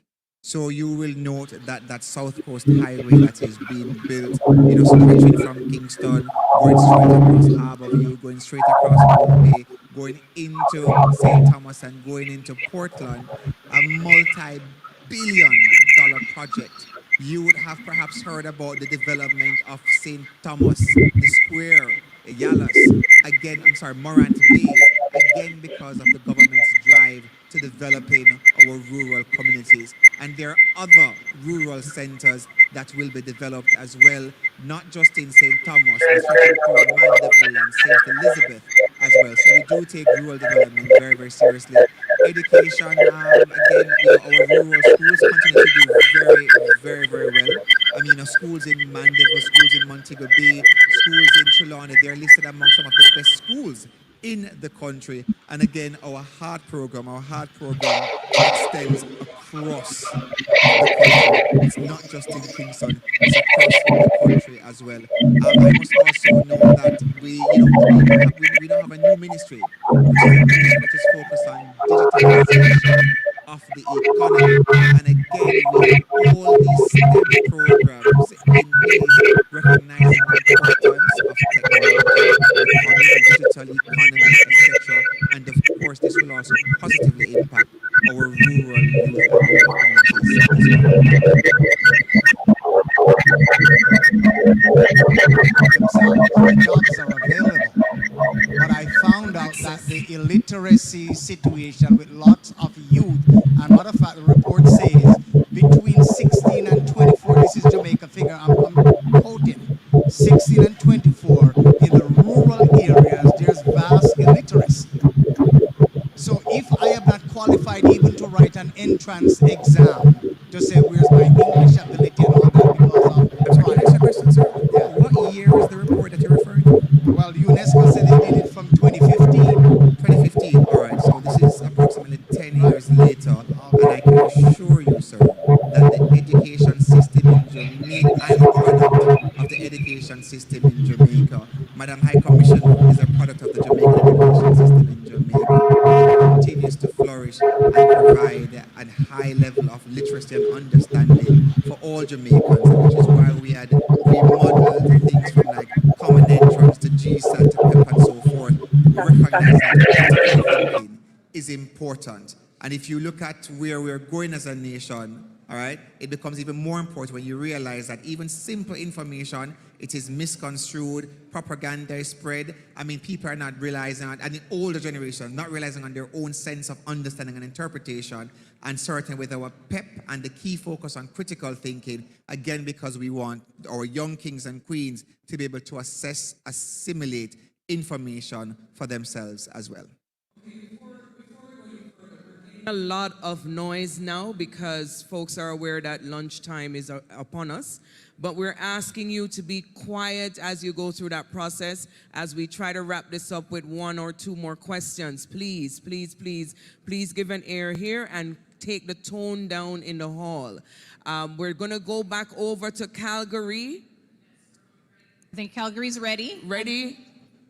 Yes, yes. I would like to know, what is the government of Jamaica doing towards a crime rate that is way over what it should be? As Jamaicans, we have traveled abroad and we're ready to come back home, but we are afraid to do so because of the crime and all the killing that's going on.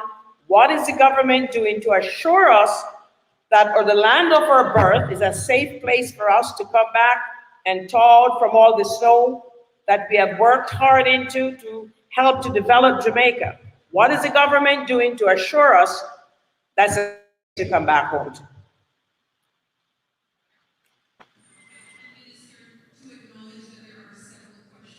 To crime and then the impact that it has around mental health and supports, okay? So in addition to Calgary's question around crime, if you could just address that broadly, and then any other things like supports for people. Okay. All right, thank you so much. You know, as I indicated in my presentation, that there are so many Canadians who have indicated that, you know, they're on extended vacation here and that they do plan to come home to Jamaica. To that end, the government over the last 7 years, again, never before in the history of Jamaica, we have spent billions of dollars as a part of our crime fighting strategy. Jamaica does not produce guns, for example. Guns are made in other parts of the world, and they come into Jamaica. We have spent billions of dollars in getting new ships, new speedboats, helicopters, increasing the numbers in the Coast Guard to patrol our borders to limit the inflow of guns across the borders. We have also spent billions of dollars in new technology at our wharfs, at our ports as well, to ensure that when persons are hiding the firearms in the car parts and in the bottom of the barrels and all sorts of things, again, increased technology can find these firearms. Again, we have spent billions of dollars in putting up cameras. So on your next visit to Jamaica, if you drive, let's use Halfway Tree as an easy example, you will see the cameras. So in the same way, you know, if you're downtown Toronto, you'll see the cameras there. We have that we're now putting in those camera mechanisms. Cameras are also going to be there now on in terms of major thoroughfares like Hagley Park Road, Mandela Highway, and so forth. And of course, those cameras will feed into what we call the Jamaica Eye, good connection. So recently you would have heard about a robbery in Mandeville. And again, the camera system would have picked up the car, seen the car leaving, tracing the car, following the car, and within about, I think it may be about the same day or within 2 days, you know, persons were arrested, apprehended in that manner as well. So improvements in technology, which is key, improvements in the number of law enforcement agencies, that is key as well. And of course, as I indicated, our social intervention programs like Project STAR, working with young people in developing communities as well, and communities that have been underserved, to ensure that we have these social intervention programs to get, you know, what you call unattached youth off the streets and into educational and social programs. I'll stop there for now. Here, Minister is sticking around a little bit if you need to quickly say something that's so pressing. We all had lists of questions and we're not going to get to them. We're extremely about overtime. So this is our last question. Sorry about that as we wrap up this segment. Yes, my name is Alton Telford to be exact. And my concern here is regarding volunteers that go down to Jamaica from here and maybe other countries, and how they are treated by the custom department down there. For instance, I'm connected with a association that provide eye care, and we set up a clinic at Princess Margaret Hospital. You know where that is in St. Thomas. And when we take doctors down from here, volunteer, they get down there and the custom give them a hard time with their equipment and this and that. And sometimes we lose a half a day or a whole day, not able to operate. So I'm just wondering if the government down there could set up some sort of a system whereby we could eliminate some of these problems that we're having, not just us, but other volunteers going into the future. Thank you, Alton. Thank you so much, sir. It's such a pleasure to meet you. No doubt you're one of the stalwarts. You are a giant in the Jamaican Canadian community, and I must thank you for the path that you have made for other Jamaicans to follow to live a prosperous and healthy life here in Canada. I must also thank you and all our Canadians who continue through your philanthropy to provide for health clinics and schools to help Jamaicans, in particular the elderly and our children. You continue to do an amazing job, great service, and I thank you and all your team of doctors and caregivers. It's very kind of you, sir. In relation to the specific issue that you've mentioned about persons being unfairly treated, again, as a government, we pride ourselves on customer service. I will raise the issue elsewhere, and I will ensure that they look out for persons, especially our seniors who are coming back to Jamaica to volunteer to give of their service. In relation to clearing goods that are sent down in advance, we have focal points with, for example, those of you who want to make donations to, let's say, your alumni association wants to make a donation to your primary school or your high school. We have key focal points in the Ministry of Education. So once you let them know that, listen, see the list of things that we're sending down, and Principal Burke from Half a Tree Primary, that is who we're sending it to, and everything else and stuff. And see the documentation here. The key point in the ministry will work with the school to ensure that they can get the goods with ease. Same thing for health services. If you get to that key point in the Ministry of Health and say, listen, the Christian Penn Health Clinic in Gregory Park, we want to send them some equipment, etc. How can we go about getting the assistance? And they say, all right, who is the head nurse or so forth, or who is the regional director? And we'll work with them so that they can clear the goods, because you've identified what the good is, who is to clear the goods, and all those things. So it makes what you call the bureaucracy or the red tape or the lay, it cuts it down again. So it's easy over the last 2 years as well. Thank you. And thank you, everyone, for participating and bringing forward your questions to our fine Minister along here. And we thank you for your time and for coming all the way from Jamaica to share in this Diaspora conference. Thank you. Give him a round of applause, ladies and gentlemen. It has been my pleasure. Thank you.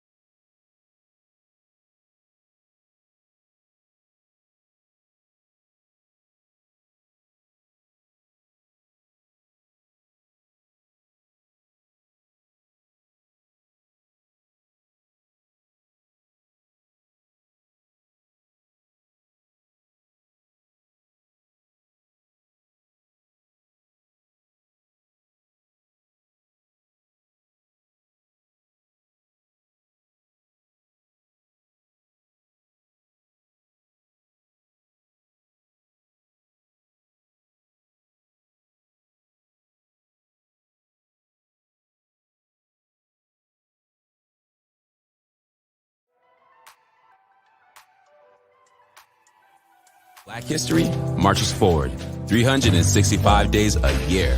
From leaders of change to culture-shifting artists taking center stage. From those building a firm foundation, reimagining the success of the next generation, and working to overcome every obstacle in sight. At TD, we're committed to celebrating Black communities, customers, and colleagues every day in February and March forward.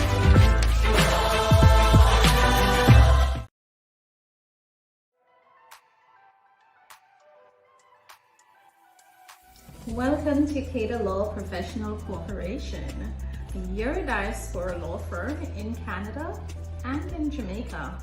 If you're looking for legal services in Canada or in Jamaica, please give us a call at 416-901-1117. We look forward to serving the diaspora.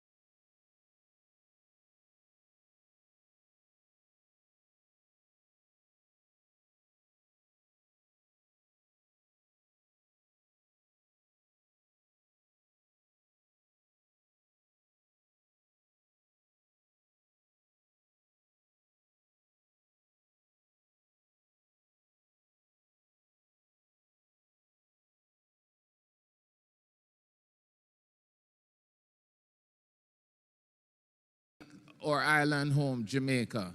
And he holds a PhD in environmental biology from the University of the West Indies, added Mona in Kingston, Jamaica, and bring 20 plus years, ladies and gentlemen, of climate change expertise, climate change adaptation and financing, as well as environmental planning and science. Interestingly, he's the current head of the Secretariat for National Adaptation Plan Global Network, which is hosted by the International Institute for Sustainable Development, and he's based in Ottawa, Canada's capital. So let's give it up for Dr. Orville Gray joining me here, and then I will ask you to keep the applause going as I invite the Minister of Tourism for our island home, Jamaica, the Honorable Edmund Bartlett, to join me on center stage. Let's give it up for the Minister, ladies and gentlemen, as we invite him to join me on center stage. And I will take the opportunity to introduce Minister Bartlett. Welcome, sir. Welcome. So, the Honorable Edmund Bartlett is Minister of Tourism for Island Home, Jamaica. And under his leadership, he's positioned tourism as a catalyst for sustainable and inclusive growth. And that he's done through job creation, public-private partnerships, wealth creation, and community transformation. I will tell you, he's been a key driver and instrumental leader in the Tourism Linkages Network under the Tourism Enhancement Fund, which is an agency of the Ministry of Tourism. It really is a hub within the tourism industry mapping with other sectors such as agriculture, entertainment, and manufacturing. I want to tell you, he facilitated the first United Nations WTO World Tourism Organization Conference on Small, Medium, and Tourism Enterprises, a collaboration with the government of Jamaica and the United Nations World Tourism Organization. Give me a clap now, man. Oh, now make it look like say HST gone up. Clap the minister, man. Thank you. No. And I really want to say to you that he has become a powerful voice and a tireless advocate for global tourism resilience, and founder and co-chair of the Global Tourism Resilience and Crisis Management Center at the University of the West Indies, Mona, partnering with the Kenyatta University in Nairobi, Kenya, where the first satellite office has been established to facilitate East African countries' mitigation and management of tourism disruption. So I will now turn the mic over. Minister, you have your mic there. Just make sure you turn on. Orville, I'll give you this.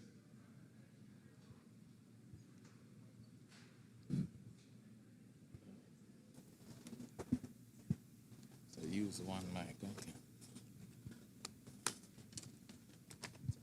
Let's turn.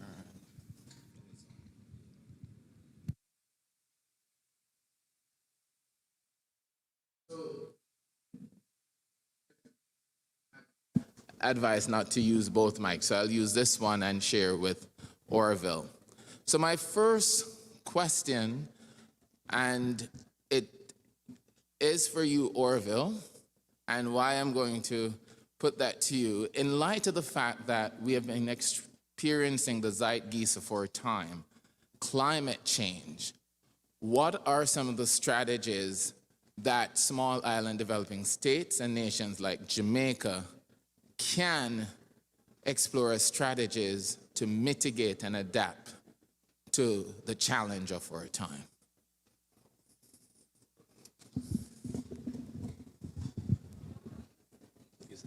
Oh, Chris. Okay. Good. Thank you for that question, Hugh. In terms of how Jamaica and SIDS in general can put forward strategies to cope with the advent of climate change as we are seeing it now, there's a lot that we can do.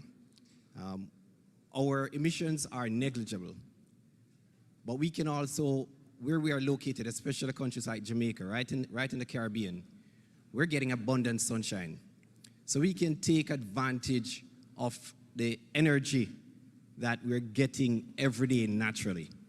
And renewable energy in that sense, and supplying energy to our own grid, which means that we can reduce the demand for importing oil to drive our energy supply. So that's one thing that we can do in our own little space. Beyond that, we are drivers of information in terms of educating the world on the challenges that we're facing with respect to this existential threat. And I believe I saw a report from the minister when you had the conversations with the UNWTO, where you articulated the challenges that SIDS countries were experiencing and why it was important for us to get that message out there so that the resources that are required to come into the region to support our adaptation can be brought forward. That is part of the strategy in terms of communicating information. To be honest, when you look at us as a small island developing state, we are on the forefront of this challenge, right? Many of us do not have oil. A few of us are lucky enough to have it. Many of us don't have geothermal energy. A few of us are lucky to have it.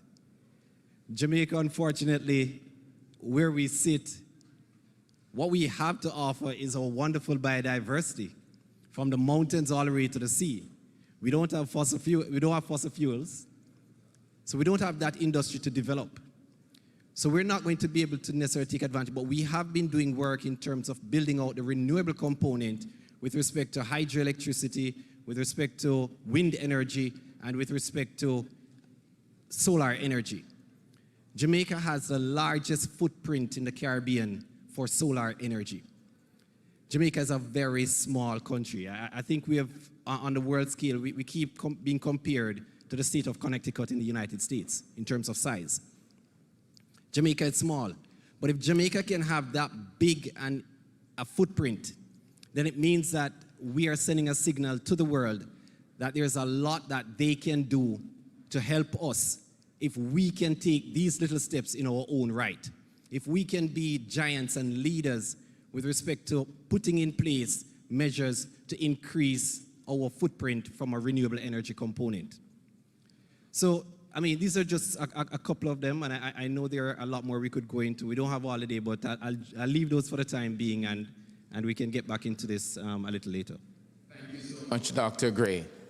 Minister, my question for you relates to the fact that tourism is the largest generator of foreign exchange in Jamaica and a major contributor to GDP. In your efforts to bring sustainable strategies to respond to climate change and to explore opportunities to enrich the experience of Jamaicans at home, how can we build in climate resilient strategies to improve our tourism product and benefit the peoples of our island nation? Thank you very much. First of all, I like to greet the diaspora, both those who are present here today and those who are with us virtually across Canada and possibly other parts of North America. Tourism is a product composed of the environment. Indeed, the environment is the product. The issues that impact the environment impacts tourism directly and fundamentally. And so the challenges of climate change has become the challenge of tourism.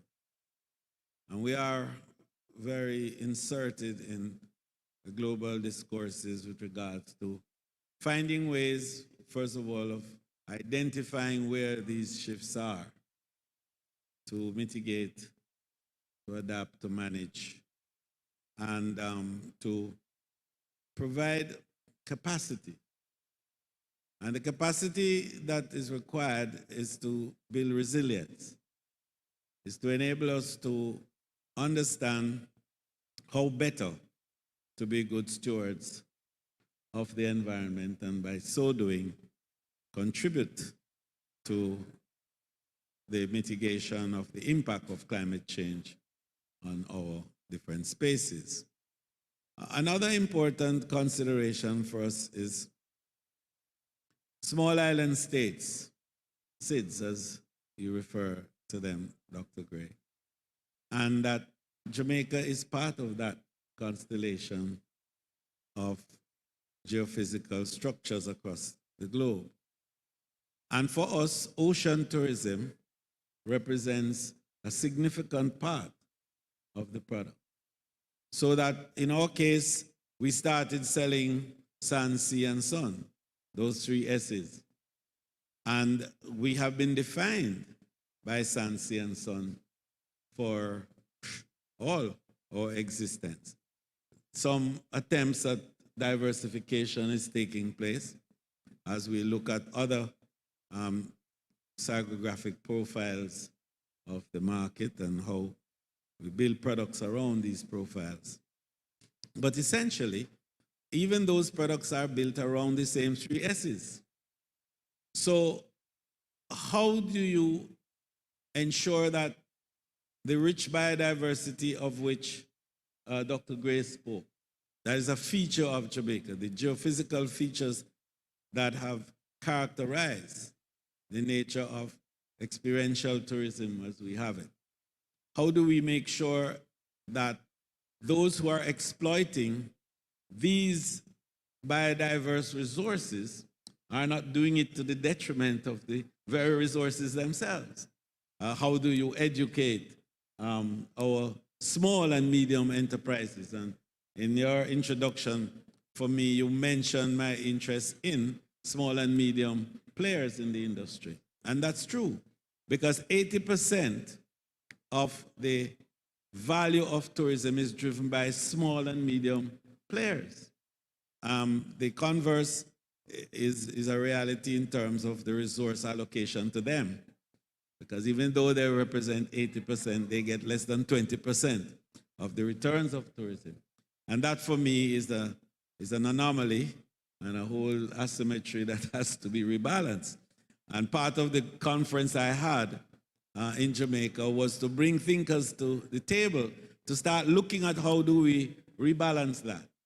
And Jamaica has taken the lead in that regard. You spoke about my impact in terms of linkages. That's a huge part of it. So we have a three-pronged strategy to deal with building capacity for resilience. And one is education and training. So we develop the capacity of our people to know more, to have better understanding of what to do, how to do it, to build capacity to manage their process better. But most importantly, to create new ideas and to innovate, to add value at every step of the way.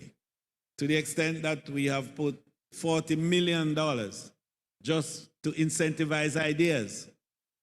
And we have 23 young people in groups now in what we call the Tourism Innovation Incubator, where what we're doing is saying, ideas, you have it, come to us. No collaterals, come to us. And what we do is to help you to convert those ideas into material things and of value. And then we create a transition point for you now to go into entrepreneurship and to become part of larger companies and or go on your own. So for that transition, we provided a fund of 100 million Jamaican dollars for these young people with the ideas. Because we know that the future for climate management is ideas. It's all about ideas. And that's why I established the Global Tourism Resilience and Crisis Management Center at the University of the West Indies 5 years ago. Today, we have satellite centers in 8 countries. And we have one here at George Brown College in Toronto. And we're talking with Carleton University. And 3 days ago, I went to McMaster's and we started discussions there as well. So that's stage one, building knowledge and human capacity. The second is financing. And we put up $1 billion Jamaican dollars at the Exim Bank in Jamaica for the purpose of lending to small and medium enterprises at the lowest interest rates available in the country of 4.5% over a 5-year period, and we give a maximum loan of $25 million for the project. And the third critical pillar is marketing.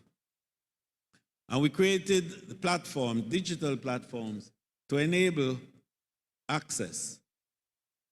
And we created an app called Alex. And Alex was really an app to connect the small farmers across Jamaica to the purveyors and the sales department and the marketing department and the purchasing department of the hotels.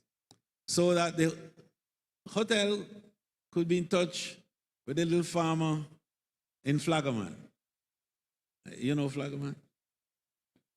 Who knows Flagaman? All right, Octembeddy. You know Octembeddy? All right, Cascade. All right, okay, Pincho Plains. Bull Savannah. Yeah, all right, okay, so you see the hands are going up, yes. So now the little farmer in the heartland of St. Elizabeth can be talking to the purveyors at the hotels on the North Coast and discussing price and talking about quality and talking about quantities. But most importantly, transportation. And on that app, you could do better. You could actually pay for your goods there. So it's guaranteeing the little farmer that the tourist will not owe him any money. He will get his pay immediately. And within that space also, we're looking at establishing an artisan village. And that village is to be completed the end of October this year. And it will provide space for artisans so that these artisans can receive designs from tourists and anybody. And they execute on the design. And if it's a cruise ship passenger on his way back to the ship, after 8.5 hours or 10, he collects the finished goods and he pays and he moves on. In that way, there is no issue about competitive pricing and the visitor haggling with the artisan about price. Because what he's getting to begin with is authentic products, unique products, products which convey a message, creates a conversation wherever they go, made in Jamaica. So these are three of the critical steps that we're taking to build that resilience so that our small and medium enterprises, who are the real users, and if you say abusers, not by intent, but simply because of ignorance, they abuse the environment. But we're removing that by training, education, financing, and marketing. With Alex, what is it that Jamaica is doing to help the investors who are investing in the tourism industry to build climate resilient attractions, hotels, and allied services to help combat the inevitable challenge we face in protecting our environment? So for example, we know that that's a concern, not just for Jamaica, but for small island development states. How can we take the lead in innovation and utilizing climate adaptive technologies to help our investors? To begin with, I think that the first and most important element of this has to be, as I said, education. We have to move to give people the tools to be able to, first of all, understand what climate change is about. Understanding. Then secondly, to be able to create the mitigation action that's necessary and the adaptation necessary for it. And then to recognize that there is economic returns from these actions. Now, you know, the more formal sector regarded today as ESG, you know, you're talking about the environment, the society, social development, and the governance. But we have to get our people, first of all, to appreciate that to do agriculture the right way, for example, is to guarantee greater profitability. And therefore, the tools that are necessary to do it must be acquired. Government can provide incentives, which we do, and government provides the legislative and regulatory framework to ensure that these practices are carried out orderly and in a structured manner. And of course, to provide for penalties for recalcitrance, which is very important, right? When we talk with investors coming in, investors understand that the process of building and developing any kind of activity, or as we call it, the built environment, the whole business of enhancing the built environment requires a process. And this process has to be followed. If it's not, you are not entitled to do what you're doing. Banks have to now look at this, and this is a new dispensation that has to be brought to bear. The IMF is developing this, sustainability and resilience fund that encourages this, and they put aside a portion for activities that are regarded as being enhancing sustainability and climate-friendly activities. So all of these are what you do within the space. But I think that one of the most important things that has to be had is appreciation that there is profits to be made from sustainable activity. Thank you so much, Minister.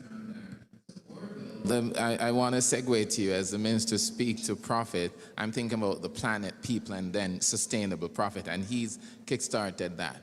How can we build climate resilient activities, encourage climate resilient investment, and of course, create a policy framework to engender that, especially for small island states like Jamaica?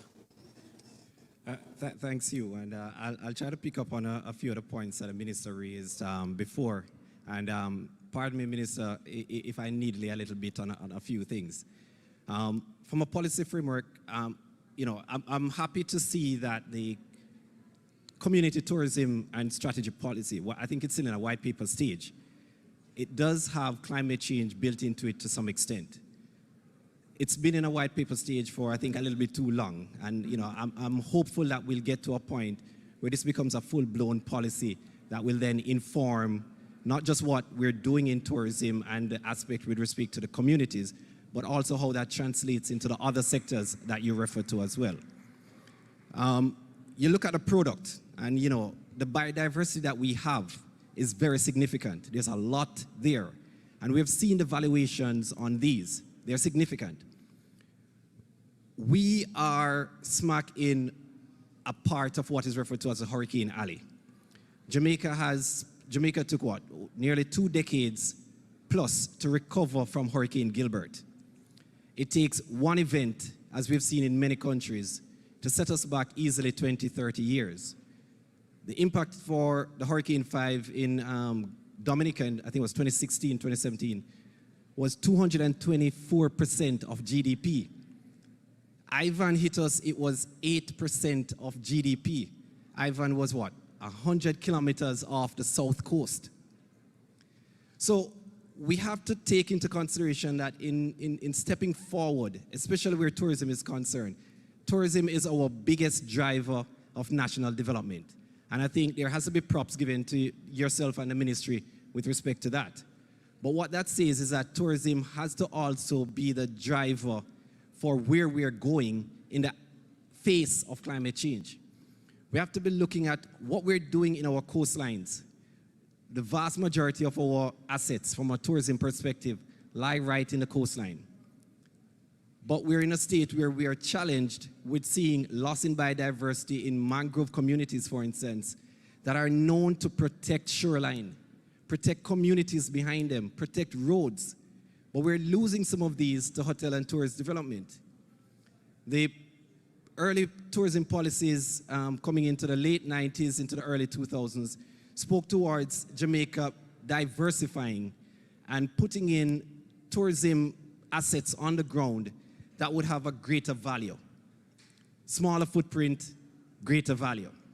But I'm not certain that we have actually gotten there yet. So I think there's a lot more that we can do in that respect. Tourism as a driver, you spoke about innovation, and I'm happy to hear of some of the things that you mentioned.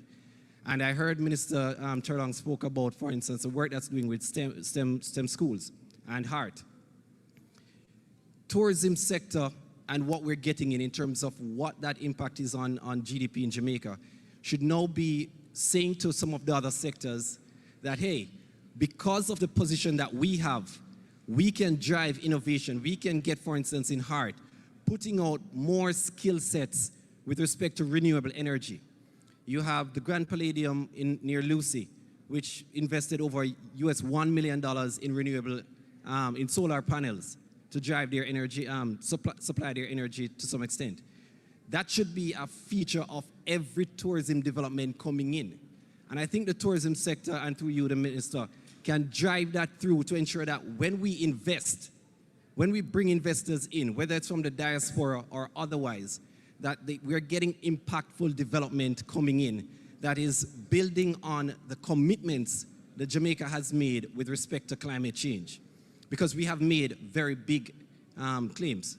So we need to have that, and I think the tourism sector can do that. We can't have tourists and a tourism development without our ports. Sangster's International Airport brings in what? Maybe 70 to 75% of the volume that comes in. It's right there on the coast. A port like Falmouth, for instance, can't be built anywhere else but on the port. It means, therefore, that these are assets that are vulnerable to the impacts of climate change. Sea level rise is something that we're facing with greater storms, more intense storms. Anyone passing on the North Coast, and I think it was 2005, 2006, thereabout, we had 2 Category 4 and 5 hurricanes passing within a week of each other. Luckily, we were spared. But this is likely to happen in the years to come. You mentioned about, for instance, insurance. Hotels are going to face an increasing insurance bill because of climate change. We're seeing this, for instance, in the United States, in Florida, looking at the impacts that they have had. So Jamaica, and I think through the leadership of the Ministry of Tourism and an input in terms of our policy, when it comes to what we're doing in terms of national development, when it comes to what we're doing in terms of sustainable development, the tourism sector stands to play a significant role in driving that ambition, driving that innovation, and challenging us as people, not just in the diaspora, but locally, to be able to take pride in what we have, protect what we have, and put that investment there and signal to the world that little Jamaica is doing it, and therefore the rest of the world can do it and should support us in doing more. So I'll leave it there. Sorry, moderator.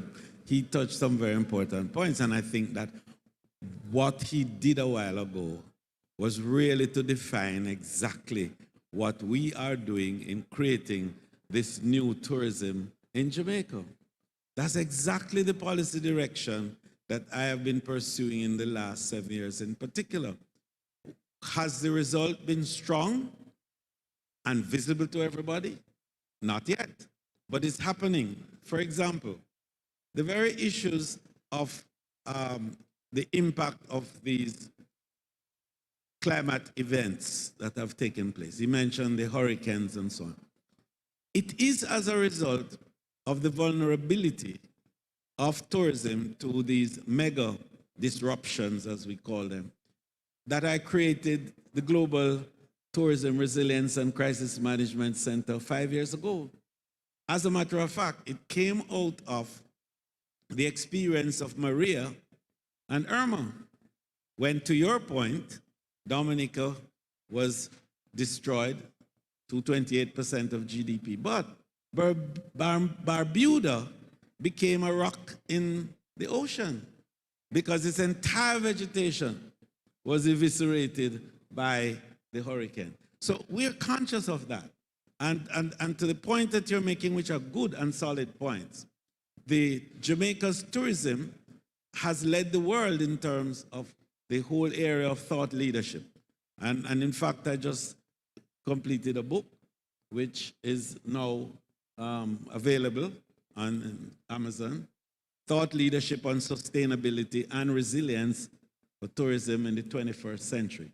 And I encourage you to read it because it has 8 chapters, 142 pages, but it covers all the areas you're talking about, all the way through to artificial intelligence and its impact on tourism in the future. So I just want you to indicate that, yes, your points are valid, well made, but Jamaica is on a path dealing with those.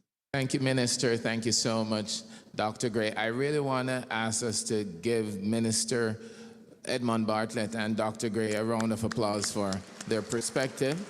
And in wrapping up, I really also thank you, members of the audience, for your indulgence.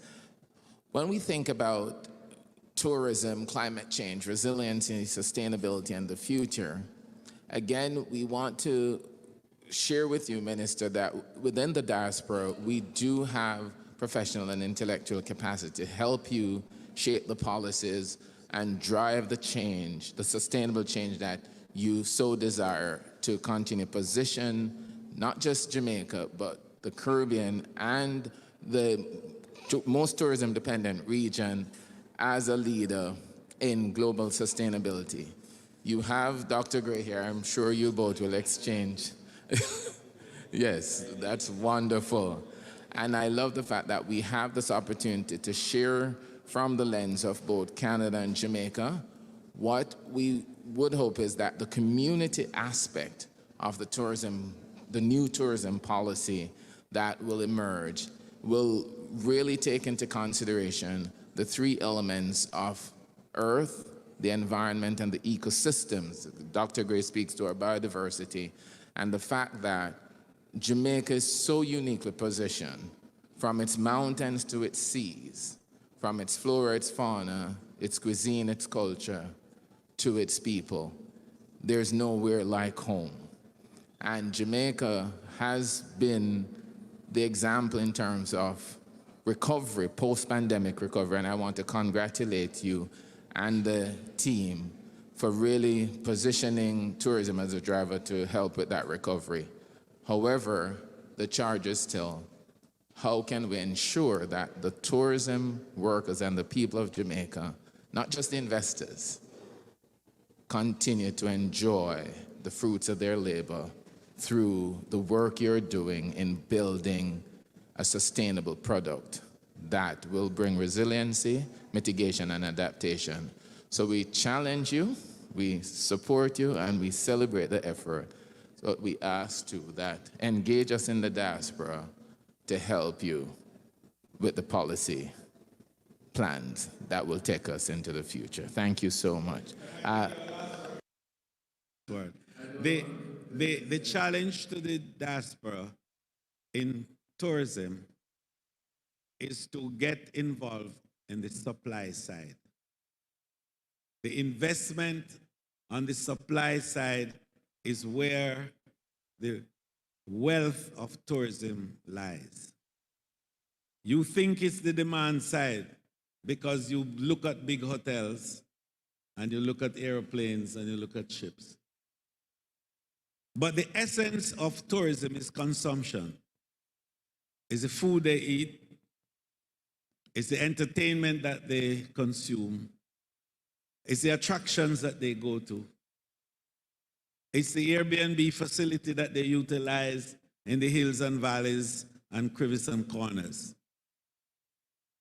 It is the water, it is the beer, it is the red stripe, it is the rum, it is the coffee, it's all those things. That's the essence of the wealth of tourism. And it is us who must provide that. So the tourist comes with the dollar in the big plane and takes it back out in the same plane to pay for the things they eat and drink and wear and do in Jamaica. Come on, our time to make the wealth, diaspora. Let us invest in the supply side of tourism, and the wealth will be ours. God bless you. Thanks, sir. Minister. Yes. And a lot of questions online. I'm going to try and summarize. There are some that are sort of more easy yes, no, and others are that are reflecting on the comments. So may I just, so that we're acknowledging the folks online?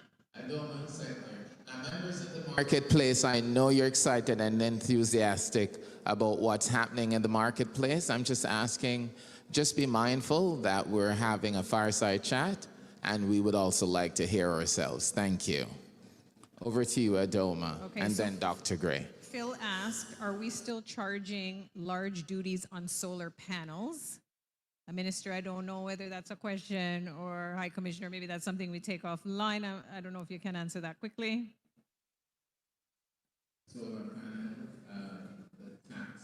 Are we still charging large duties on solar panels? No, I think that there's a whole fiscal regime dealing with renewables, because renewables is a huge element of the response that we're making, not only to climate change, but also to our energy efficiencies. So the tax relationship is much different.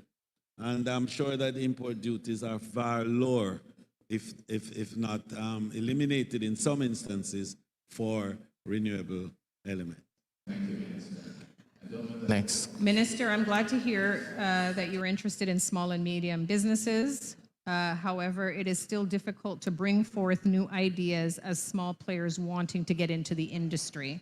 So how is the government encouraging smaller players to get into the industry, and are there barriers or other things in the way or being removed? Well, I spoke to it earlier. I spent a lot of time on that. Yeah. In terms of providing access for ideas. Ideas is the power of the future, and it's the route to innovation. And we are excited about it, not just to talk, but we are incentivizing it. We put money against ideas. $40 million for small and students. The incubator, for example, operates with us, but it's in the UTech, the University of Technology. So yes, and we provide funding, loans at concessional rates at the Exim Bank for small players. We also have loans at Jamaica National Small Business window for taxi and ordinary transportation providers, so that they can borrow up to $5 million to improve their fleet and to operate more efficiently. We call it the Fresh and Crisp program, because we want the cars and vehicles to be fresh and crisp. So I just want to make the point, and the platform. So we're using technology as well to enable access to the market by our small players. I'll give you one example of it. I think most of you who drive past from Ocherias to Montego Bay pass a place called Priory. Yes? And at Priory you have always a traffic jam. Right? You know why? Because there's a little man there that sells pudding. We call him the pudding man. And you know, we have the pudding man on our platform.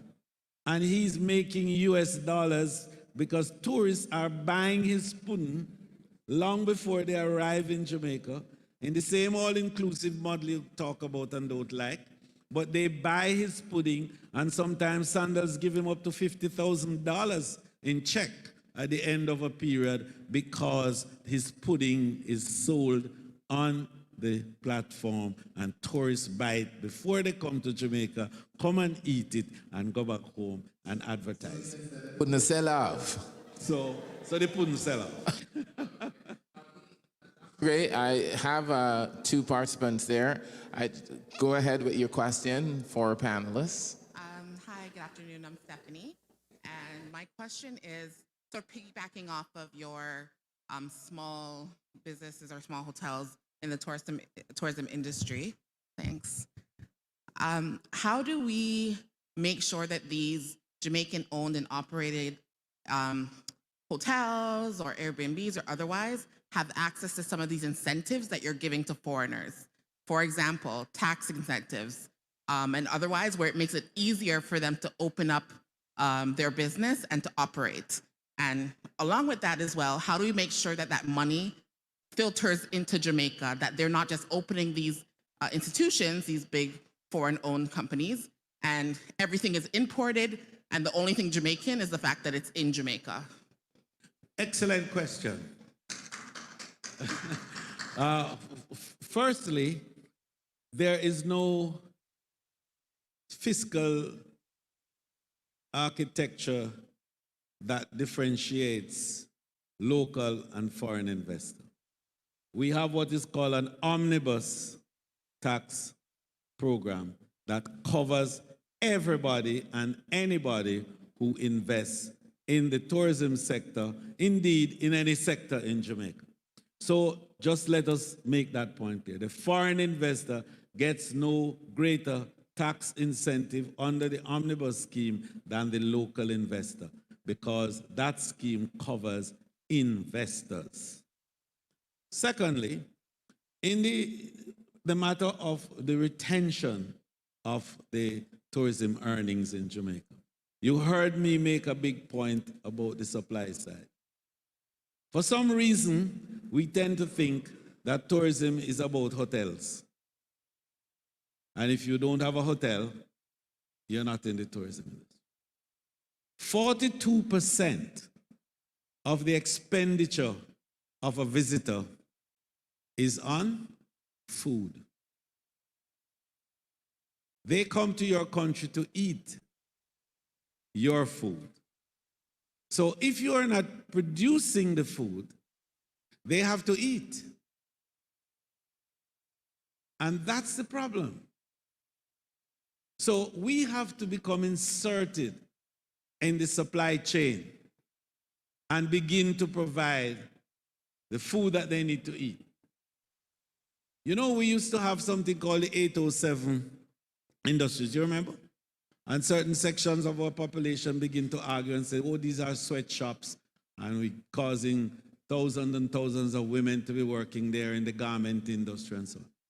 Our friends in the Dominican Republic kept the 807. Today, they are selling us sheets and pillowcases and blankets and uniforms and so on, while we have walked away from it by talking about sweatshops. But one of the largest elements of demand in tourism is for textile. Sheets, pillowcases, blankets, rugs, towels, you name it. Our Jamaican can produce it, and we should produce it. And if we produce it, then that investment in that area will be guaranteed because the market is there. Ask Grace Kennedy. They need to make 3 more factories to provide the pepper mash and the potato the purees and the tomato paste, and you call it ketchup, right? And all those things. The demand for agricultural supplies in Jamaica for tourism alone is nearly $1 billion just for agricultural supplies.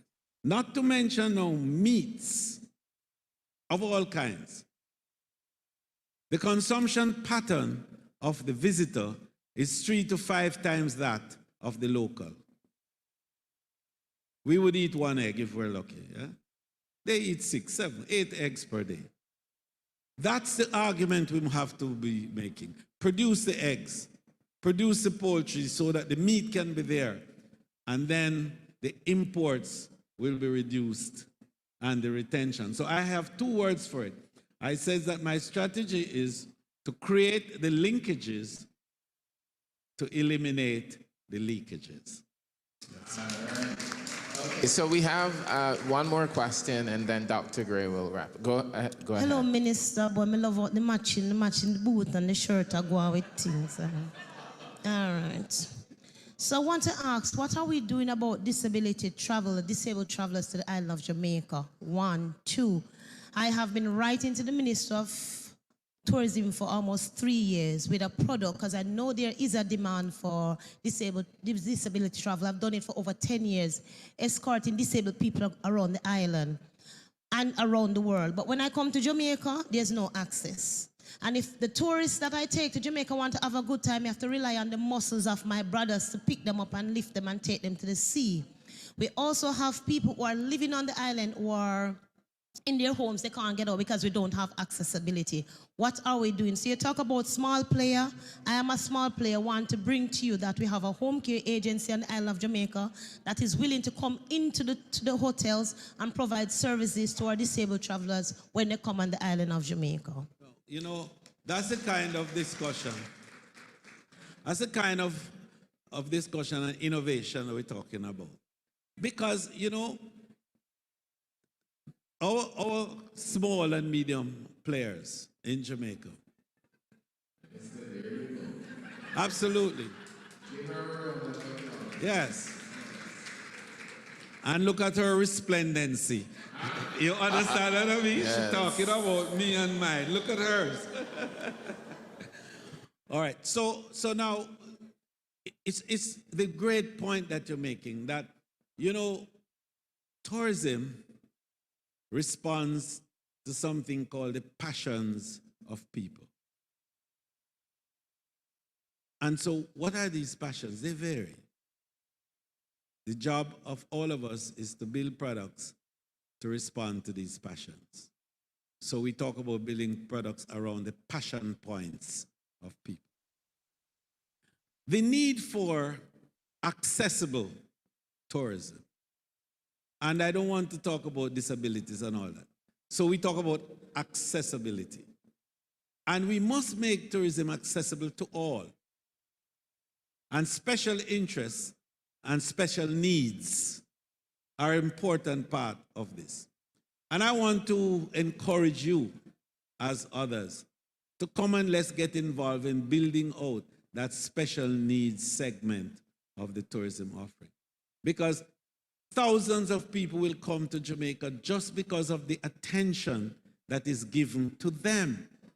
Families will pay premium dollars for special needs arrangements that are provided in the destination. Make sure the minister sell and your sell exchange, So, you know. so you're ready. Come set up an autistic center. Families will send their kids because they know that the care is given. And that's what we do. Show them that you care. There's a lot of money in caring. That's what we say. Much, Minister. So we're with you. It's now in your court. So you come to me. You come to me. Let's All talk right. this business. The deal is on. Absolutely. Dr. Gray, just wrap the parting shot. Minister, let me put this out there. As a leader where we are in Jamaica's development, I'm going to tell you that your greatest asset is the people.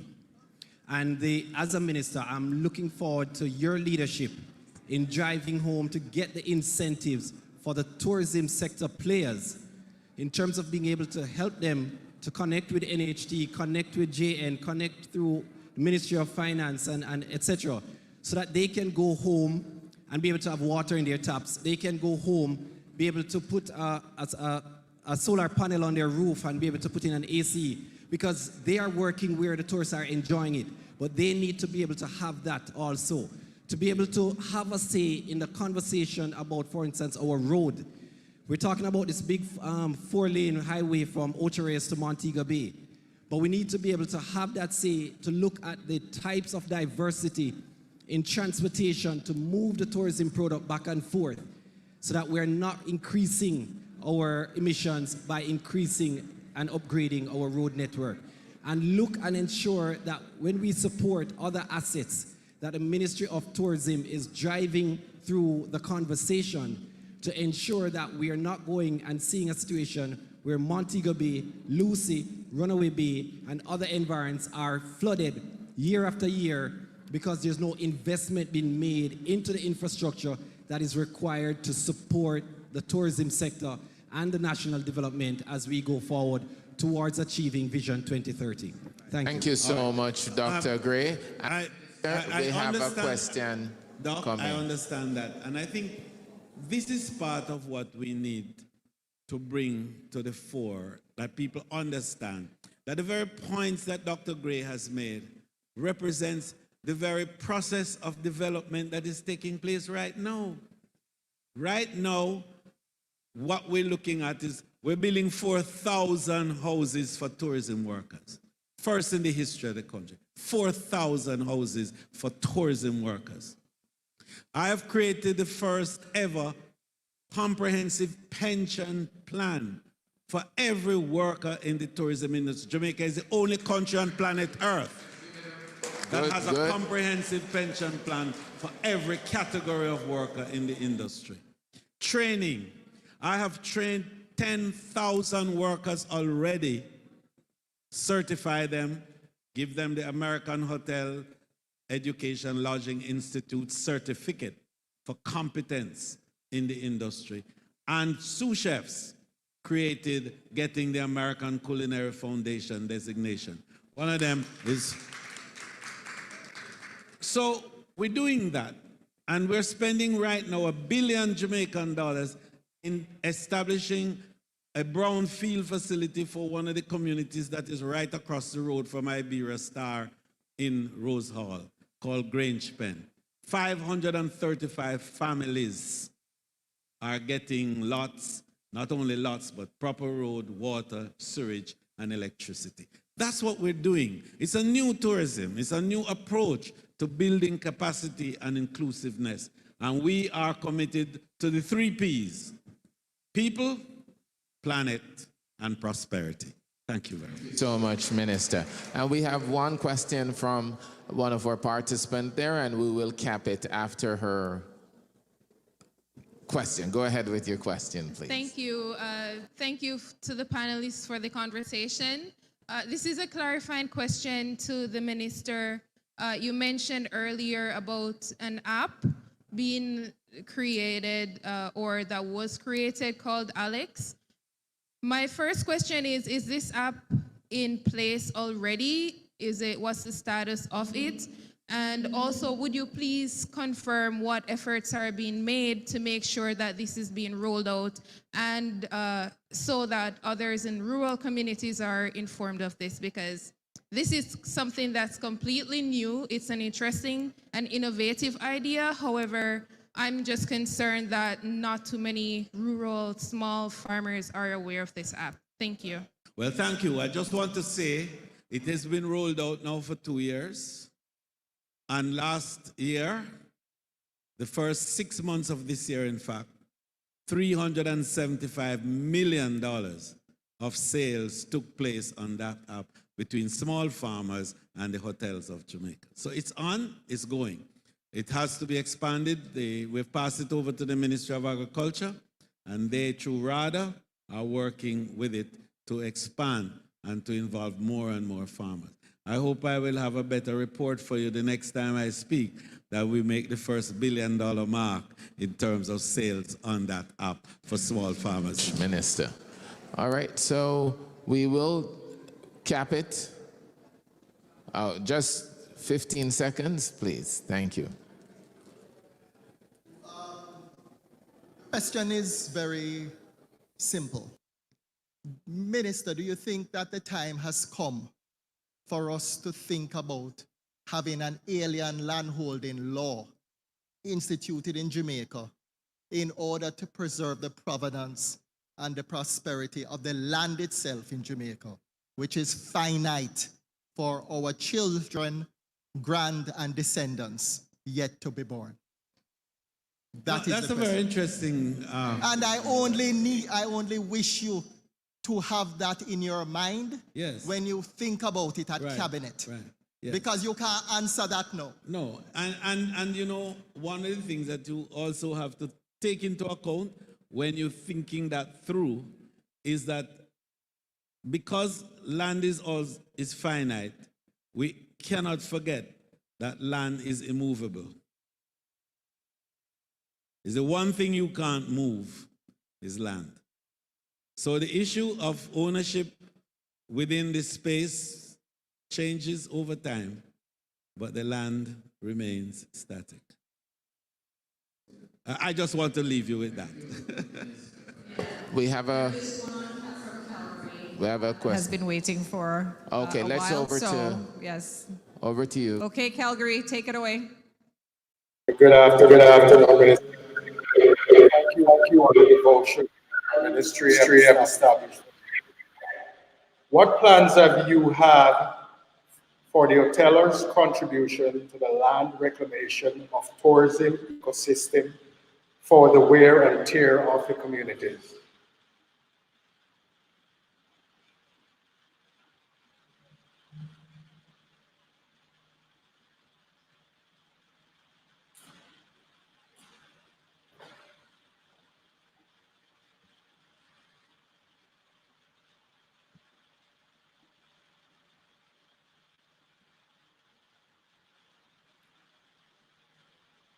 Minister, was my question received?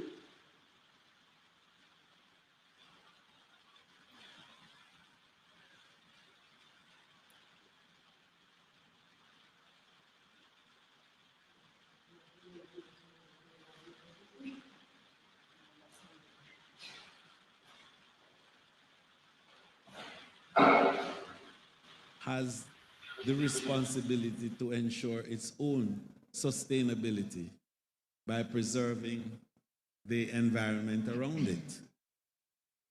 The requirement to protect yourself is not a state requirement. It's also a self-preservation, you know. But to the point you're making that there is need for us to look at how erosion is managed and also how do you reclaim lost landmass. I'm not aware that there is any straight policy with regards to you know, a fund established anywhere for that. But I think that basically there is a requirement, even on the part of you as an entrepreneur, to ensure for your own safety and protection that you take care of those facilities. But I think that NEPA would have an interest in that, and I look at it myself and perhaps inform myself better as to what policy NEPA has in relation to that. Let's give it up for Minister, the Honorable Edmund Bartlett and Dr. Orville Gray for their time and for the participants who shared their question. Thank you both so very much. Thank you, Adoma, for your facilitation. Have a good rest of the afternoon.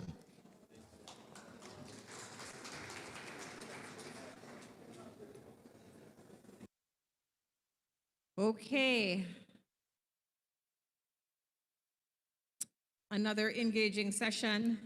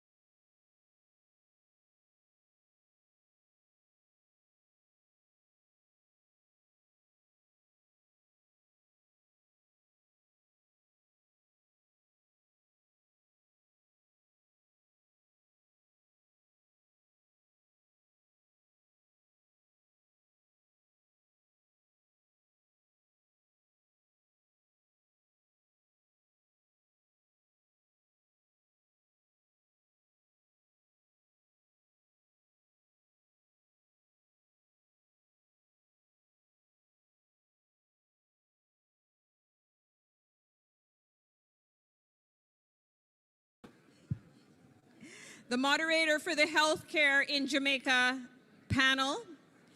Jennifer Dockery is a registered nurse with a BSN and a Master's in Health Administration.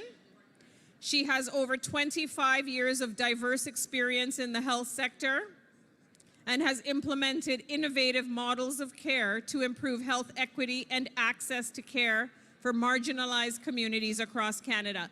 Ladies and gentlemen, please welcome Jennifer Dockery. Thank you very much. So myself and the panelists are planning to be the anomaly. We're going to try to run this session on time. So good afternoon and a warm welcome to this very important discussion on healthcare challenges and opportunities in Jamaica. My name is Jennifer Dockery, and I'm deeply honored to be serving as the moderator for this timely conversation. Healthcare is a topic that touches the lives of every individual, regardless of age, gender, or background. It is a universal concern that unites us in our shared desire for accessible, affordable, and high-quality healthcare services. Today we gather not only as concerned citizens of the Diaspora, but as active participants in the pursuit of better healthcare outcomes for our beloved Jamaican. Our distinguished panelists, whom I'll introduce shortly, bring a wealth of expertise and experience to the table. Together, they will shed some light on the complex landscape of healthcare in Jamaica, exploring the challenges we face and the opportunities that lie ahead. But this discussion is not limited to the insights that will be shared by the panelists, so we want to encourage you to be active participants as the esteemed audience, both here in the room and joining us remotely, with your questions and your comments. The ideas are essential and invaluable to enriching this conversation and driving positive change for Jamaica's healthcare system.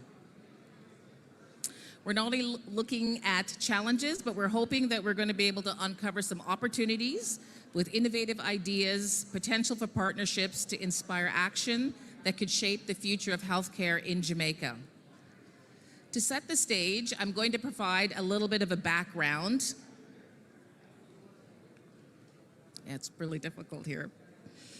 According to the Pan American Health Organization in Jamaica, 70% of all deaths are due to one of the 4 non-communicable diseases: cancer, lung disease, diabetes, and heart disease. While more will continue to live with lifelong disability due to complications as a result of these diseases, requiring regular contact with health centers. Health centers in Jamaica face multiple challenges, such as a lack of personnel, inadequate infrastructure, and an outdated information system, which has led to reduced quality of care, especially for those with chronic conditions. The rise in non-communicable diseases has forced a redesign of how the health facilities are built and staffed, along with how they communicate with their citizens and also between health centers and the hospitals. Certainly addressing the healthcare challenges and opportunities in Jamaica, particularly in relation to non-communicable diseases, is crucial. So joining me on the panel, to my right, is Dr. Upton Allen. He's the professor of pediatrics at the University of Toronto and the head of the Division of Infectious Diseases at the Hospital for Sick Children. On my left is Dr. Hamlet Nation, a consultant, public health physician, and healthcare executive. So thank you both for joining us for this conversation. I am going to open with starting with a question. So given the challenges that Jamaica is facing with respect to poor health outcomes and healthcare, what are the short-term and long-term implications for Jamaica and for Jamaicans? I'll take it to you, Upton.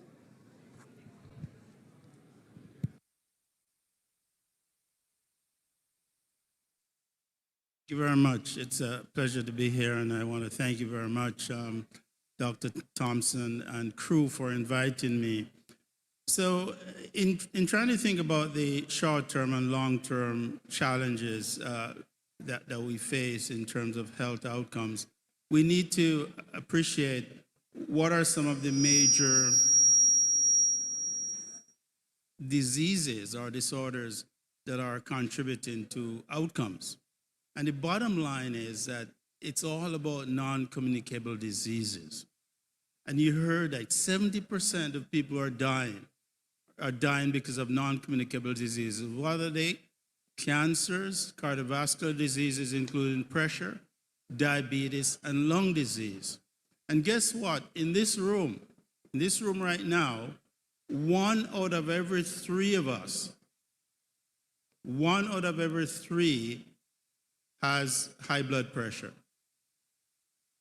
And 1 out of every 8 has diabetes or blood sugar issues. So when you think about it, you can think of the consequences of those challenges. And so we take one, such as diabetes, that ties in with obesity. You can think of short-term challenges relating to obesity, and you can think of long-term issues like Jamaica and the society having to manage the complications of diabetes, such as people going blind, people being having amputations, many other conditions that might stem from these non-communicable diseases. Did you want to add anything? Good afternoon, everyone. Thanks to the organizing committee. Thank everyone for participating and for showing up. So just to add to Dr. Upton's commentary, so along with the non-communicable diseases, there are some challenges that emerge because of those non-communicable diseases at the systemic level. We talk about infrastructure challenges in terms of being able to access the infrastructure that is required to treat persons with non-communicable diseases. So living here, a lot of times I'll get calls from persons who have family in Jamaica or who want to go to Jamaica. And some of the questions you'll hear them ask is, how do I access this particular imagery? How do I get information from the hospital? Why is my relative still on a bed in the emergency room? Or if I need dialysis, how do I get dialysis in Jamaica? And the other thing is, a lot of the persons in the diaspora are given the bill for some of these services, and they sometimes don't understand, why am I paying for some of the services that routinely you would get in Canada without having to pay out of pocket. So in order for us to address those challenges and the challenges that emerge from non-communicable diseases, we have to understand how the healthcare system in Jamaica works. So there's a strong public health system, but within that public health system, there are certain things that are not free. There's some out-of-pocket pay, and there's some challenges in relation to access to particular infrastructure. There's some staffing challenges as well. There are technological challenges. So those are some of the challenges that the system there faces. But within those challenges, there are also certain opportunities, particularly in the private sector, particularly around some of the new things and some of the things that the Ministry of Health is doing to try and better respond to the issues of non-communicable diseases. And just another note in terms of the healthcare system, if those of you are watching the news in Jamaica, you'll realize today that they've declared that there's an outbreak of dengue in Jamaica. So on top of the challenges that NCDs, non-communicable diseases, pose, you still have a tropical country, a tropical island, that has to respond to outbreaks of infectious diseases from time to time, as we're having now. So that makes the entire healthcare system, having to be resilient to these challenges that emerge. So while non-communicable diseases are our immediate and future challenges, we also have issues related to communicable diseases that we need to tackle, and they emerge from time to time. Hello. Thank you both very much for that. I just want to encourage, if you do have questions, don't hesitate to step up to the mic. We want to hear from you as well, anybody who's online. But to continue, so access to healthcare services is a critical issue. Can you discuss the efforts being made to ensure that vulnerable and underserved populations, particularly those with non-communicable diseases, have access to equitable and quality healthcare in Jamaica? Thank you. You know, while you, perhaps somebody like the Minister of Health would be better able to precisely speak to some of the specifics, in general, I can speak to some of the things that are needed with respect to access. And so, for example, if you live in certain parts of Jamaica, such as the corporate area in Jamaica, it's much easier for you to access health care than if you live in remote parts of the country. And as somebody who grew up in the parish of Portland, you know, I remember seeing situations where families were getting up at 4 in the morning to try to get a bus to get into Kingston to see if they could join a line at KPH so that they may get seen. And so there are issues around access like that that needs to be addressed. And so I know that as part of the accessibility efforts, the government is focusing on strengthening the capacity of healthcare clinics so that you bring the clinics and the doctors to the communities rather than having the communities track their way into Kingston. So that's one aspect I think relating to access that is extremely important. But there's also one other aspect relating to access, and it's in a different way. It relates to access to accurate information. And so we saw that unravel during COVID, where people were challenged in trying to find accurate information. Coupled with that is you can provide the access, but you also need to ensure that people have a certain level of health literacy, that they understand what they're accessing. So you can see there's several facets to this. I leave you with the health education part as being coupled with efforts to provide access to information relating to education. Thank you. Dr. Nation? So access is such a complex issue, not only in Jamaica, but most countries struggle with access. Even here in Canada, there's access to healthcare, but there's some struggle at the primary care level. So in Jamaica, there's a lot of work happening now in relation to primary healthcare transformation and renewal. There's a lot of work happening in terms of building new facilities to try and expand access. A couple of years, I think 10 to 15 years ago, when there was a sort of a change in the user fee policy in terms of public facilities, what that saw was a lot of persons who were probably staying home started to come into the system and started to access healthcare. And we basically had a system where we were accustomed to treating 10 persons, but now 20, 30 persons were turning up. So it also highlighted for us that, and highlighted certainly for the government, that there is a need to improve access and to expand access. And I think there's some efforts to respond to that that are ongoing. There are also some efforts around financial access.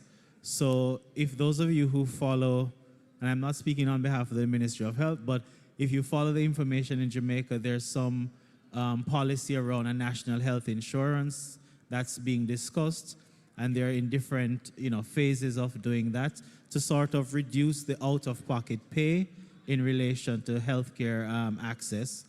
Those who have benefits through National Health Fund, that's another opportunity to get access to certain medications.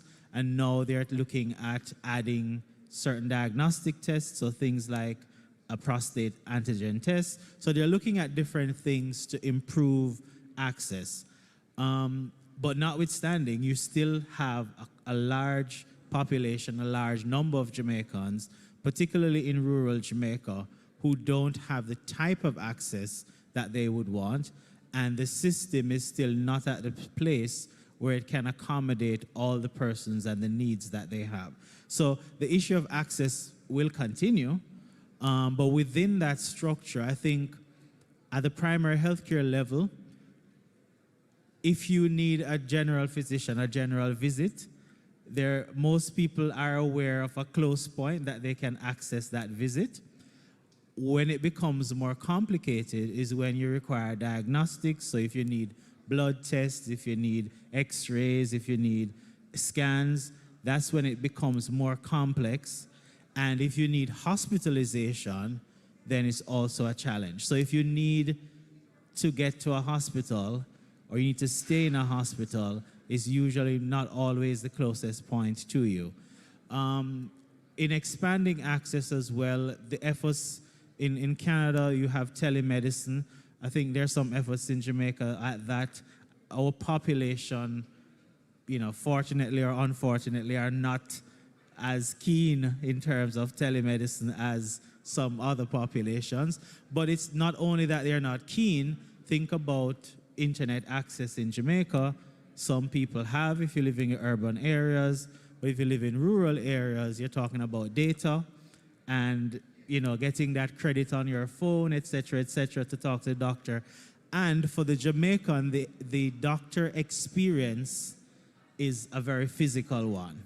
So someone will come to your office with a headache or with a toe ache, but if you don't listen to their chest, they will feel as if they would not have seen a doctor. So it is not, so what is considered as delivering good health care in Jamaica will vary based on the cultural nuances of our society. So there's a lot of work around access, particularly in terms of pharmaceuticals, trying to build infrastructure, but we know we are not where we need to be. I think we all have experience with family members who live in diaspora or live in Jamaica who need particular care that they're not able to get when they need it. And there's still some things that are not available in Jamaica. So there are some services that you still have to get overseas. And some of you would have seen some of the reports, for example, persons with severe burns.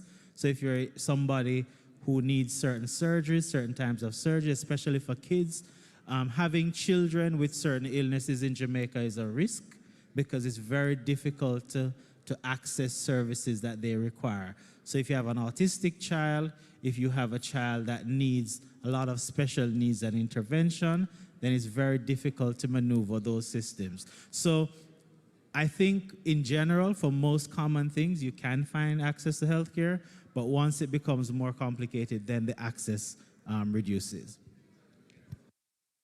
Thanks very much for that. We have a question.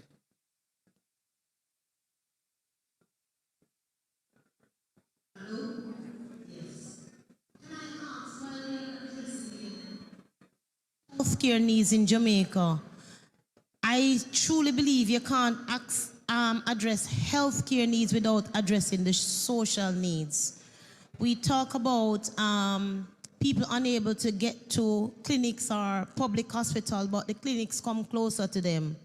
I get very passionate about home care, yeah? So we cannot address health needs unless we're going to talk about health and social care needs. So while we are looking at this umbrella of health needs, include social care, and remember that we now have a home care agency on the island of Jamaica. So after they've gotten past the primary stage, the hospitalization, don't let them stay in the hospital, hold up the bed, send them home and we're there, all right? You truly can't address one. I respond to that briefly in terms of, so social determinants of health, very important when we're talking about healthcare, but in terms of opportunity, and I'll just jump on what you spoke about, home care. There's such a huge opportunity in Jamaica in relation to home care and senior care. So if you're within the context of Canada, you see a lot of PSWs, home care, all of that support. There's such a tremendous opportunity in Jamaica to expand that, to introduce that.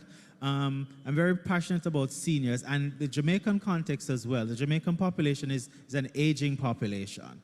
So you're going to have a lot more old people in a short period of time.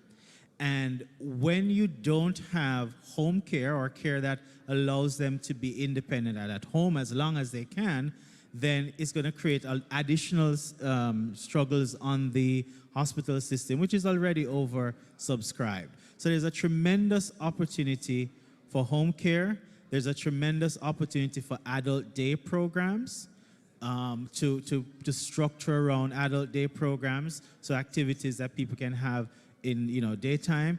There's a tremendous opportunity around respite care.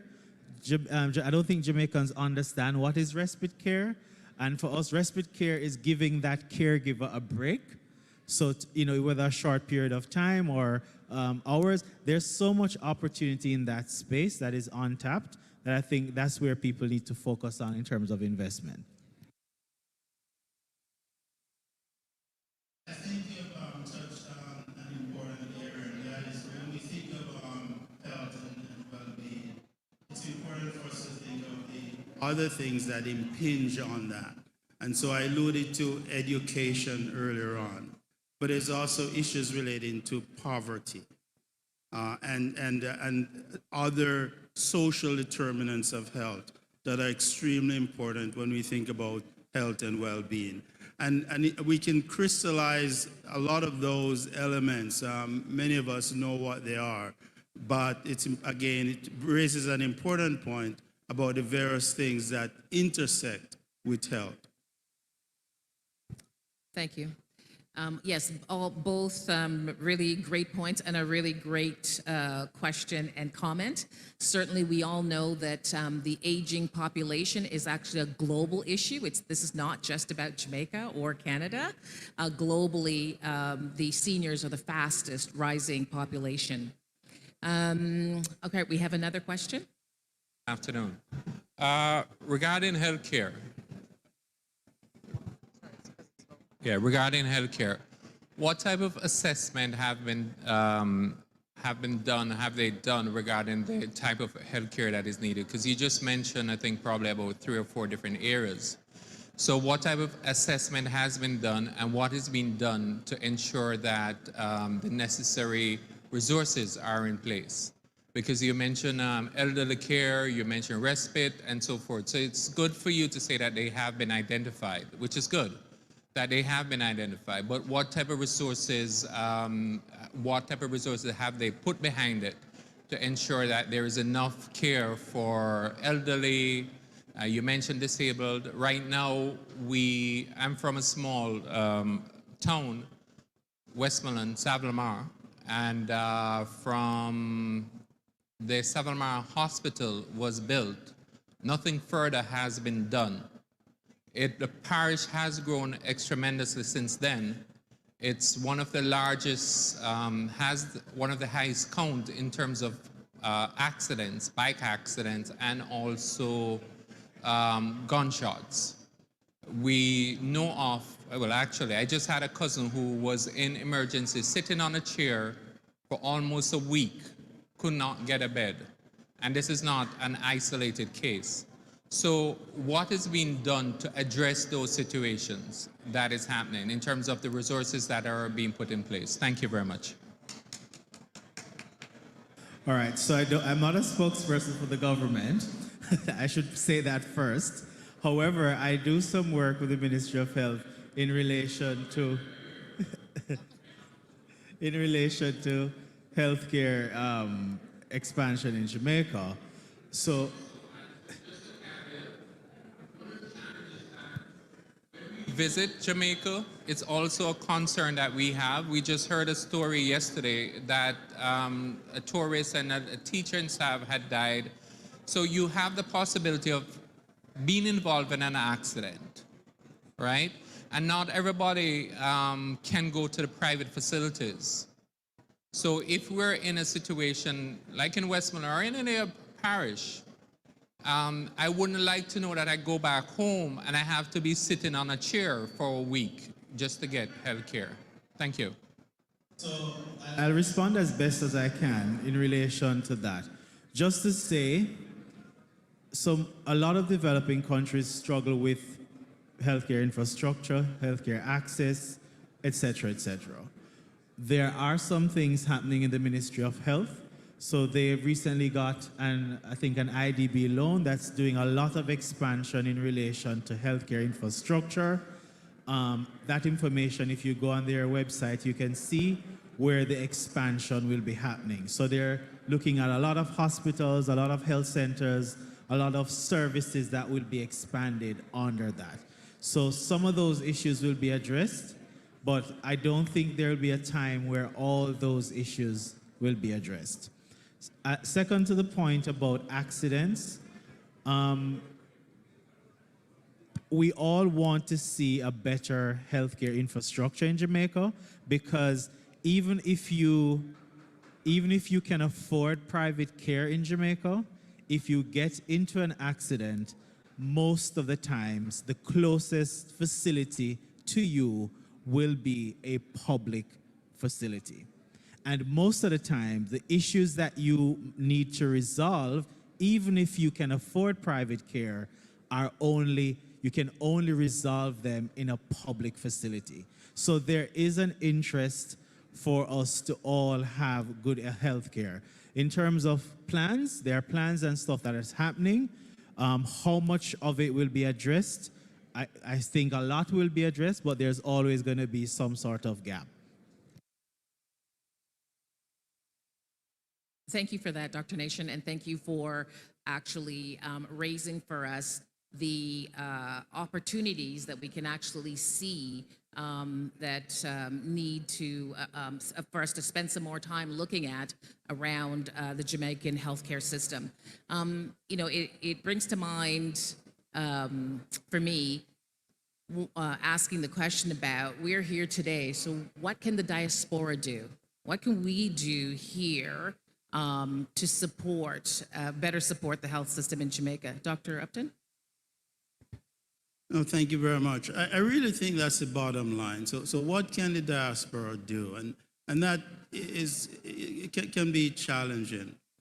I think the first thing is that we should be as informed as we possibly can. And so it means us not necessarily saying that, listen, this is what we want to do, but that we undertake some sort of information, fact-finding mission to clarify what the needs are. So it's not enough to say, I want to donate such and such, but you should try to find out what people want. So that's point number one. But there are a few things that are worth crystallizing. I talked about the importance of health literacy, the education around that. That's something that a diaspora group can contribute to. The second point relates to the capacity of hospitals and community clinics, especially the ones in rural areas. And I can tell you some of them, they need a lot of work. So contributing to those, doing what you've always done, I think that's also great. The third thing that I'll highlight, and there are lots of things that we can do, but the third thing I'll highlight is the need for specialist care, not just on the medical side, but on the nursing side, home care, what have you.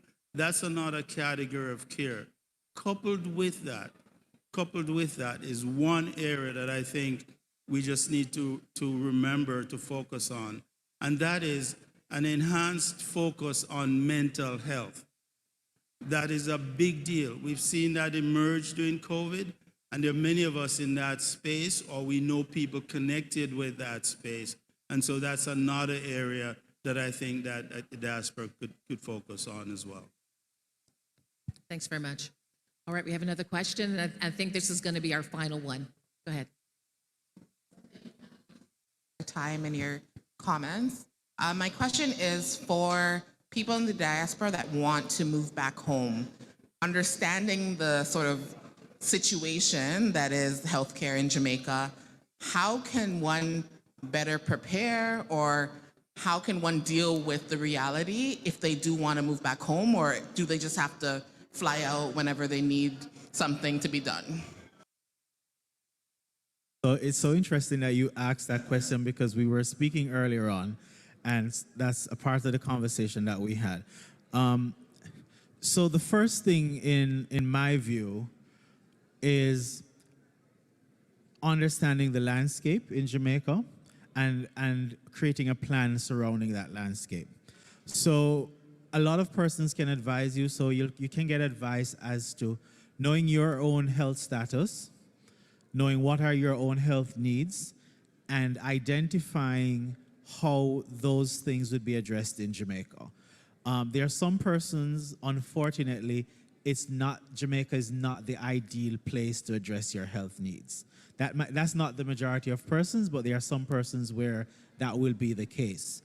And if it's not, then it's about looking at the resources that are going to be close to you in Jamaica that will be able to allow you to live comfortably there, and maintaining some other resources external to Jamaica that will help you to address those health needs.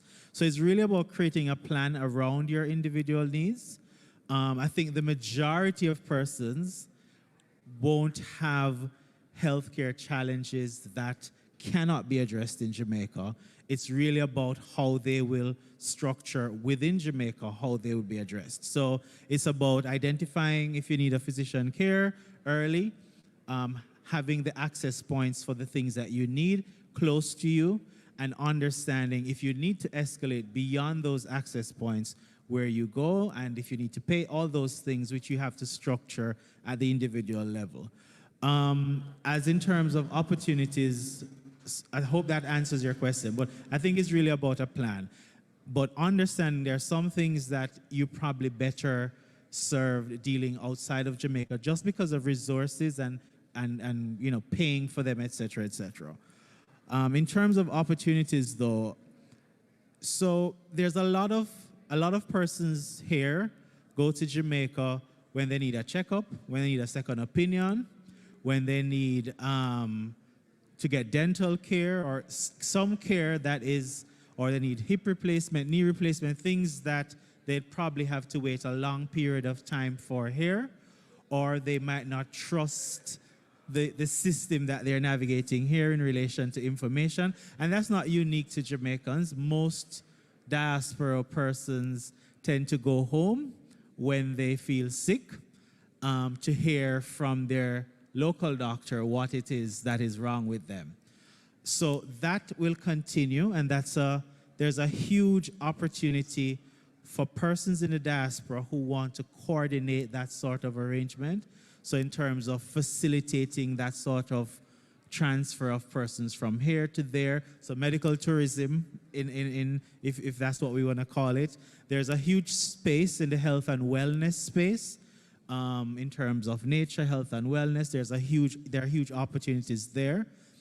There are also opportunities in terms of technology and innovation. So a lot of things that you do here might not be done in Jamaica. There are a lot of innovations that are useful here that can be introduced, and persons from the diaspora have to look into how can we introduce these innovations within the healthcare landscape of Jamaica. It's not going to cure or solve all problems, but it's going to improve access, it's going to resolve some problems. And how can those, what are those opportunities and how do they look? So I think those are some of the opportunities to look at within healthcare.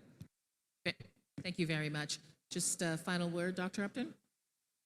Well, I do agree with what Dr. Nation has said. I think, but perhaps there's one area that I want to focus on, and that is if you have an underlying chronic health condition and you're traveling, it's important to plan around that at two ends.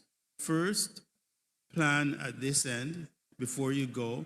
Plug in your local health team to let them know where you're going, how long you're going to stay, what are some of the things that you need to do.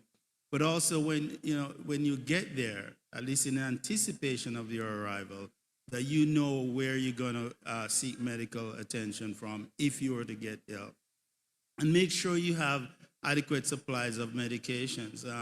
Whenever I travel to Jamaica, I always, hold my breath, a little bit, because I'm on the flight and I always hear, is there a doctor on board? And so before I go, I always brush up on my resuscitation techniques. And typically often I run into situations where people say, well, oh, I ran out of pressure medication, or I ran out of sugar medication. And there was one extreme case where somebody said, and I borrowed my cousin's medication. Those sorts of things shouldn't happen. So again, bottom line is planning at both ends before you go, I think, is absolutely crucial. So thank you both very much for joining us today. And thank you those who are remote and those in the room for the great questions. That's the end of our sessions. Thanks very much.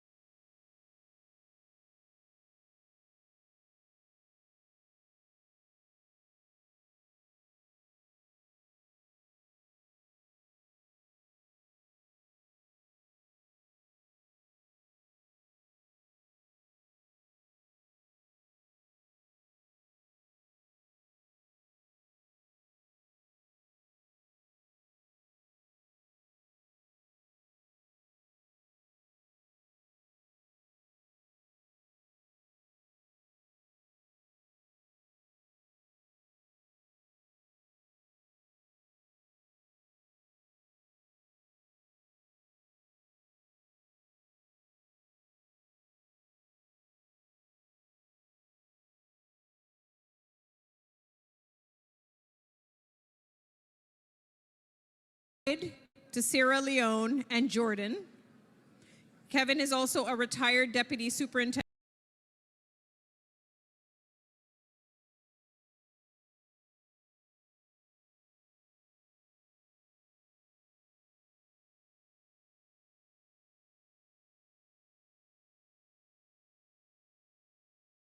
Please, if I can get everyone's attention, please. If I can.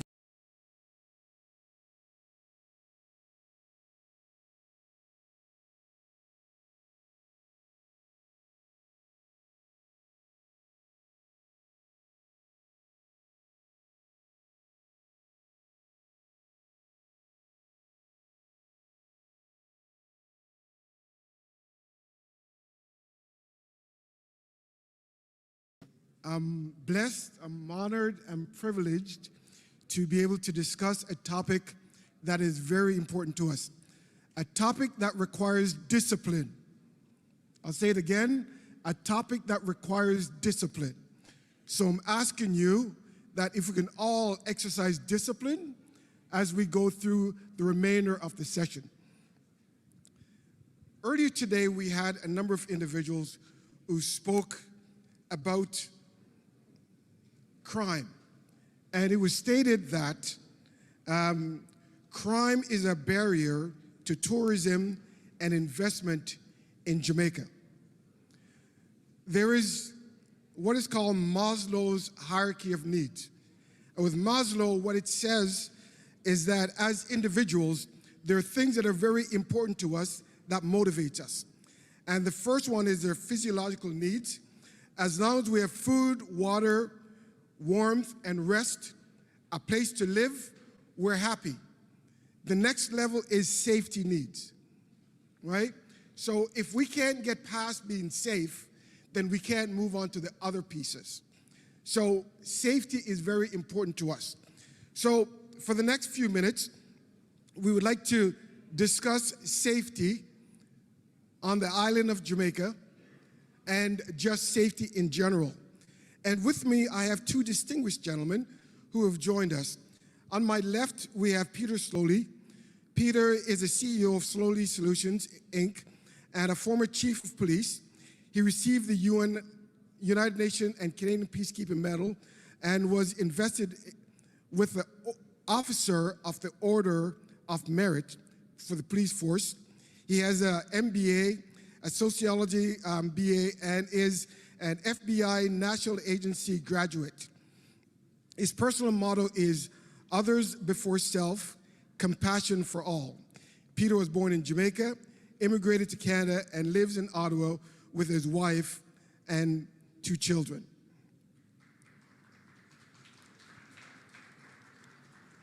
We have, to my right, Mr. David Mitchell.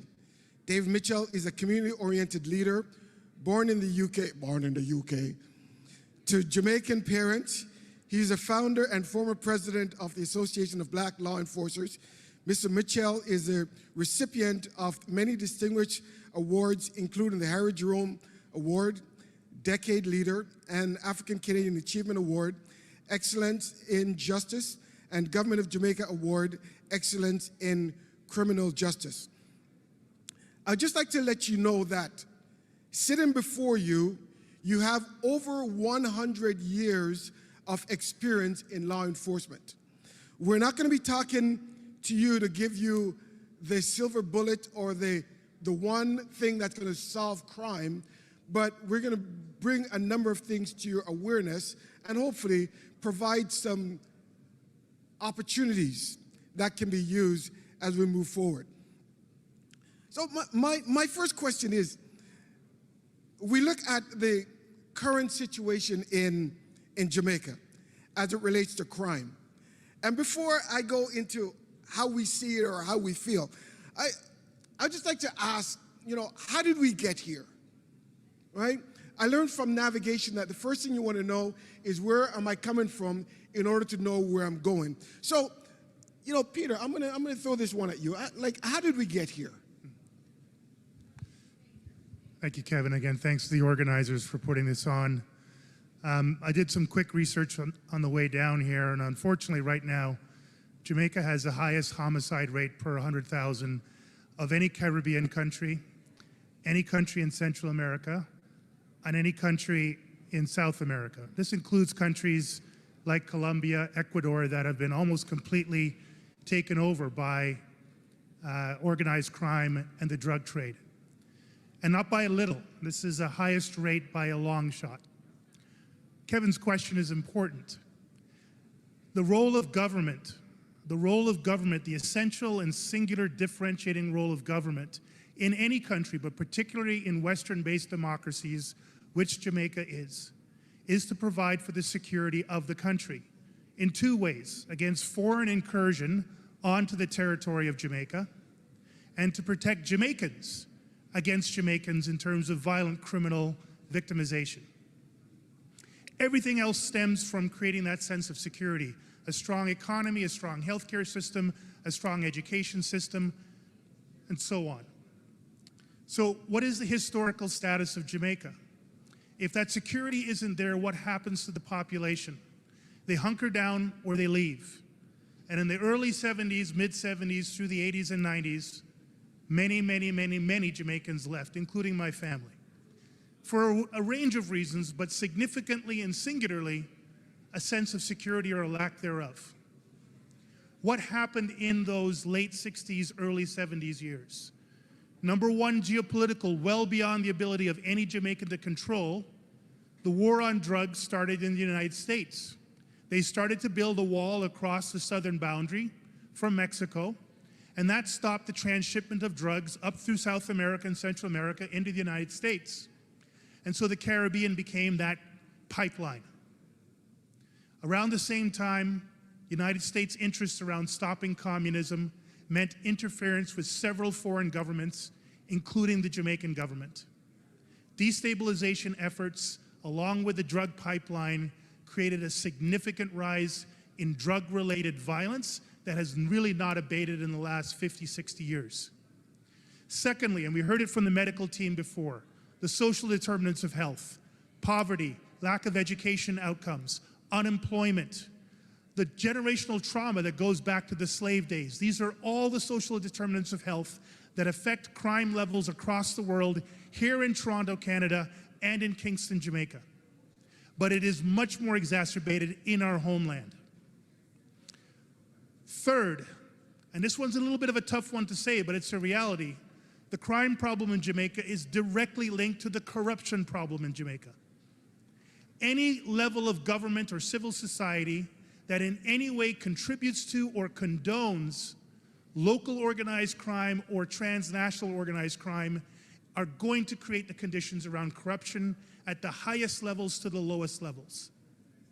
I am still not sure which came first, the chicken or the egg, but corruption is a key ingredient in that recipe. Last but not least, and this is a more recent effect, the lack of trust in our institutions themselves. And that comes from decades of failure and frustration around addressing core problems like security. But right now, with social media misinformation, disinformation, and polarization, it becomes even more critical, a more critical factor than the other ones that I've talked about. I call those things, Kevin, the four horsemen of the apocalypse. They affect every country in the world, but they really have a deep and lasting impact on Jamaica. Thank you, Peter.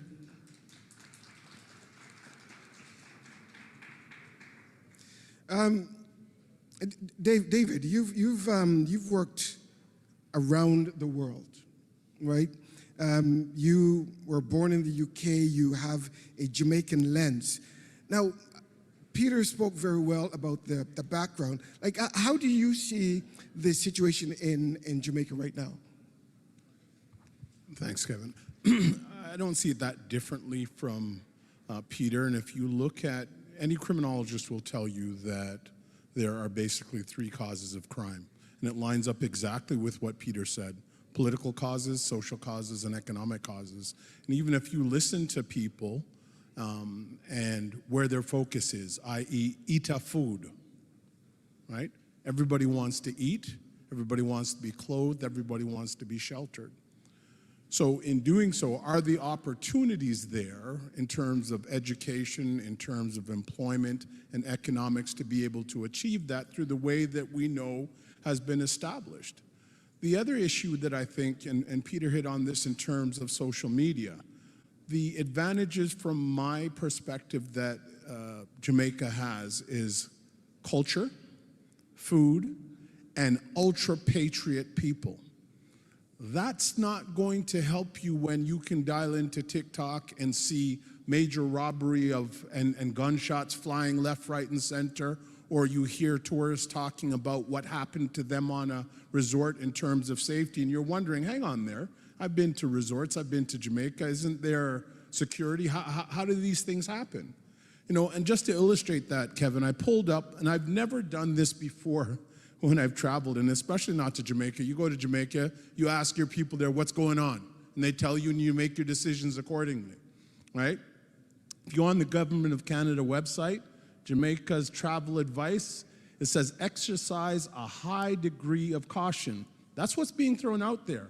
Then it goes on to say violent crime, including armed robbery and murder, is a problem in large cities and tourist areas, including parts of Kingston and Montego Bay, despite the presence of police to counter criminal activity.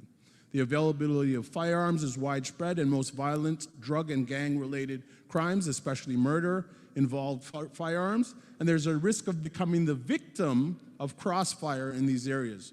Tourists are also at risk of crimes of opportunity, especially theft and robbery. Then it goes on to tell you where.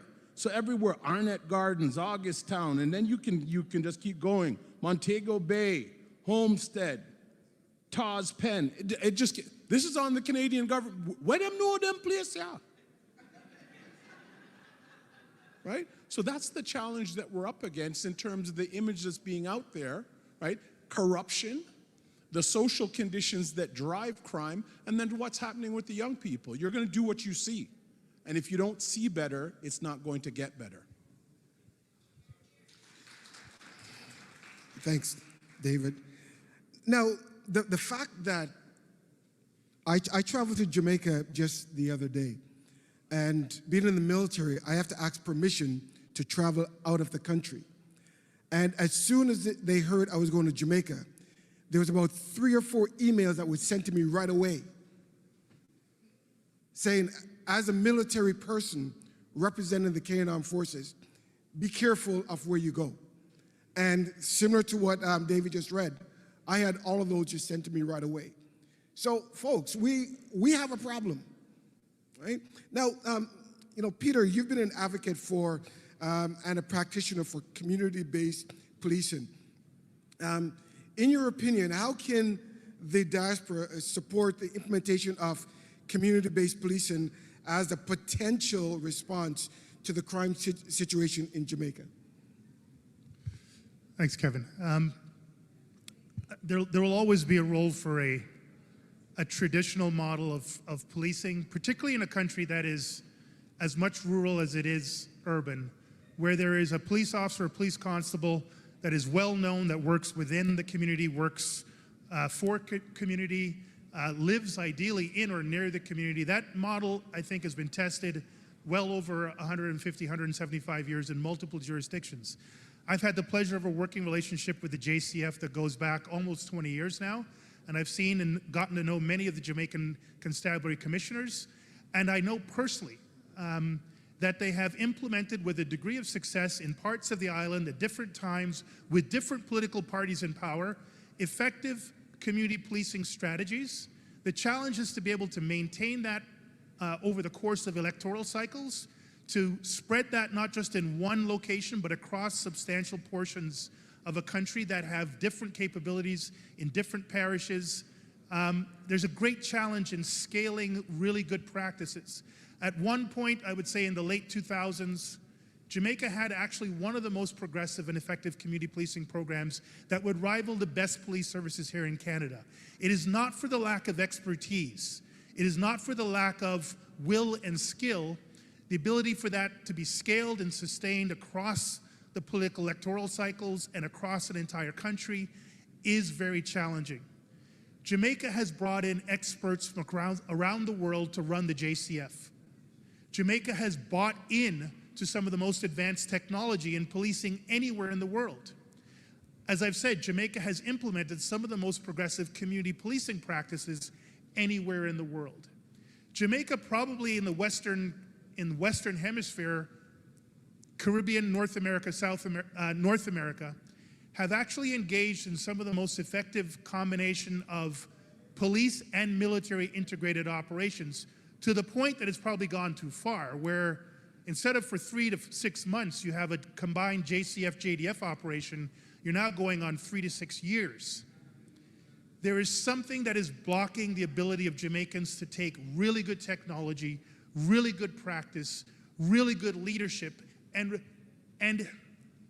in their day, really good institutions like the JCF and JDF, and scale that long enough and strong enough to change what has essentially been an unbroken pattern of decades-long high violence, unacceptably high violence levels and victimization levels. I believe all the ingredients are present in the island, present in the diaspora, and present in our strong international relationships with other countries and international agencies. It has just never been brought together long enough and strong enough to have the type of impact that Jamaicans deserve and Jamaicans in the diaspora are expecting of their homeland. Wow, thank you, Peter. So I'm going to come back with you here again. I remember a former prime minister coming to Canada to speak, and he said, you give Jamaican something new, and then they will break it to get another new one. So maintenance is not a part of their makeup. So you give new vehicles, you give new technology, and it worked for a little bit, and then it's broken, and nobody's there to fix it, right? So it comes back to, again, to a mindset. How do we take care of things that we have, things that are gifted? When I want my children to own anything, I tell them I'll pay 80% and they pay 20%. So they have a vested interest in what they're receiving. Peter, you spoke about the cooperation between the JDF and the JCF. But there's another element that isn't spoken about very much, and that is the correctional services. As we look at the correctional services, David, what do you think are some of the opportunities where the Jamaica Correctional Services can collaborate with the police services and to increase their ability to reduce crime? You know, I just want to go back to your initial comments around receiving things and breaking things. That's about accountability, and we need to figure out how we drive accountability in the system. Peter and I can tell you here, if an officer takes a vehicle out, before he or she takes that vehicle out, they have to do a circle check and complete a report up to and including what's the kilometers, how much fuel, what's the condition of the vehicle, and whether or not there's garbage in there, right? None of this somebody fling you a set of keys and say, go on, just bring it back when you're done, right? So we have to have accountability, number one. Even with technology now, it is to that point where we can geolocate and geotrack cruisers on the road based on the posted road speed limit. And if you haven't turned on your lights and sirens and you're doing 70 and 50, I will know back in the station that you were doing, and somebody will talk to you. Accountability. But to your question, Kevin, I think that it comes back to we need to fix those other things before we can fix that. Because in order for the correctional services to do their jobs, you need three elements in terms of to help to change people: the want and need of the individual to change, the ability of the system to support that change, and then community acceptance. Do we see a problem? How many Jamaicans want a old thief living beside them, or a murderer living beside them? It's interesting in terms of we can't get there unless all of those three elements are there. Never mind what cooperatively we can do with the police. I think that, you know, around intelligence programs, around them having a clear sense of what is available, especially from a preventative aspect. Peter spoke about, you know, tried and true methods of community policing. So they have school resource officers. Those school resource officers have the opportunity to identify young people at a very early age or stage and make referrals, right, to begin to support them and make sure they go down the right path. Some of those resources from a program and a counseling perspective are available in corrections. And actually in Ontario, that's what we do. We ask the schools, we ask social workers, identify those people that are having problems now so that we can bring them resources and support before it becomes a criminal problem. So we just need to look differently. But I would say that, you know, until as a society we're prepared to accept people back, we're prepared for accountability and to invest in terms of the programs, and that people up front from an economic perspective say, okay, I want to go this path because I think it's viable, as opposed to, I'm not going to bother with that, that's not going to pay me no money. Thank you, David. And I'd also like to add to that. Without going into much details, I just did a study in Jamaica on the correctional system. And it was recorded that over a number of years, the correctional system had a 1.8% increase in their budget. Think about that, 1.8% increase. Now, that isn't even enough to feed the offenders, much as to do anything else that is required.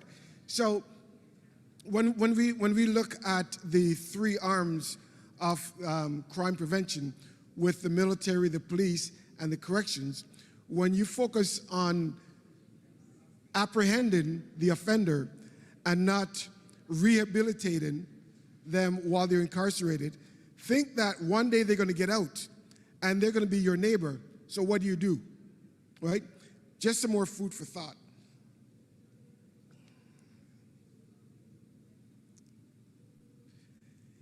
It also appears that the current cohort of lawbreakers have no respect for human life or the justice system. And we've heard a lot of people talking about that. Gentlemen, from your perspective, what do you think that the government can do in response to this? This is a tough one. David, since you're the last one, I'll give you a break to think about it. Yeah. It is a tough one. First of all, I know that the issue of guns has come up a number of times, and I mean, I'll say something here that you may scratch your head about. For me, guns are an important factor, but they're not the most important factor. Drugs are the most important factor. Drugs and the impact that they have on individuals, on families, on neighborhoods, on communities, on entire societies. How it brings into play, and again, one of the medical practitioners in the previous panel talked about mental health. As much as physical health, mental health is what drives much of the violent crime. Beyond the gang crime, the abuse that takes place in homes, behind the doors and walls of private families that don't make the news is as devastating to communities as open-air gun violence. Then you have to look at whether or not it's guns that actually drive the violence, or is it young people who have lost respect for themselves, their families, and their society, and are willing to use any weapon. In the UK, it's knives, it's not guns, for a bunch of reasons that differentiate the UK from the USA. In Jamaica, it's more like the USA with guns, but it's really, I heard a police chief from Dallas, Texas at a conference in Edmonton earlier this week who said the problem they have is not the access to guns, and Texas is one of the largest gun-owning communities in the entire free world. He said it's the willingness of individuals to use those guns in public spaces and not just squeeze off 1 or 2 rounds, but multiple rounds, 150, 170 rounds within a 3-minute burst of gunfire in large crowded public spaces. That is the difference between the increase in violent crime in the US. And I suspect it's that willingness to use weapons of opportunity, gun or knife, in Jamaica, in public spaces with large amount of rounds fired at targets where unintended victims are caught up as much as everybody else. That is probably the most frightening to Jamaicans and people considering visiting Jamaica. I don't think the solution for that particular issue lies in the criminal justice system. As much as we might be able to enforce and incarcerate the most predatorial of that element, that is an issue of ethics and civics in a society that has to go from schoolyard, well, from dinner table to schoolyard to the tables of civil society before it lands on the tables of a correctional institute or a policing institute. Thank you, Peter. Did you want to add to that? So, Kevin, it comes back to what are we committed to doing with our young people? What's the example that parents are setting? So you can't have a society where parents are going to schools in Jamaica to fight off the teacher because they don't like. What's the example you've set? Right? It's those little things that get reinforced that says, I can do whatever I want and that there's no consequences to it. I saw it today. This morning I went to the gym. There are designated spots for people who are handicapped, and you're supposed to have your handicap placard. A brother, and he's got the 2 Jamaican boxing gloves hanging from, so I'm going to assume I know where he's from. Parks his Tesla in the disabled spot with his children. They all walk out and go. What have you just taught them? Right? So if we can't do those little things, imagine where everything else. So it's okay to resolve conflict by, using violence, right? And if you even look, I remember a psychologist telling me once, because even the issue of spankings and, I was raised by hand and licks for me wasn't a burger place. However, You know, who spanks us when we do wrong? Right? Who gives you licks when you do? But we're more than willing, and I think it's a holdover from slavery, to beat our kids, right? For the purposes of discipline. So what does that teach them in terms of if they think that they need to correct somebody? There's not a conversation. So to Peter's point, it's not going to come from the criminal justice system. It has to come from society. Thank you. First question?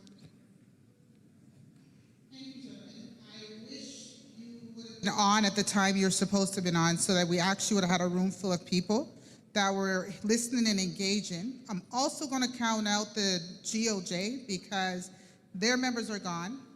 The Council General is here but is not paying attention. I have not seen the High Commissioner here in the audience, and I think that's what's problematic. So we're here at a conference to hear the issues of the diasporans.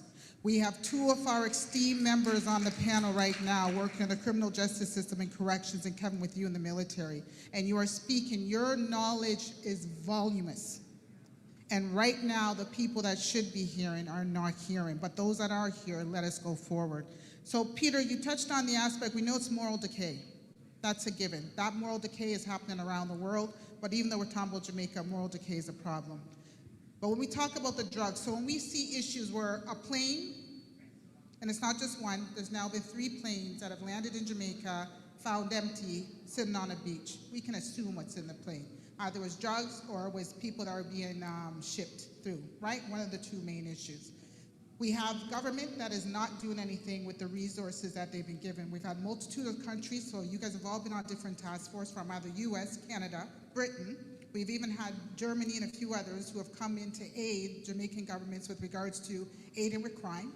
As you clearly noted, technology is not an issue. The wherewithal, because we're all Jamaicans. If we're bright here, then Jamaicans are bright there. That's working in the force, all right? So it's not about mental aptitude or abilities to learn. But where is the government in showing that accountability? I think, Dave, you mentioned accountability. But also having that moral framework to say, it's not about lining my pockets anymore, but it's about making the structure, the infrastructure of Jamaica strong.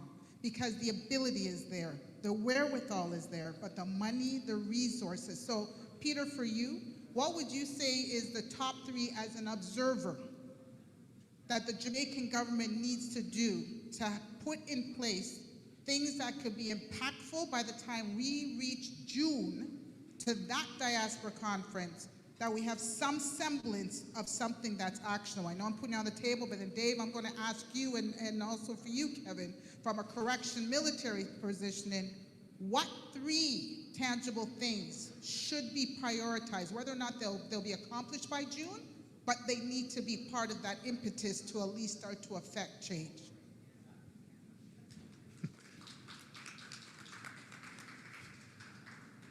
Those are the toughest of toughest questions. I'm not one for symbolism, I have to tell you, and that's a longer discussion that I don't have time for here. But I will say one of the most powerful and I believe most authentic moments of symbolism actually happened in Jamaica in the 70s, and it was Bob Marley bringing JLP and PNP leaders on a stage, I'll say brokering a brief period of peace around an electoral process. It'll take more than the return of Bob Marley to this plane of life. But I genuinely believe, more than symbolism, if there can be some construct between the major political parties in Jamaica, how to say this without being too indelicate, but to lay aside support by omission or commission for organized crime, and let me be very specific now, the Dons, and transnational organized crime, to alleviate the relatively fragile justice system of Jamaica from corruption, which is as problematic as the crime itself. I don't know how you articulate that, I don't know how you implement it, and I don't know how you would hold the government officials to account on it, except that they would say it publicly, it would be reported on by legitimate journalistic outlets, and followed through, not just the next couple of days of the media cycle, but through the next several years, including 2-3 electoral cycles, to hold those parties to that promise, I think that would go a long way for the longer term issues. Shorter term, accountability and where those funds that come from a $3.45 billion a year remittance from diaspora into the country, around where those monies are spent and the outcomes around the social determinants of health that underpin probably 80% of the crime problems that you're seeing in that country would be another midterm area where I think diaspora leaders could hold the government to account for the monies that their diaspora members are sending back into the country. Last but not least, the JCF itself. With great respect to the JDF, and I've met JDF commanders who I would walk through fire with because of their integrity and their capability. But the JDF cannot continue to prop up the JCF on intelligence operations and crime management operations. That capability has to return to the constabulary, and the justice system has to rotate away from a military-led operation to a constabulary-led operation with all the accountabilities that are required in that. Those are my top 3 ideas. Well said, Peter. David? Yeah. So, I mean, just also wanted to comment from a national security perspective.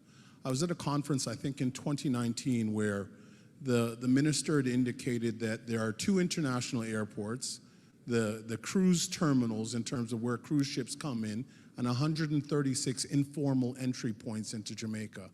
I'm very interested in how they counted that, if they're informal. And if you know there's 136, what are you doing about it, right? Simple things like pay a little man in the village, teach him to fly a drone over there and call you every time he sees something, or one of these students. There's all sorts of low-tech ideas, but somebody's getting money, right? To the point, somebody's getting money. That's how you have 136 informal points of entry. Don't get me wrong, we have that same problem here in Canada, up here in Eastern Ontario, where we're bordered by New York State, Quebec, and Ontario, and there's some land in there that belongs to people, and different things happen there. And part of it's infrastructure, part of it's corruption, part of it's the social conditions. But to get to the point that Kevin made, for me, from a correctional perspective, it would be risk-based classification, right? You put lions with lions and lambs with lambs. How is Vibes Cartel in a unit and making records and making money when he's supposed to be in jail? That's foolishness. Community-connected programs. So the programs that they're giving them, are they connected to agencies in the community that allow for the transition and that are relevant so that when they go back, they can do things, right? Whether it's entrepreneurial or get jobs. In Belize, there was a time when anybody who was in prison and didn't have a driver's license, it was the correctional officer's job to teach them how to drive so that they could get driving jobs, right? We need to think a little bit more. The last piece is modernization of contraband suppression and anti-corruption training, right? Way too many drugs, way too many weapons, and way too many cell phones. And cell phones is an international problem, but you can imagine how that problem gets compounded in Jamaica around witness intimidation, continuation of offenses, and coordination of breaches of security, right? So all of those 3 would be the big ones for me to start with. Thank you, David. We only have another 5 or 6 minutes, so I'll go to the next question. Yeah. One from online, and then we'll continue with the queue here. We'll commit to trying to clear the queue. Please be brief. Please be brief. So online, the question is, I know infrastructure is important, but what place does crime prevention through environmental design play a role? So I guess how communities are built, like built form, how does that contribute to crime, et cetera? Just let me start. So if you know what CPTED is, which is crime prevention through environmental design, you know, Jamaica is an interesting place. We have more gated and walled communities than anywhere. So we're isolating from, you know, do you build communities that have broad boulevards that attract what they call, you know, public activities that then where people get to know people, as opposed to everybody's got a grill, 6 o'clock, everything locks up, and if you don't have a pass, you can't go here, you can't go there. So we need to look differently at the way in which we design communities, even in terms of mixed communities. We have that same issue here when I was the chair of housing. So we, if you look at what we're doing in Regent Park, so for those folks online that don't know, where they've changed an entire social neighborhood and integrated, you can't just have poor people living with poor people and expect them to do better. You have to mix the neighborhoods. So my question is about the justice system and the legal system, because I've worked with police in Jamaica, and they too are handcuffed. You go to a court case and people don't show up, or they're, as you mentioned, intimidated. And a lot of the crime in Jamaica is domestic violence. Huge, I think 80% actually, and more. What are strategies you have, and I know you have a few family strategies, to be able to deal with the domestic violence so our youth don't learn violence as well? As you said, if you slap a child at 2 years old, they're going to slap you when they think you're rude. So how do we deal with the domestic violence issues? Thank you. Great question. This may exist in Jamaica, so I stand to be corrected, but certainly relatively new here in Canada is a realization that a crime is not a crime is not a crime is not a crime. So domestic violence, sexual abuse, sexual-related violence, violence against women, violence involving children are specializations in the same way that they are in the medical field. And the justice system is catching up to where the medical institution has been for decades, recognizing that a GP can't solve all the problems. You need specialists in different areas. So we're seeing specialization in domestic violence courts, courts that deal with cases where there's an element of mental health issues, courts that are very specialized against crimes against women and children. And so that's been starting in the last couple of years on scale here in Canada. That is something that I think our courts and our crowns could export and could be imported and scaled in a society like Jamaica. Again, all the ingredients are there. It's whether or not the political will and intent is behind it. But an excellent question. So my question is really to tie what we started by the moderator about Maslow's theory or hierarchy of needs. How would you wrap all of what you've said from a discipline and punish perspective into what Maslow said about the basic needs as we move up the triangle? Anybody want to take that? Let me try and take a stab at this. I think that in terms of how we raise children and as a society, what we value and model is going to, make the difference. One of the issues that we have here in Canada, and you see it, there's the whole thing about conspicuous consumption, right? So if you're not wearing Nike shoes that cost $300, you're nobody. Well, what happens if you don't have those $300, right? And these are the values that people are placing on things, not understanding that other people want to be important by being able to obtain those same things. So, we really need to refocus on what it is that we say are needs and priorities. We had a bit of a conversation earlier, and with no disrespect to the health panel, and they were talking about developing countries. And I said to Peter sarcastically, does Cuba have a problem with doctors and hospitals and nurses, right? But Cuba's a developing country, is it not? It's where you put your priorities, right, in terms of what needs to go forward. So we need a bit of reprioritization, and then we can no longer say, do as I say and not do what I do, right, in terms of everything that's wrong. So I know, like, even around the domestic violence piece, that is learned behavior, right? You saw it somewhere. So if you see a man that treats a woman in a particular way, they learn that from somebody, right? And it's that whole unlearning and that value of mutual respect for women, and how you demonstrate and model that behavior. I know in Ontario, actually, we have a program now. So when young people under the age of 18 come into custody, one of the questions we ask them is, are you a parent? That used to be, so are you in a relationship? And we will then put them in a program now called I Am a Kind Man, where they're teaching them the basics of respect for females, right? But there's a problem. It's too late. horses, right? You're in jail, now I'm teaching you. And then when I look at the charge, it's domestic violence that got you there.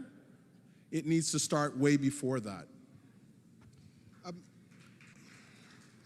I'm just going to add a piece. With Maslow's hierarchy of needs, it starts at the physiological needs, your safety needs, then your belonging and love needs, and then your esteem needs. I humbly venture to state that we're in a position now where belonging and love needs and esteem needs has overtaken the safety needs in the minds of a lot of individuals who are committing the crimes, right? So they want to belong to a group. They want to belong to a gang. They want to be esteemed among their colleagues. And that requires that they commit a series of crime.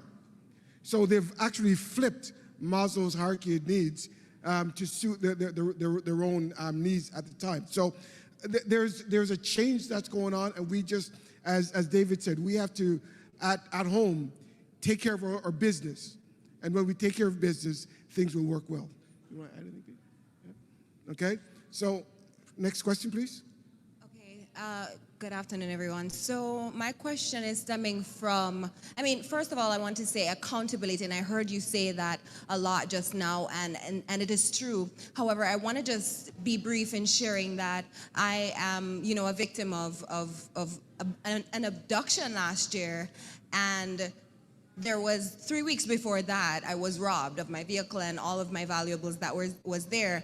On that very case, the first case, I provided CCTV footage to the police, and there was nothing done.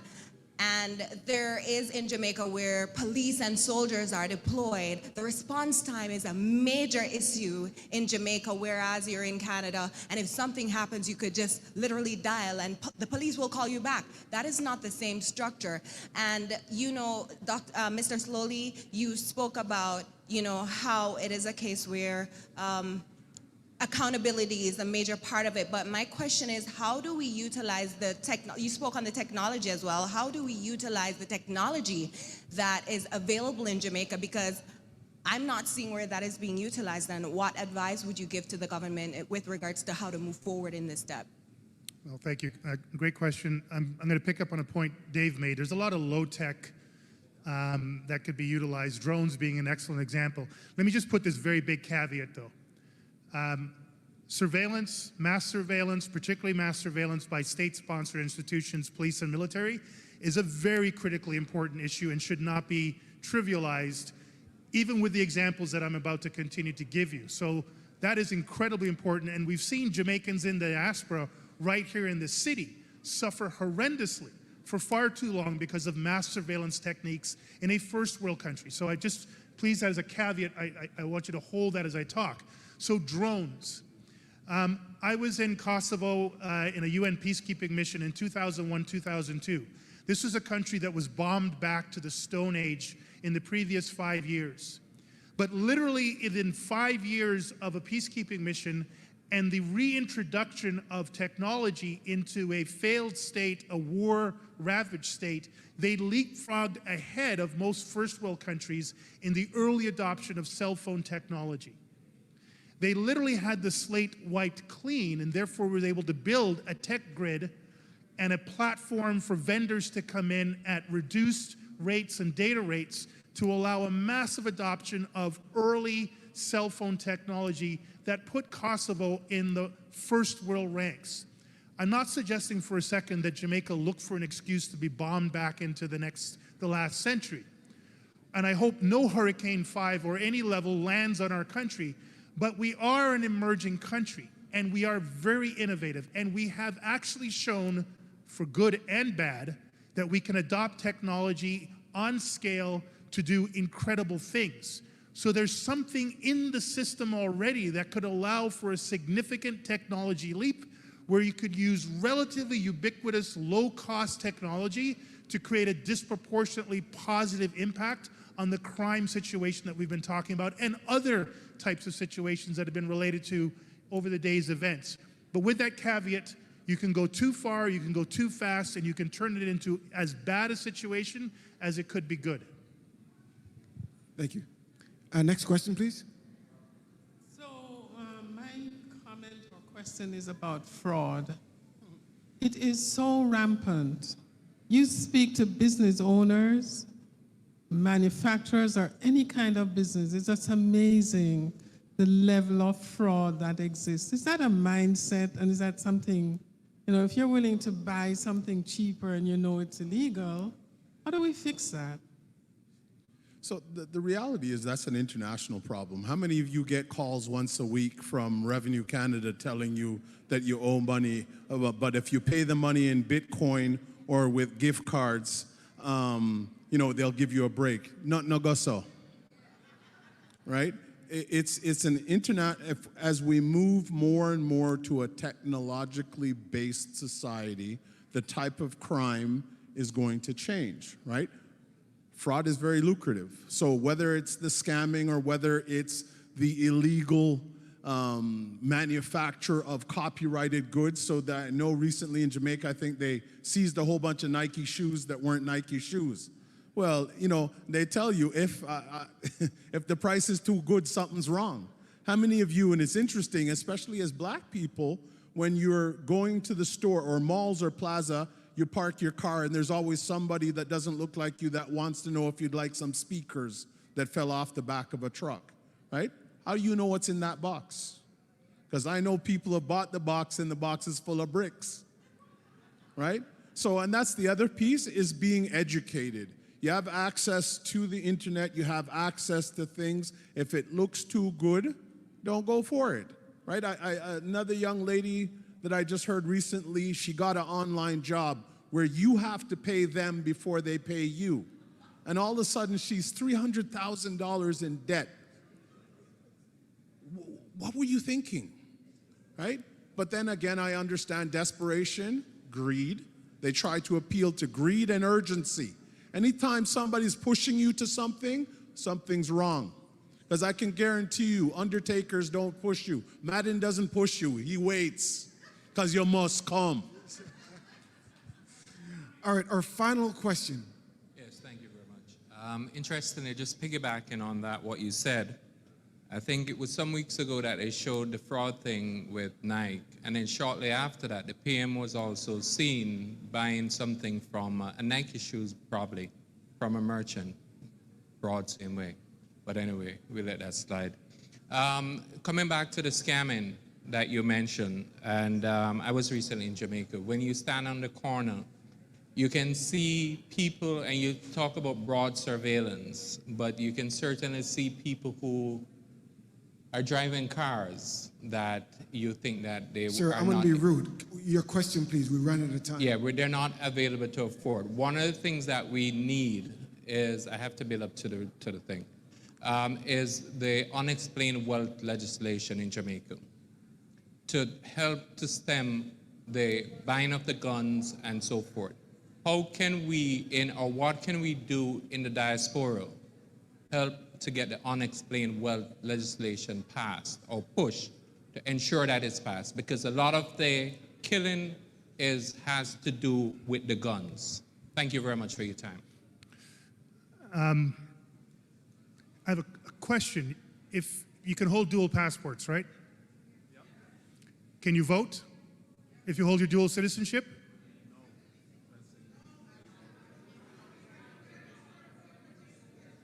So I'm hearing no.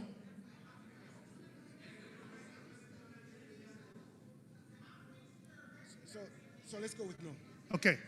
So if it's no, or it can be done, but it's not easy to do, the simplest, quickest thing to get legislation passed in Jamaica is to enfranchise yourself as a member of the diaspora. However that takes, get your second passport, maintain your citizenship, register for whatever voting, and make sure your vote counts for any of the issues that you have put before us here today. Whether it's a crime problem, a healthcare problem, an education problem, an accountability issue, at the end of the day, there's two things that matter in a functioning Western-based democracy: money and votes. Thank you very much, Peter. With all due respect, sir, I would differ to believe that because even what the PM said in his manifesto in terms of a fixed date election, he hasn't delivered. So I think we need to be more strategic and organized. And if we can get voices through the, what's it called? Global Diaspora, whatever it is. And that is how we need to organize ourselves. And if we can get people like you stand behind us to say that this can make a difference in terms of what is happening, because they come on election platforms and say they're going to do things and they don't do it. So we need more. The voting don't help down there. After they're in, they're in. You can't get them out. So we need to be more organized in our approach. Thank you very much. So, with all due respect. No, we hear you.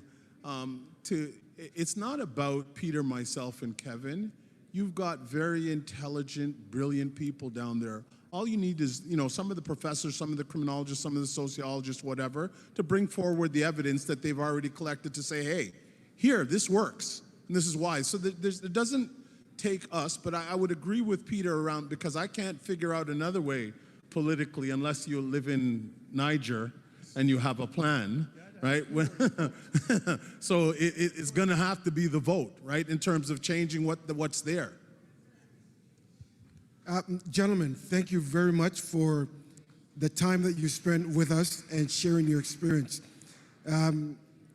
Peter spoke about the 4 horsemen of the apocalypse, right? That's our past. We have to chart the course to our future. A sociologist from UWI made a statement that has impacted me. He said, not all kids that were beaten became criminals. But he went on to say, all criminals incarcerated were beaten. So there are things that we have done to create the problem that we now have to solve. Let's work together to make sure that we influence our government strategically and tactically so that we can impact crime in Jamaica. God bless you.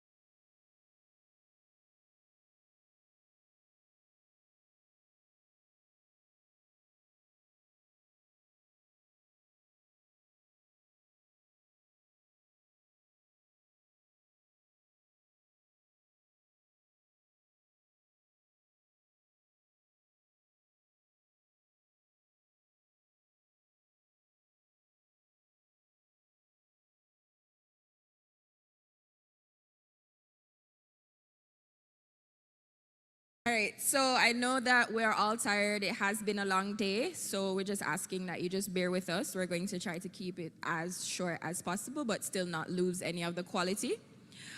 So I'll just do a brief introduction of the panelists with me today. To my left is Luther Brown, who served as elementary and middle school principal in the Toronto District School Board. He is a retired principal of the Afrocentric Alternative School. He is trained in alternative dispute resolution, and he was a chair of the Toronto School Administrators Association. And that organization represents principals and vice principals of the Toronto District School Board. He also served as a member of the Provincial Council of the Ontario Principals Council. And to my right is Ms. Rona Dunwell. She is a certified human resources leader and a member of the Human Resources Professional Association. She was born and raised in Manchester, attended Knox College before moving to Canada.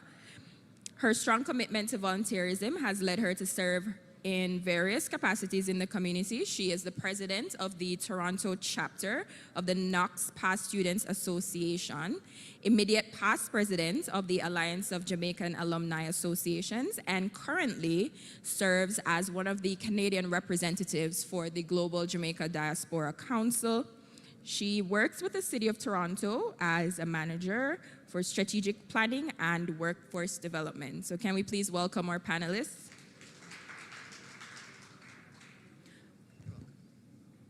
All right, so it should. I will start by giving some background and context to what we'll be discussing, and that will also give you an idea of where we're going, and that can drive your questions and or comments as we get to that point. So taken from a UNICEF report, Jamaica's children have lost an estimated 1.3 billion in-class hours due to COVID-19 school closures. And the most vulnerable children struggle to access remote education, have been hit the hardest, and there are still a significant number of students that remain disengaged. Attendance at the best performing public schools continue to be closely correlated with a child's socioeconomic background, and the strength of homeschool partnerships vary widely. On average, Jamaican children complete 11.7 years of schooling, but those years are equivalent to only 7.2 years of learning. And there's a gap of 4.5 years, which disproportionately impacts children in the poorer communities, as access to the best performing schools continue to be highly correlated with socioeconomic background. So approximately 50,000 adolescents of secondary school age are out of school, and 3 out of 5 of these children are boys. Pregnancy and financial problems are also major reasons why children from the poorest households stop attending school. So school dropout, poor educational outcomes, and lack of opportunities have contributed to an increase in youth not in education, employment, or training, who represent about 35% of those 14 to 24-year-olds. Those are some very harsh statistics to digest, especially when we've heard of the training opportunities that were available through HEART. And so what we're looking at is accessibility and the role of the diaspora in ensuring that these things remain accessible for the youth.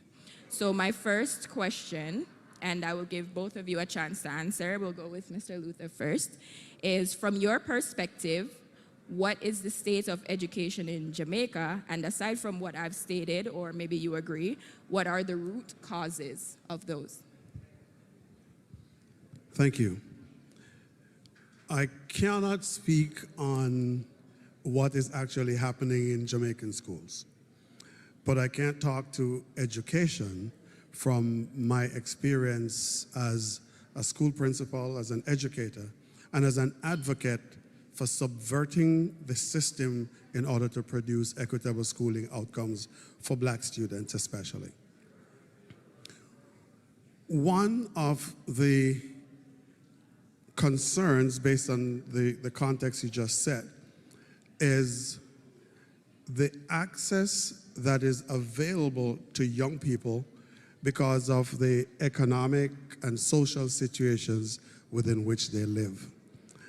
the panel before us talked to a situation of discipline and punish without really contextualizing all of those behaviors in light of the socioeconomic situations that students engage. I believe that as parents, as educators, as diaspora people, we have to find ways to subvert what I call the determinative environment, which is the environment within which the students come to schools from. And what do I mean by subverting? Well, for me to be here on this panel, growing up in rural Jamaica in a little place called Dover Castle in Redwood, St. Catherine, my parents and my community had to subvert the system. My teachers had to subvert the system, meaning that they did things to get around the constraints that the system was posing. And those are some of the things that I think we need to pay attention to as we look at what diaspora people can do for Jamaican systems.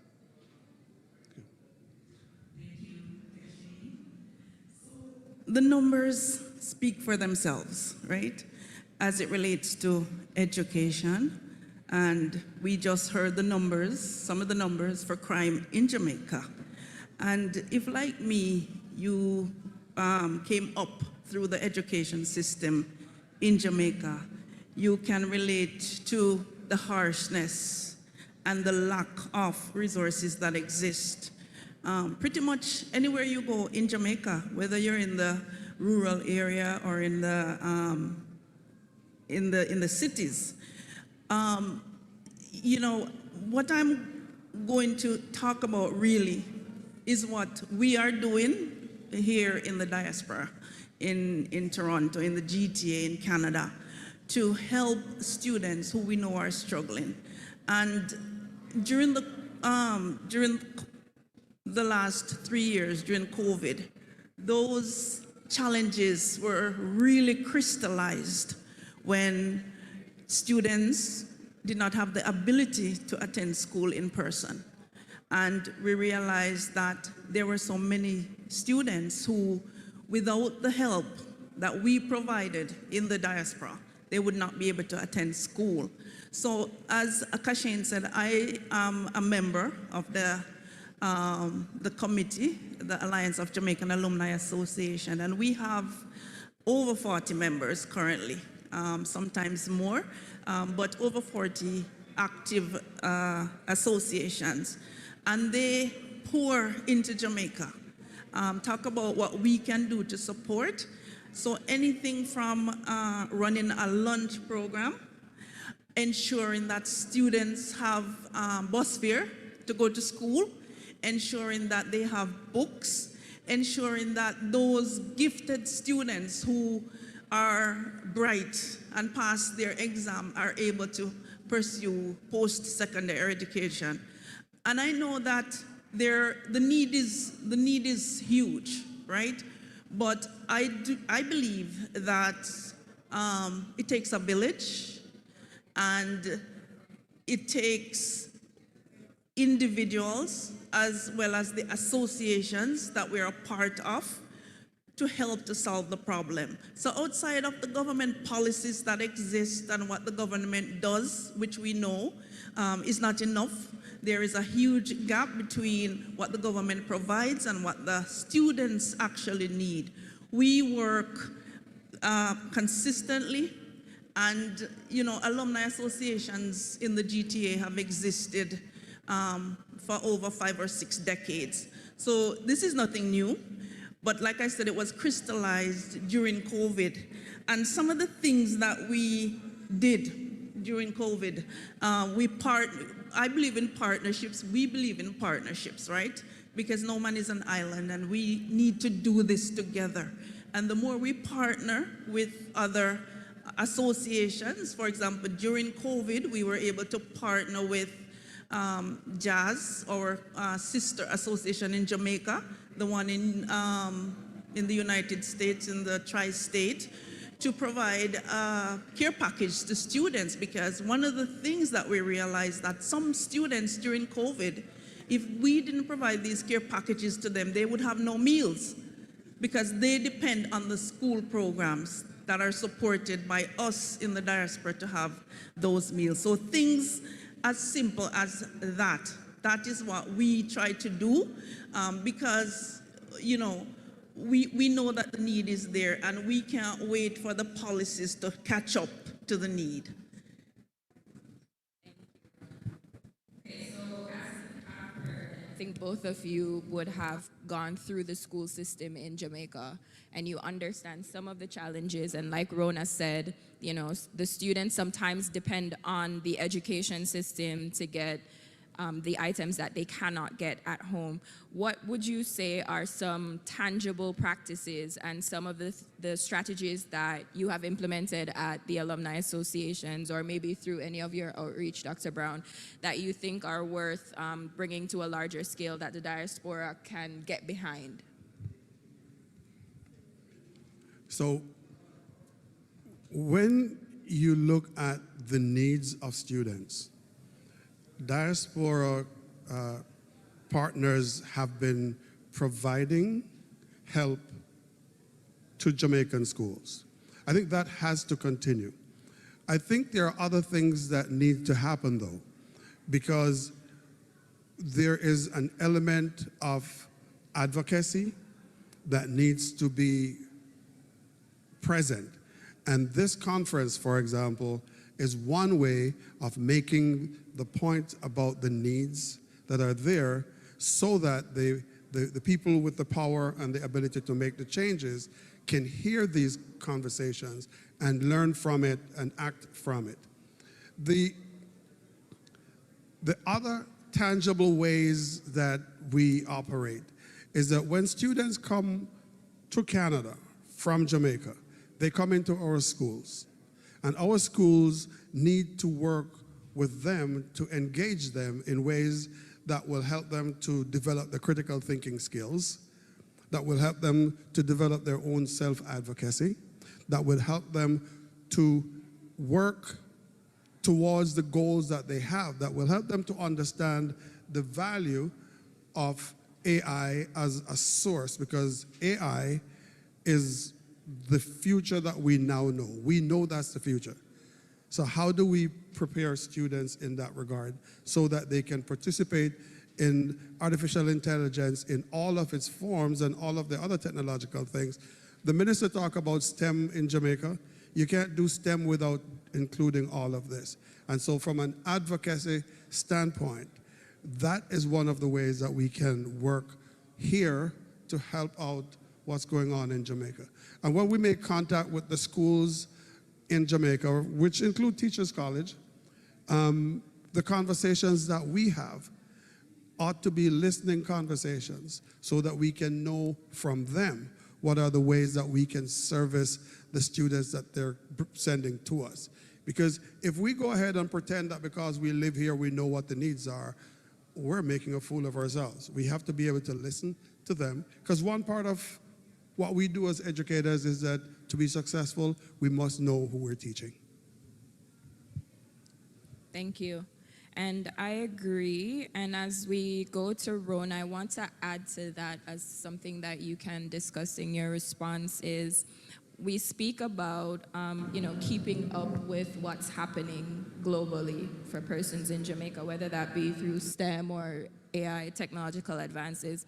I work in technology. I'm a strong proponent for the use of technology for everything, especially for young persons. And so one of the thoughts that came to me and something that maybe we can look at is we speak about how we support the education system monetarily through giving of meals and supporting the buildings, but how can we exploit the knowledge that we have in the diaspora for those persons who may not be able to give monetarily, but they can give their time and their expertise and their knowledge?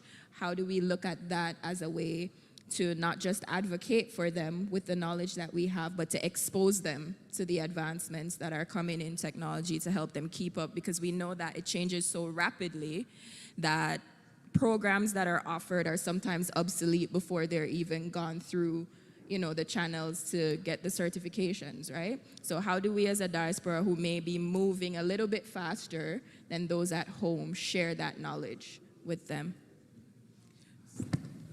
Thanks, Kashane. So again, if I can piggyback on a comment that that Dr. Brown made about how we can, in very simple ways, help students that we see coming from Jamaica. We know that partnership works, right? So in the Alliance, we actually have a care and share program that we run around Christmas time. And through the JCA, actually, we are able to support some of those students. Our esteemed colleagues just talked about Maslow's hierarchy of needs, right? And so we see students coming through from Jamaica, studying in Canada, and one of the basic needs that they have is really food and sometimes shelter. So we're able to assist in that regard through one of the ways is through our Care and Share program, where we provide packages at Christmas time. But to answer your question, Kashane, during the pandemic, again, it sort of was, it helped us to really pivot and really be innovative in some of the things that we did. And I see Mr. Gillen in the audience, and he runs the Jamaica Diaspora Education Task Force. And so that's one of the partnership we were able to utilize during the pandemic. So we were fortunate to partner with them through the Union of Jamaica Alumni Association and JAZZ, and offered classroom training to teachers in Jamaica. And during that time frame, we had over 3,000 teachers that took advantage of this training. So there's talk about AI and what we can do virtually and otherwise. The COVID has taught us that there is so much we can do now through innovation. So those are just some of the examples that I can share today. And going forward, these are things that we can build upon in order to ensure that working with our partners, we provide some of this knowledge and transfer some of this knowledge to our teachers and others in Jamaica. Thank you. So it's interesting you talk about partnering in terms of learning, etc. Professional learning is one of the important aspects of education, growth, and development. My doctoral studies recently completed is about producing equitable schooling outcomes. And a lot of what we're talking now is about the production of equitable schooling outcomes. I'd like to say that schooling outcomes are produced. They don't just happen. They're produced by a highly sophisticated schooling production system of principals and teachers and policies, etc. And if we can understand that schooling outcomes are produced, then we are able to think about how we can intervene. And you talk about working with other institutions in Jamaica. So for example, if we were to be able to partner with teacher training institutions, we could talk about how to get teachers and all of the other elements of the schooling production system to understand that schooling outcomes are produced. And so what then do we do differently? There are schools in Jamaica that try to produce students for the common entrance exam. They don't follow the regular school program like in lockstep.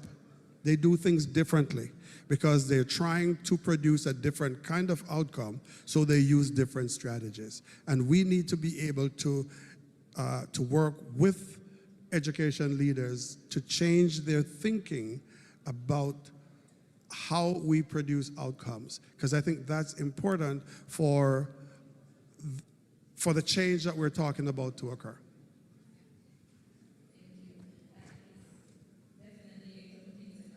in terms of how we partner. Again, we can look at partnering with existing organizations or with the teacher organizations to make sure that the strategies that we use for certain outcomes are also taught to them. And I know you mentioned it briefly earlier in one of your responses, and it was one of the questions that I had, where we look at, the challenges that students from Jamaica and by extension the Caribbean, but because of our education system, the challenges that they face when they come into the Canadian system, and what the difference in terms of how the curriculum is set up here versus back home, and how we can help to alleviate some of those challenges or advocate for them when they transition into the education system here. I think one way to engage students who are new to our system here is to find a way to help them to belong, to feel that they belong. Again, it's talking about Maslow's theory, hierarchy that was mentioned earlier, that when people feel that they belong, they participate better, they do things differently. And if we moderate the schooling production systems so that the students can be supported appropriately, we cannot forget about the needs, the special needs that students bring, whether it's be gifted or all other kinds of special needs. And then we need to work with them to move forward. And I know we're out of time, so yeah. So we'll just go to Mr. Gilling. I just want to answer your original question, because it's a very, very good question, because we lost a lot of students during the pandemic, and a lot of them still haven't gone back to school. But the primary question is, how do we build education? And education is directly related to crime, right? So we have over 650 students in our schools in Jamaica. Out of that, we have about 40,000 early childhood children. And it's only this year, which is a good thing, it's only this year and last year that the Ministry of Education has decided to implant some energy at the basic and infant school levels. And so there are about 500 teachers, one in each school in Jamaica at the early childhood level. So there are two different types of school there. There's an infant school and a basic school. They're the same level, from 2 to 5.5. But the basic school is basically private. The infant school is public. So there are 3,000 of such schools in Jamaica. 300 of them are infant school, government run. Well, not government run, but they put a teacher, a qualified teacher in those schools. And so this year, there's an improvement from the government because they made a commitment to start doing some more things at that level, which is a good, because that's where we start developing good citizens. Because by the time they get to primary school and high school, them already, if them gone bad, then gone bad, right? And if them good, them good. And so we want to get as many of the good ones them from that early, because you train a child the way he should grow and blah, blah, blah, blah, right? And so I believe that we can't look at crime as we're going to fix it today, it's not going to happen. Crime cannot, and we can put my head on the block that you cannot swipe a one and crime gone. You have to give yourself a good 20 years, put in proper systems, put in proper education, and so that crime 20 years from now will be okay. All right? And so our education system needs help. There's a reason why teachers are leaving. There's 1,100 left this year, 1,500 left last year, and they're going. To me, it don't really matter, because we are putting out about 2,000 trained teachers from college each year. So I'm not on the bandwagon of, messing with that. But I really think that we need to spend some more time on providing professional development for our teachers, because our parents, they're trying, the poorer ones are trying, but they don't have enough to help their children. And then the teachers are trying, but their children are coming from home with mental problems or social problems that there needs some kind of modification right between the parents and the teachers. And so that's what we need to help with our education. That's all I have.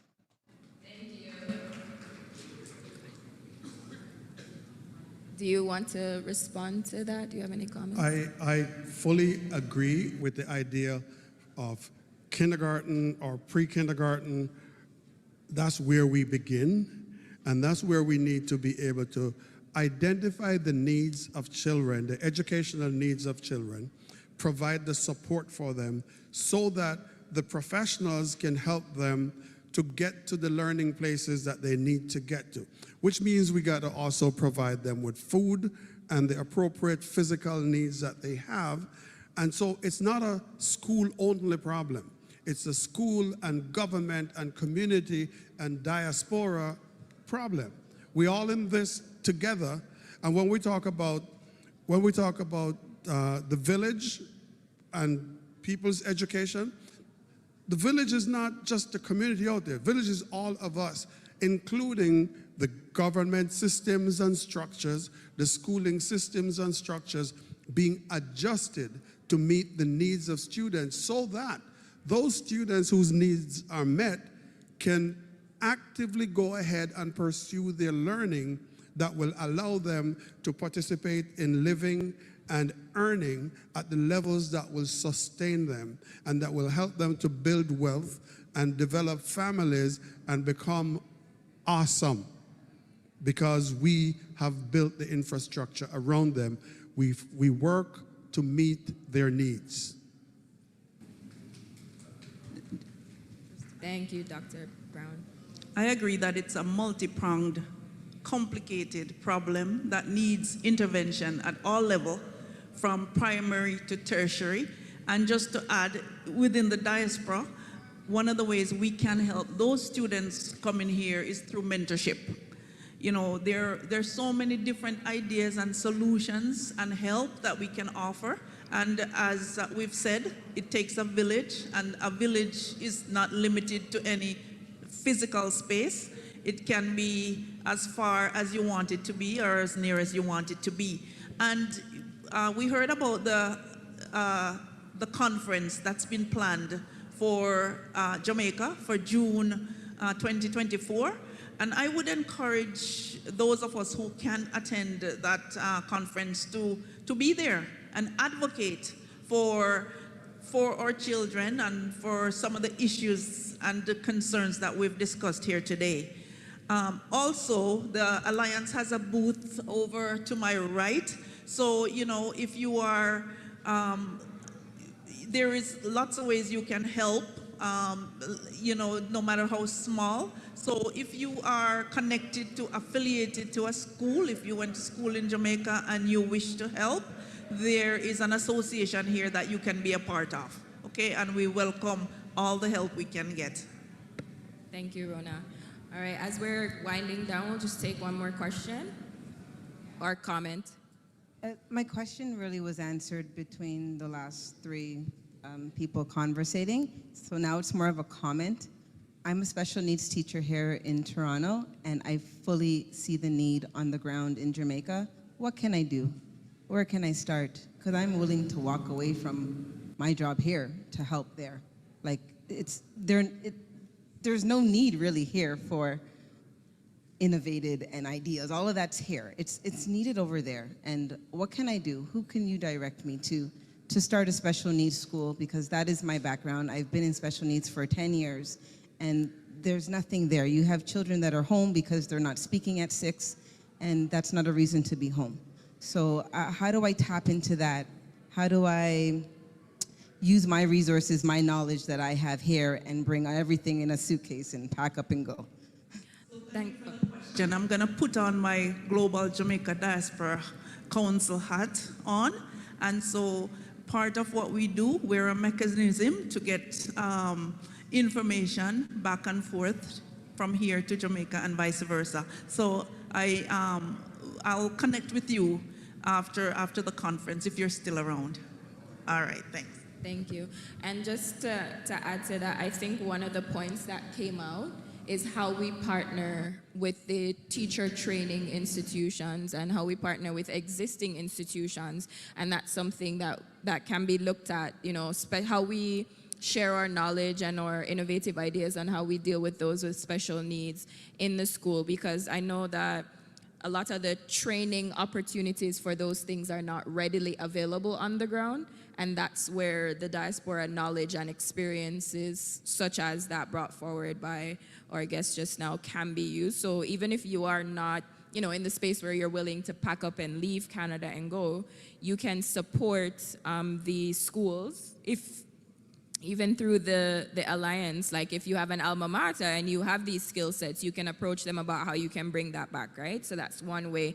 And it doesn't have to, you don't have to wait on someone to establish something for you to do it. You can do that on a one-on-one basis as well, because if you have the right credentials, you can always reach out and, you know, it works around your time and what you're able to give, because that's something that I think from an individual level, that's a start as well. Yes, thank you very much. When I arrived at the conference, I had a lot of questions. But unfortunately, the people to whom I wished to address those questions are nowhere to be seen. So I was out of my bed at 6 a.m., got here on time, and even got a parking at the back. So I was very early.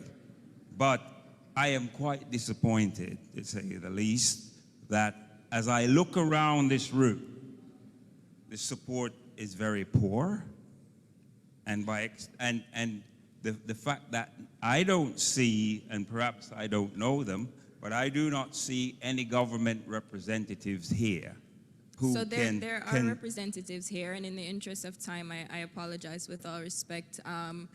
There are persons who are engaging virtually. So while the room might look how it looks now, it's been a long day. There are persons who are online, government representatives as well, that can hear your question, and whatever it is that is needed to be put forward can be brought to one of the GJDC reps, a member of the steering committee that will be transitioned there. Well, thank you for the clarification, but Yeah. I am speaking as I am looking around the room, and I'm speaking to what I am seeing here. Right, so that's why I clarified. So as we wrap up this session, is there a question for any of the panelists here relating to the role of the diaspora in education? Well, how is the diaspora going to, the people who are engaged here, how are you going to convey to the people that matters in Jamaica and who can invoke changes? How are you going to get that information to them? I think the question you raise is important. And because we know that there are listening to what's happening, and this is being recorded and they will get a copy of it, they will know. And I can't talk on their behalf, but I believe that there is a kind of discipline in this organization that will ensure that the parties in Jamaica who should know this, they will know. And I think they all will hear that many people are disappointed that those who were here are not physically here, because it's just the nature of things. I just want to say one more thing before we wrap this up. We cannot talk about education in Jamaica or education in Toronto or in Canada unless we are seriously focused on the needs of students that we identify as special needs students. I listened to the panel before us, and I hear some of the conversation that they are having, and I did hear a little bit of acknowledgement that there are issues outside of just regular schooling that can cause difficulty. We need to pay attention to the special needs of students, whether they're gifted or they're falling into any of the levels that they use to describe students. We need to pay attention to them and provide resources to support them. And as parents, we need to be able to seriously recognize when our children have a different kind of need than everybody else and advocate for them. I believe that we need to work hard to see that our students are appropriately accommodated in schools and accommodated from kindergarten through university, because the special needs that you have don't go away. And if you walk in with a special need of being gifted, you are going to be supported. And when you get to the places that are of higher learning, you still get support. So on that note, bless you. So might I ask a question then, seeing as you've clarified that? I do have a question, which would be directed to the people who are not here but are listening. The question is, recently, I sent 7 refurbished computers down to Jamaica. I used all the government channels to do that. And after all that, we got clearance costs to the school was 50,000 Jamaican dollars. So how is that encouraging people like myself to continue giving back? Okay, so that question, I think that question was partly answered earlier today. Am I right? Kind of lumped in with It was lumped into some yeah. other things. But I think your other question is, I have raised it now, will they hear it? The answer is yes. Points as well for your concerns in terms of a contact person or persons, the members of the Global Jamaica Diaspora Council in this room.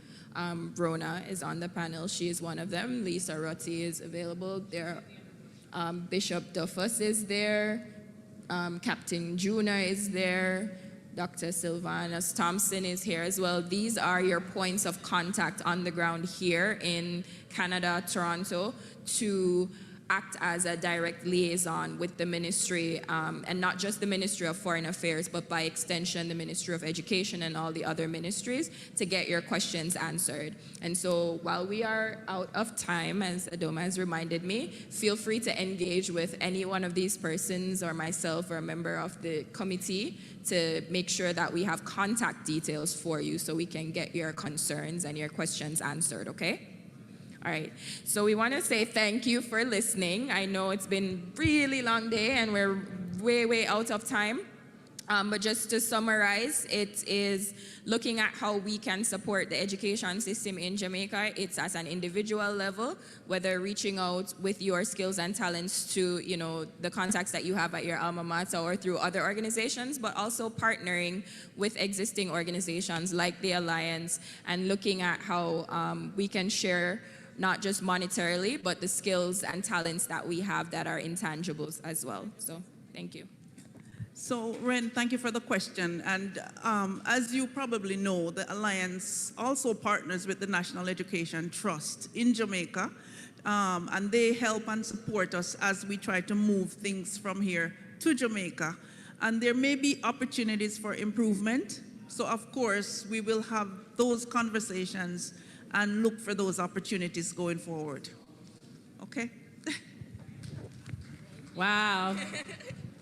Thank you.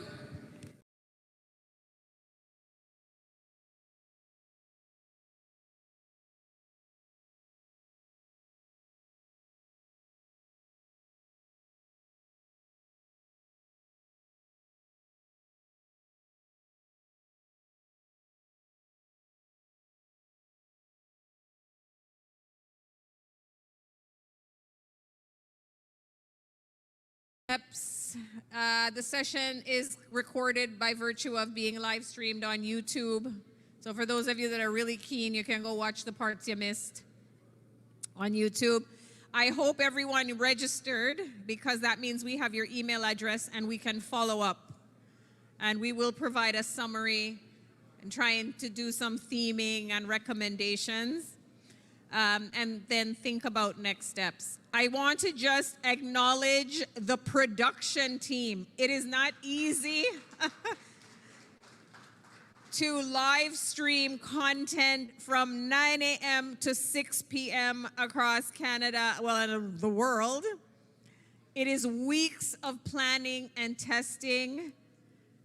Bishop Duffus, thank you. We thank you and your church team, Donovan, David, Kashane, all of the folks who made this happen, and you're seeing the images here and online, and it's all volunteer work, all right? None of this team got paid to do this. We do it because it's important and because we, like you, want to make a difference. To the planning team, have they all left? Dr. T, you're tired? Dr. Simmons, Kashane, Donovan, David, Kevin. Who am I missing from the planning team? I don't even know. I am now tired. Thank you. All right, thank you. Sincere thank you to all of you, Rona and Lisa as well. The marketplace, businesses and organizations, thank you for your support. All right, and with that, I think we officially close the 2023 Regional Global Diaspora Conference here in Canada. Ladies and gentlemen, have a good evening, and once again, thank you.